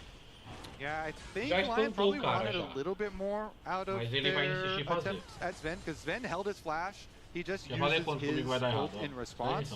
Inspired, though, is still sticking around by this dragon, even though his mid laner is, you know, Bot in lane base sobe. looking for teleports. I Bot think lane Cassio is sobe. thinking she wants to walk, so... Yep. And Inspired, you know, he takes the Ainda blast bem que cone ele over the vai wall atrasar. because he knows he can just use the EQ to get back to safety. There's not really an opportunity to steal something aí. away there, so C9's going to be happy to take the first Drake. Yep, going to be feeling good about that. Thanatos did just proxy one wave base. You know, he's going to be working towards the Titanic. Almost guaranteed that it's pretty much the only thing people are rushing these days. But again, you know, Dokka's gotten through that tough early game. He's at the point where you have enough levels, you have enough armor, you are chilling, and you're just killing minions and scaling up. So Thanatos, you can find effectiveness in the later stages of the game on Rek'Sai, but it's just way more difficult, right? You need to be able to get back in on one of these carries. Find someone like Berserker and put pressure on him. That's the onus that is on you as the Rek'Sai, where Sion can kind of just walk forward and create space for the Cassio, and that's good enough. Yeah, you look at Rek'Sai's skill set in big fights, and you're like, well, she doesn't die. Well, Sion also doesn't die, but he creates a ton of disruption and this just massive brick wall that nobody can get through. So Dokka set up in a good spot here. Meanwhile, despite despite Vulcan dying in the earlier play with the jungle invade and wraparound bot, Sven is still stacking, and that was one of the main goals here. He's still been able to CS, he's still been able to stack very effectively. He has 80 stacks at 10 minutes 45 seconds. It's a pretty healthy stacking pace, I think. And seems like they still have their game plan on the correct direction here for Cloud9. You know, they've got their dragon taken with first Drake here, Cloud Drake, so everything is okay despite the very worrisome early start to the game. Yeah, and we'll see how Sven can accelerate, because I think his pace is not super fast, but it's totally fine. It accelerates every time you get a new breakpoint, right? It's just easier and easier to stack. And once you get towards that Essence Reaver, you have infinite mana, you can constantly get higher and higher CDR, and look to really ramp that up. So that's exactly what he's going to be trying to do. There's a lot of pressure on him as kind of one of those big, consistent damage dealers who's supposed to be built to deal with Dokka. So one of the big differences in the current game state is items are fully completed for the mid laner and jungler of Lion, but not of C9. The Rod of Ages is stacking for Saint, and the Sundered Sky is completed for Inspired. So these are some pretty big power spikes compared to just the components still in the inventories of their Cloud9 counterparts. Thank you, Isaac. The Kraken Slayer also done for Berserker's Kaisa compared to still just components for Sven's Smolder. So even though that gold lead for Lion doesn't look like anything you're going to write home about, just 500, it's in the right places to create pretty big power spikes. All right, Blabber going to go in. He's got the ward to see the red buff. We get a good old-fashioned fight on the smite, and he wins it. Blabber gets it, but meanwhile, here in the bottom lane, Vulcan is the target. Sven and Vulcan staying close enough to their turret that Lion will not be able to finish off this kill. Stacking a lot here with these fights. You know, they're scrapping over and over. And again, with the champion select here, we're thinking he's going to have a lot of stacks. Sven continues to keep it up. And even in the team fights, in the 5v5s, there's 3 melee champs, right? So if you are having these standoffs where you can hit Qs on multiple members, Ws on multiple members, all across the whole team, that is such a big injection of stacks. Cara, se você não ganha do early game do Sion, do late você não vai ganhar mesmo. Is so popular for Sion in this matchup, but it never feels effective because all the healing is done while he's not hitting it. All the healing is done by Rek'Sai while he's burrowed. Acho que eu não preciso lembrar pra vocês de onde foi que esse cara veio. I obviously understand, you know, the thought process Academy behind da it, but it DK. just never feels like it gets a lot of value to me. Academy da D+Kia. Disadvantage compared to the other cheap component items where those, you get to make the active decision, I will hit you, I will cast a spell on you, and that will proc Grievous Wounds, whereas Bramble, you're kind of at the mercy of the other guy needing to bonk you first. So Thanatos is going to get another wave crashed into the turret as Blabber puts in the work here on the grubs. And I feel like normally we see whichever side gets the first dragon loses out on the grubs. This time though, C9 is going to get all 3 grubs and the first Drake, so they're feeling good about the neutrals. It actually got really close though, because Blabber didn't have smite. He had already used it on the earlier one, so I almost stole that last grub with an auto, which would have been pretty frustrating for Blabber. That would have been pretty cringe. It's key for Blabber because he's got enough for Trinity Force on his back too, so really nice back timing now. Trinity Force is expensive, but he does have it. So Wukong with Trinity Force completed, with Flash, with ult ready, Blabber is now ready to make some moves on the map. Let's see if the Monkey King can do it, because we're already getting different lane assignments, with Sven getting rotated into mid lane after his Essence Reaver completion. EPA now going to get jumped on by Isles and Berserker. Another Void Seeker tags him, but APA is still fine. Still does not have his Rod of Ages completed. Saints already got a couple of stacks on his, so APA is going to be behind in that department as Isles and Berserker are still looking for more pressure onto the tier 1 turret. They might just look to go for the dive. Flash into the tackle. Keeper's Verdict knocking APA straight up into the air. The greed was his demise. He wanted to stick around. He didn't respect Berserker and Isles enough, and Lion get their kill. And they always do this, you know, he's always inspired, that is, trading. Yeah, Dragon is going to come up in a couple seconds, so they're already making the move up to the top side. Inspired didn't even get there in time because Isles and Berserker take care of it, but they play to the top side. They drop, they're very comfortable dropping the first couple of dragons. And look at what your reward is. Berserker gets the tower. He is 1.2k ahead on this Kai'Sa. Huge, huge threat. If we get a replay, I also want to get a replay of not even the dive, because I think that was actually less important, of when APA took a lot of damage and lost Ghost. Because to me, that was where the mistake was. Blabber was already on the other side of the map. They were already going to be playing towards Dragon. You know you are a weak side, and he was going in for these trades and lost 30, 40, maybe even more % of his health with that trade and lost his Ghost. The dive, there's not really anything he can do to survive that besides just not being there, but I feel like if he's at full health, he can maybe make something happen with that outplay. Well, 1.7 thousand, 1.8k gold lead for Lion now. Feels pretty good for them, but C9 do have both of the first 2 Drakes. APA finally stacking that Rod of Ages, but is multiple stacks behind. And here's the replay of how he lost the HP. Yeah, this is what I'm talking about. You know, you see them both. You're in their face, and almost 50% of his HP. He did have the potions running, so he obviously regained a little bit of that, but that was playing with fire. Okay, the dive onto Dokla. The Scion is very tanky. Can C9 cut all the way through the health bar? Both Cyclones already used. Thanatos has to pop the ulti to drop the turret aggro. That is one of the strengths of the Rek'Sai, being able to do that with the turret dives. Meanwhile, over in mid lane, Lion looking for some pressure of their own. Vulcan's Tempered Fate not going to find a target there, but it does buy enough time for Sven and Vulcan to survive. And guess what? Where's Berserker? He's making money. Berserker on the bottom. Loves money. The bottom side of the map. Guess what? That's another turret into that Kai'Sa, guys. Yeah, that is such a problem for C9. 1.6k ahead now. I mean, Sven has farmed well. Even on farm, you know, they died to that one gank, but so much gold going over to Berserker because of the dive top that gets a kill, then the tower bot that gets all of that additional gold in his pocket, and now he has the Kraken and the Rage Blade done. 2 items. very quickly here for Berserker, plus the tier 2 boots already upgraded. So now is the critical point, because you're dropping some objectives and you're giving them to Cloud9 in the early stages to try and get to these moments. Boa noite, meu caro amigo. Actual completion of the items in these low Tá? brush camp. Tô bem, agora eu tô melhor. Você, como é que tá? Tentando sobreviver, né?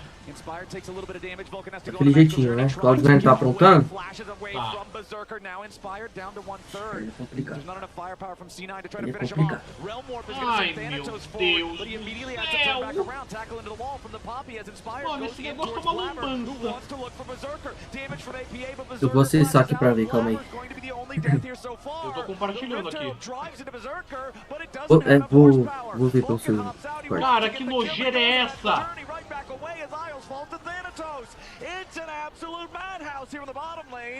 Tá, no fim foi 1 por 1, né? A menos que o Thanatos ache de morrer pro carinha agora. Thanatos still waiting, but he has almost no HP. Sven has arrived into the fight. The tempered fate from Vulcan, locking up the enemy. Vai. Mata. Isso. Cara, eu não acredito que essa jogada nojenta deu certo. Eu não acredito que essa jogada nojenta deu certo. Tá vendo? Não queria falar nada não, mas só foi eu entrar. Lá vem o Douglas. Não, Sven, por aí não! Deu ruim. Tá bom. Se foi só o Smolder, tá bom. Tá bom, pô, foi bom. Foi bom. What a scramble! I mean, first we had Foi bom, Sions foi pushing, bom. so then he joined Waylay with his ultimate. Ai, Let's take a look tem at the que flank, assistir though, essa from luta the de Wukong, novo, really sério? minimap at the moment. They're kiting back right now. Eu toparia ver o replay se fosse do Fusiocre, né? Calma aí que eu vou pegar um negócio e já aviso aí. Analisa o treino. Cara, que coisa horrorosa. At the time that Blabber goes for this, he also summons that Herald that you see on the screen here, which Vulcan is then going to use to long chase this and knock up Berserker, who just got chunked. So Isso aqui não é LCS não, isso aqui é circuito deficiente. All of this though doesn't really result in Por que anything não for bateu C9 na until torre the follow-up logo? play. And critically, there was no Cyclone for Blabber on that flank because they used it on the dive way back when they killed Sion on the top side. So they were missing a lot of those critical tools. And then that's the follow-up play, the chase down that results in Vulcan punishing them. He hit the Bard stun, he got the Bard tunnel. This is the last time these Lion players won a tier 1 tourney. For some of them, it has been quite a long time. For some of them, it has been never. You know, Saint has never won a tier 1 tourney. Isles, last time he won was back in OPL in 2020. Dokla obviously winning a bit more recently, Inspired winning just last time. But for a lot of these players, it has been a long time coming, and they are hungry for one of these wins. Well, they're only 1 game away from taking that win here, and they are about to grab their first O cara ainda colocou, isso funcionou, lol. C9 stacking towards Soul. And once again, fellas, this is the third Teremos game game out 5, of se Deus 4 quiser. where 20 minutes hits the clock and we're a couple hundred gold Vulcan apart. God. It is crazy how close this is. Inspired trying to change that as they are looking for Blabber, and Isles is behind him. Now C9 reinforcing their lines. Sven fired the snot bubble in, just stacking up a little bit more. Flap's gonna do the same. He's at 199 stacks on the Smolder, 26 away from that execute. Exactly, that's what I wanted to highlight after that crazy long fight in the bot lane. Smolder is hitting you with ability after ability after ability. That is accelerating his stacking pace. He's going to be at 225 easily before the next dragon here. So that is when you really turn online. And when you get that rapid fire in and you're 225, you can have these standoffs where you are just Q poking with Agora voltei, over and over and forcing them to be Como é que tá isso aí? Vamos ver, vamos dar uma analisada nisso aí. Eu não vi nem os drafts ainda direito, cara. Or Poppy flashes on you, then you're gonna get plasma stacks on you. Guess what? Berserker's coming for your head. Cloud9 tá de Rek'Sai no top, Wukong jungle, Ryze mid, o Sven de Smolder ADC e o Bardo sup. Agora a Lion tá de Sion, Jarvan, Cassiopeia, Kai'Sa e Pop. Então claramente a Cloud9 com uma proposta de escalar, né? Os dois carries de tempo. Ai, ai. Lá se vai o Lá se vai o Meu Deus, mas que pick-offzinho amador, hein? Meu Deus do céu. E lá se vai o nosso barco agora. The CC team was perfect there. Isles finds the engage and then Blabber tries to turn around for the re-engage, but he's in the miasma and he gets hit by the miasma. Mas vou falar pra você, no geral, até que tá de boa pra Cloud9. Lá se vai o Sven agora. Agora ferrou. Meu Deus. Agora já abriu mais gold. Ia falar que a diferença de gold não tava tanto e a Cloud9 escala mais. O time desligou. O time simplesmente desligou agora. I mean, C9, they're struggling. They're trying to look for something. Maybe we get distinct recalls, stop someone in the aftermath, but they just can't. Mas esse pick-off aí não pode rolar, né? Bem amador o Vulcan passar ali contra uma pop, pô. Por que você não montou o portal logo? Olha o hangover aí, gente. Mas me explica uma coisa.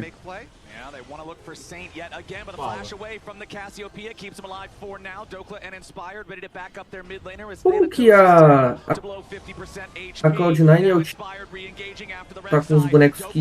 E eles têm 2 dragões. A Lion trollou? Teve umas lutas aí que trollou. Faz sentido a Cloud9 tá com 2 Drakes. Esses 2 Drakes aí podem salvar a vida da Cloud9. Porque a Lion, justamente, o objetivo deles aqui era estacar Drake contra uma comp que sabe que vai perder no skate. Importante garantir os dragões. E a Cloud9 tá com 2. Eu vou rever o early game desse jogo pra ver o que aconteceu. Jarvan ganha de Wukong pra caramba no early. Kai'Sa Pop também ganha bot lane de Smolder, que Smolder é um boneco lixo, todo respeito ao campeão. Só dá dano depois de 3, 4 I.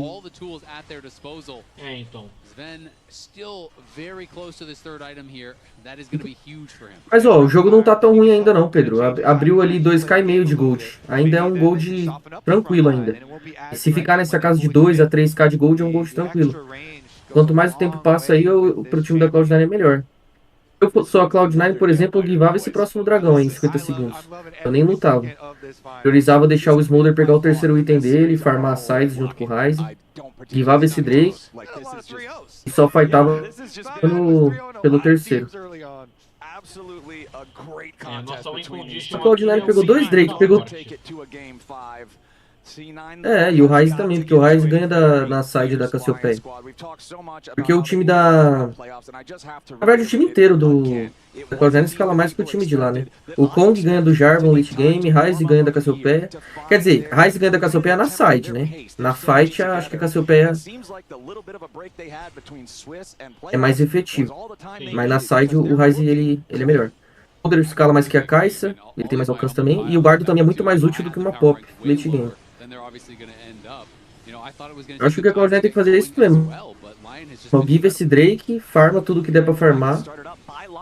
O Smolder fechou o terceiro item, inclusive, ó. Agora ele começa a dar um daninho. Mano, não fighta pro Blue não, velho. Give isso aí, mano. Ah, tá bom, fez, tá bom. Tá bom.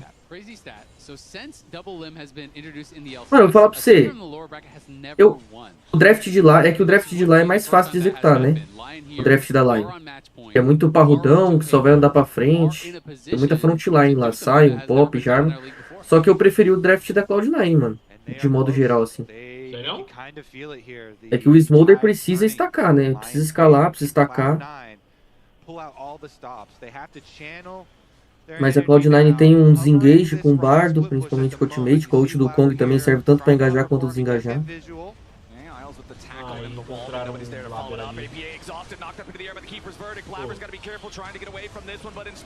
Meu Deus. Oh, mas o Jarvan morreu, tá sem flash.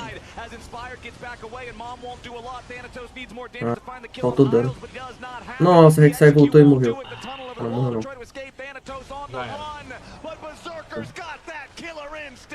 O problema é isso, tá vendo? A Cloud9 tá comprando umas fights que não é pra eles comprarem ainda. APA também achou de ficar podre agora na final. Berserker is solo pushing the bot wave afterwards. Mano, e Rex sai na mão do Thanatos faz sentido, né?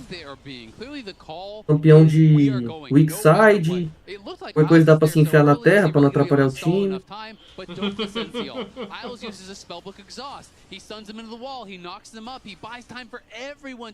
Mas eu confesso, Pedrão, que quando eu vi, eu não conhecia esse elenco da Lion, acho que você comentou comigo uma vez e eu esqueci.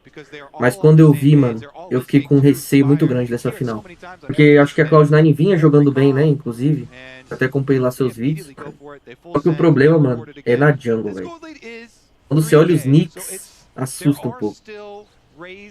Cara, mas pra falar a verdade, esse split aqui, o Blabber tava jogando bem. Ele tava jogando bem, eu tava elogiando bem ele. Aí chega na porra da final. O foda é que o Inspired, mano, é que pra mim o Inspired é tipo o melhor jungle da região e se pá até do ocidente, mano. Já é insano. Eu achei que ele deu uma decaída na Não, live. meu maior medo justamente nessa série é Jungle Gap. Ah, deu porque o time é pior do que era FlyQuest, né? Normal, mas ele, questão de conhecimento de jogo, essas coisas, ele é muito insano. Ele é um líder também, né, dentro do jogo. Ó, agora o Sion engajou mal, hein, mano. Essa fight aqui tem um mundo que a Cloud9 ganha. Mas tá bom a fight, tá bom. É, não tem dano, mas tá boa a fight pra Cloud9 ainda. É que aparentemente o nosso mano Ryze ali tá com medo de jogar. Tô falando pra você, o APA achou de ficar podre agora. E ele não tava assim. Ai, nossa, boa. O Sente já ultou mal aqui já. Só reseta aí, 1 minuto e meio pro Drake, vai ter o Baron também, o Baron já tá up. Mas dá pra ganhar esse jogo, mano. Papo reto, dá pra ganhar. Nossa, esse start deles é tropo. É FF manual isso aí. Calma, gente, calma. APA, não fica mal posicionado, filho. Não, já pararam o Baron tá safe. Só resetar. Será que o Smolder já alcançou os stacks lá? Ele tá com 301. Ah não, então já tá bom já. Agora ele tá fechando ali também, ó, penetração de armadura. Ah, é. Penetração de armadura ele tá fechando ali. É, ele fechando esse item, agora sim ele começa a dar dano no time dos caras. Tem que segurar e tentar segurar esse Baron até o quarto item. O Baron e o Drake até o quarto item do Smolder. Qualquer coisa vai ter que givar de novo o Drake, mano. Paciência. Não é alma ainda, pelo menos, é o terceiro. O foda é que o Smolder tá sem flash também. É, se eu sou a Cloud9 eu não fightaria esse Drake não, mano. Smolder sem flash. Qualquer engage da Lion nele reto. Nossa senhora, olha o flash do meu amigo. Pegaram o Smolder. Ai, não, você matou o cara! Não, matou não, acho que ele jogou bem até. Nossa. Meu Deus. APA, salva nós. Joga APA, joga APA. Joga APA. Acho que o Miasma impediu ele de ir embora com a ult. Aí lascou. É. Se Deus for bom, ele Quanto só tempo? leva 30 segundos? Vamos finalizar o jogo agora. Não, acho que não é GG não. Acho que não é GG não. Não é GG não. É inib Drake, né? O inib Baron também eles podem querer fazer. É meio arriscado eles tentarem GG. 15 segundos pro Smolder e a Rek'Sai consegue limpar essa wave. Mas eles vão. Segura, Thanatos, segura. Segura, Thanatos, pelo amor de Deus. Já era. Mano, acho que não é, mano. Ah, só o Bard nasceu. Putz, é GG sim. Nossa.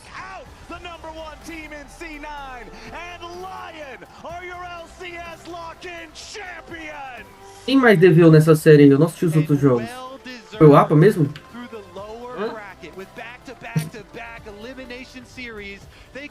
Cara, o APA, o Blabber e o Thanatos voltaram a ser o Blabber e o Thanatos do Antigo Testamento. O Sven ele tenta, mas não consegue jogar. E o Vulcan nada pode fazer. O Vulcan é refém, mano. O Vulcan é refém. Refém pra caralho. Esse cara é refém. Mano, o Sven eu não sei, eu sou meio hater dele, mano. Não é hater, né? Hater é uma palavra muito forte, mas... Sei lá, mano. Ele parece que é meio bunda mole. Pra mim, qualquer ADC do NA joga melhor. Tem vezes que... então, tem vezes que você vê que dá pra ele... Tem vezes que você vê que dá pra ele jogar, tá ligado? Dá pra ele clicar, mas ele fica com receio, ele fica com medo, mano. Não sei, velho. Cara, a maldição não termina, velho. Very impressive stuff. All players having their moment as well throughout this playoffs run. É isso, cara. A maldição. E o Spire de mais um título, hein? Mais um título de CS. Mais um título que a gente entrega. Nossa, caí aqui do negócio.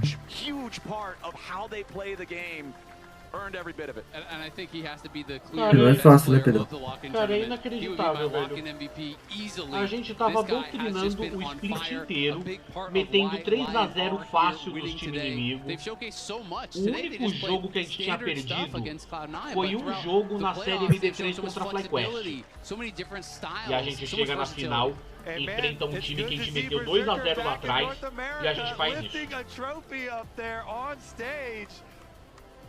Not just lifting a trophy, but Não lifting tá a fácil. trophy against his former squad, É o famoso não sobra nada.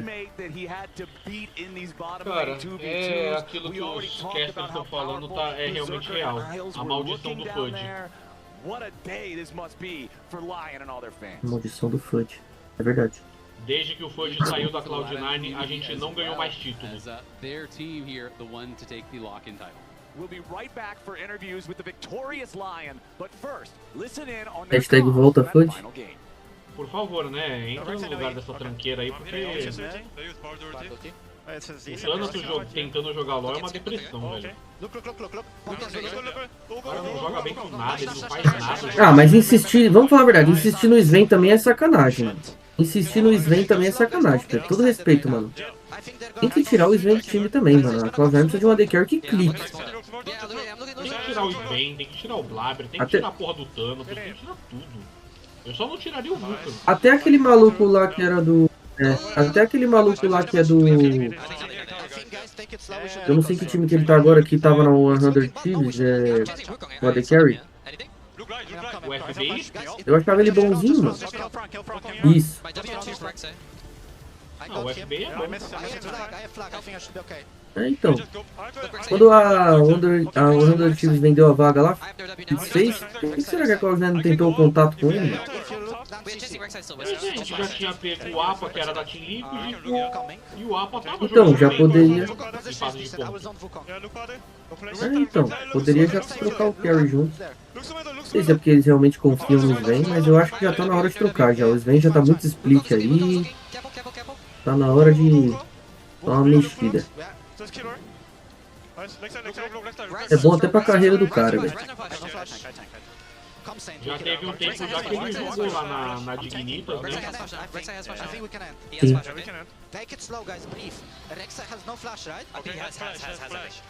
É. Só o osso, hein? Só o osso pra você, esse split. Ai, tá complicado. Bom, mas pra você ainda tá um pouco melhor. Seu time aí pelo menos foi vice, né? Pra variar. Arcade ali chegou. Arcade chegou o que numa semifinais, né? Quarta finais. Congratulations, guys. Saint, I'm gonna have you come up here and join me while your teammates cheer you behind. You win your first title here in North America, and you beat APA, the Smack Talker, the All Chatter, who I believe called you a freak at the beginning of the year. How does it feel to take down APA? Pois é, né? I know always APA pode falar. I know he's pretty too. Eu falo que esse boneco é uma bosta. I mean, his team is pretty good, but he's champion for weeks. ver se eu consigo arranjar uma maquiagem de palhaço, né, pra fazer o pós-jogo. E, sinceramente, é complicado, né? Já começamos bem aqui o ano. Um dos meus times é eliminado com a Leviatã, o outro é vice. Vamos falar a verdade também, mano? Primeiro split não conta, velho. Papo reto. Vou falar a verdade. Primeiro split, mano. Eu nem dou muita relevância, não. Porque agora, de fato, é que vai começar. No split, os caras voltaram de férias ali, estão naquela nhaca. Tá ligado? Nem pegaram mais o ritmo direito. Ainda estão aprendendo. Então, é isso que eu tô falando. Aí, pô, First Stand, mano, todo respeito aí, pô, daorinha, legal, bacana, mas não se compara ao MSI, ao Mundial, então até a motivação é menor, mano. A verdade é essa. Primeiro split é um teste. Vamos falar a verdade. Primeiro split é um teste. Se acostumando com a nova season, mudanças, entendendo a meta. A partir do meio do ano é que o negócio de fato começa. Deixa eu chamar o João aqui pra sala já. Você vai jogar? Vou fechar a live aqui e vou entrar.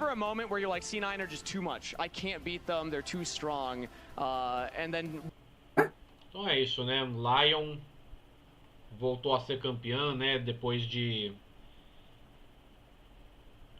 anos aí, né? Como Rainbow Seven, aí voltou a ser Lion. Tá certo que eles sacrificaram um pouco da identidade, né? Mas pelo menos ganharam o título, né? Diferente da gente que preserva a nossa, mas título que é bom nada, né? Mas então. Isso aí. Muito obrigado aí a todo mundo. Esqueceram também de avisar.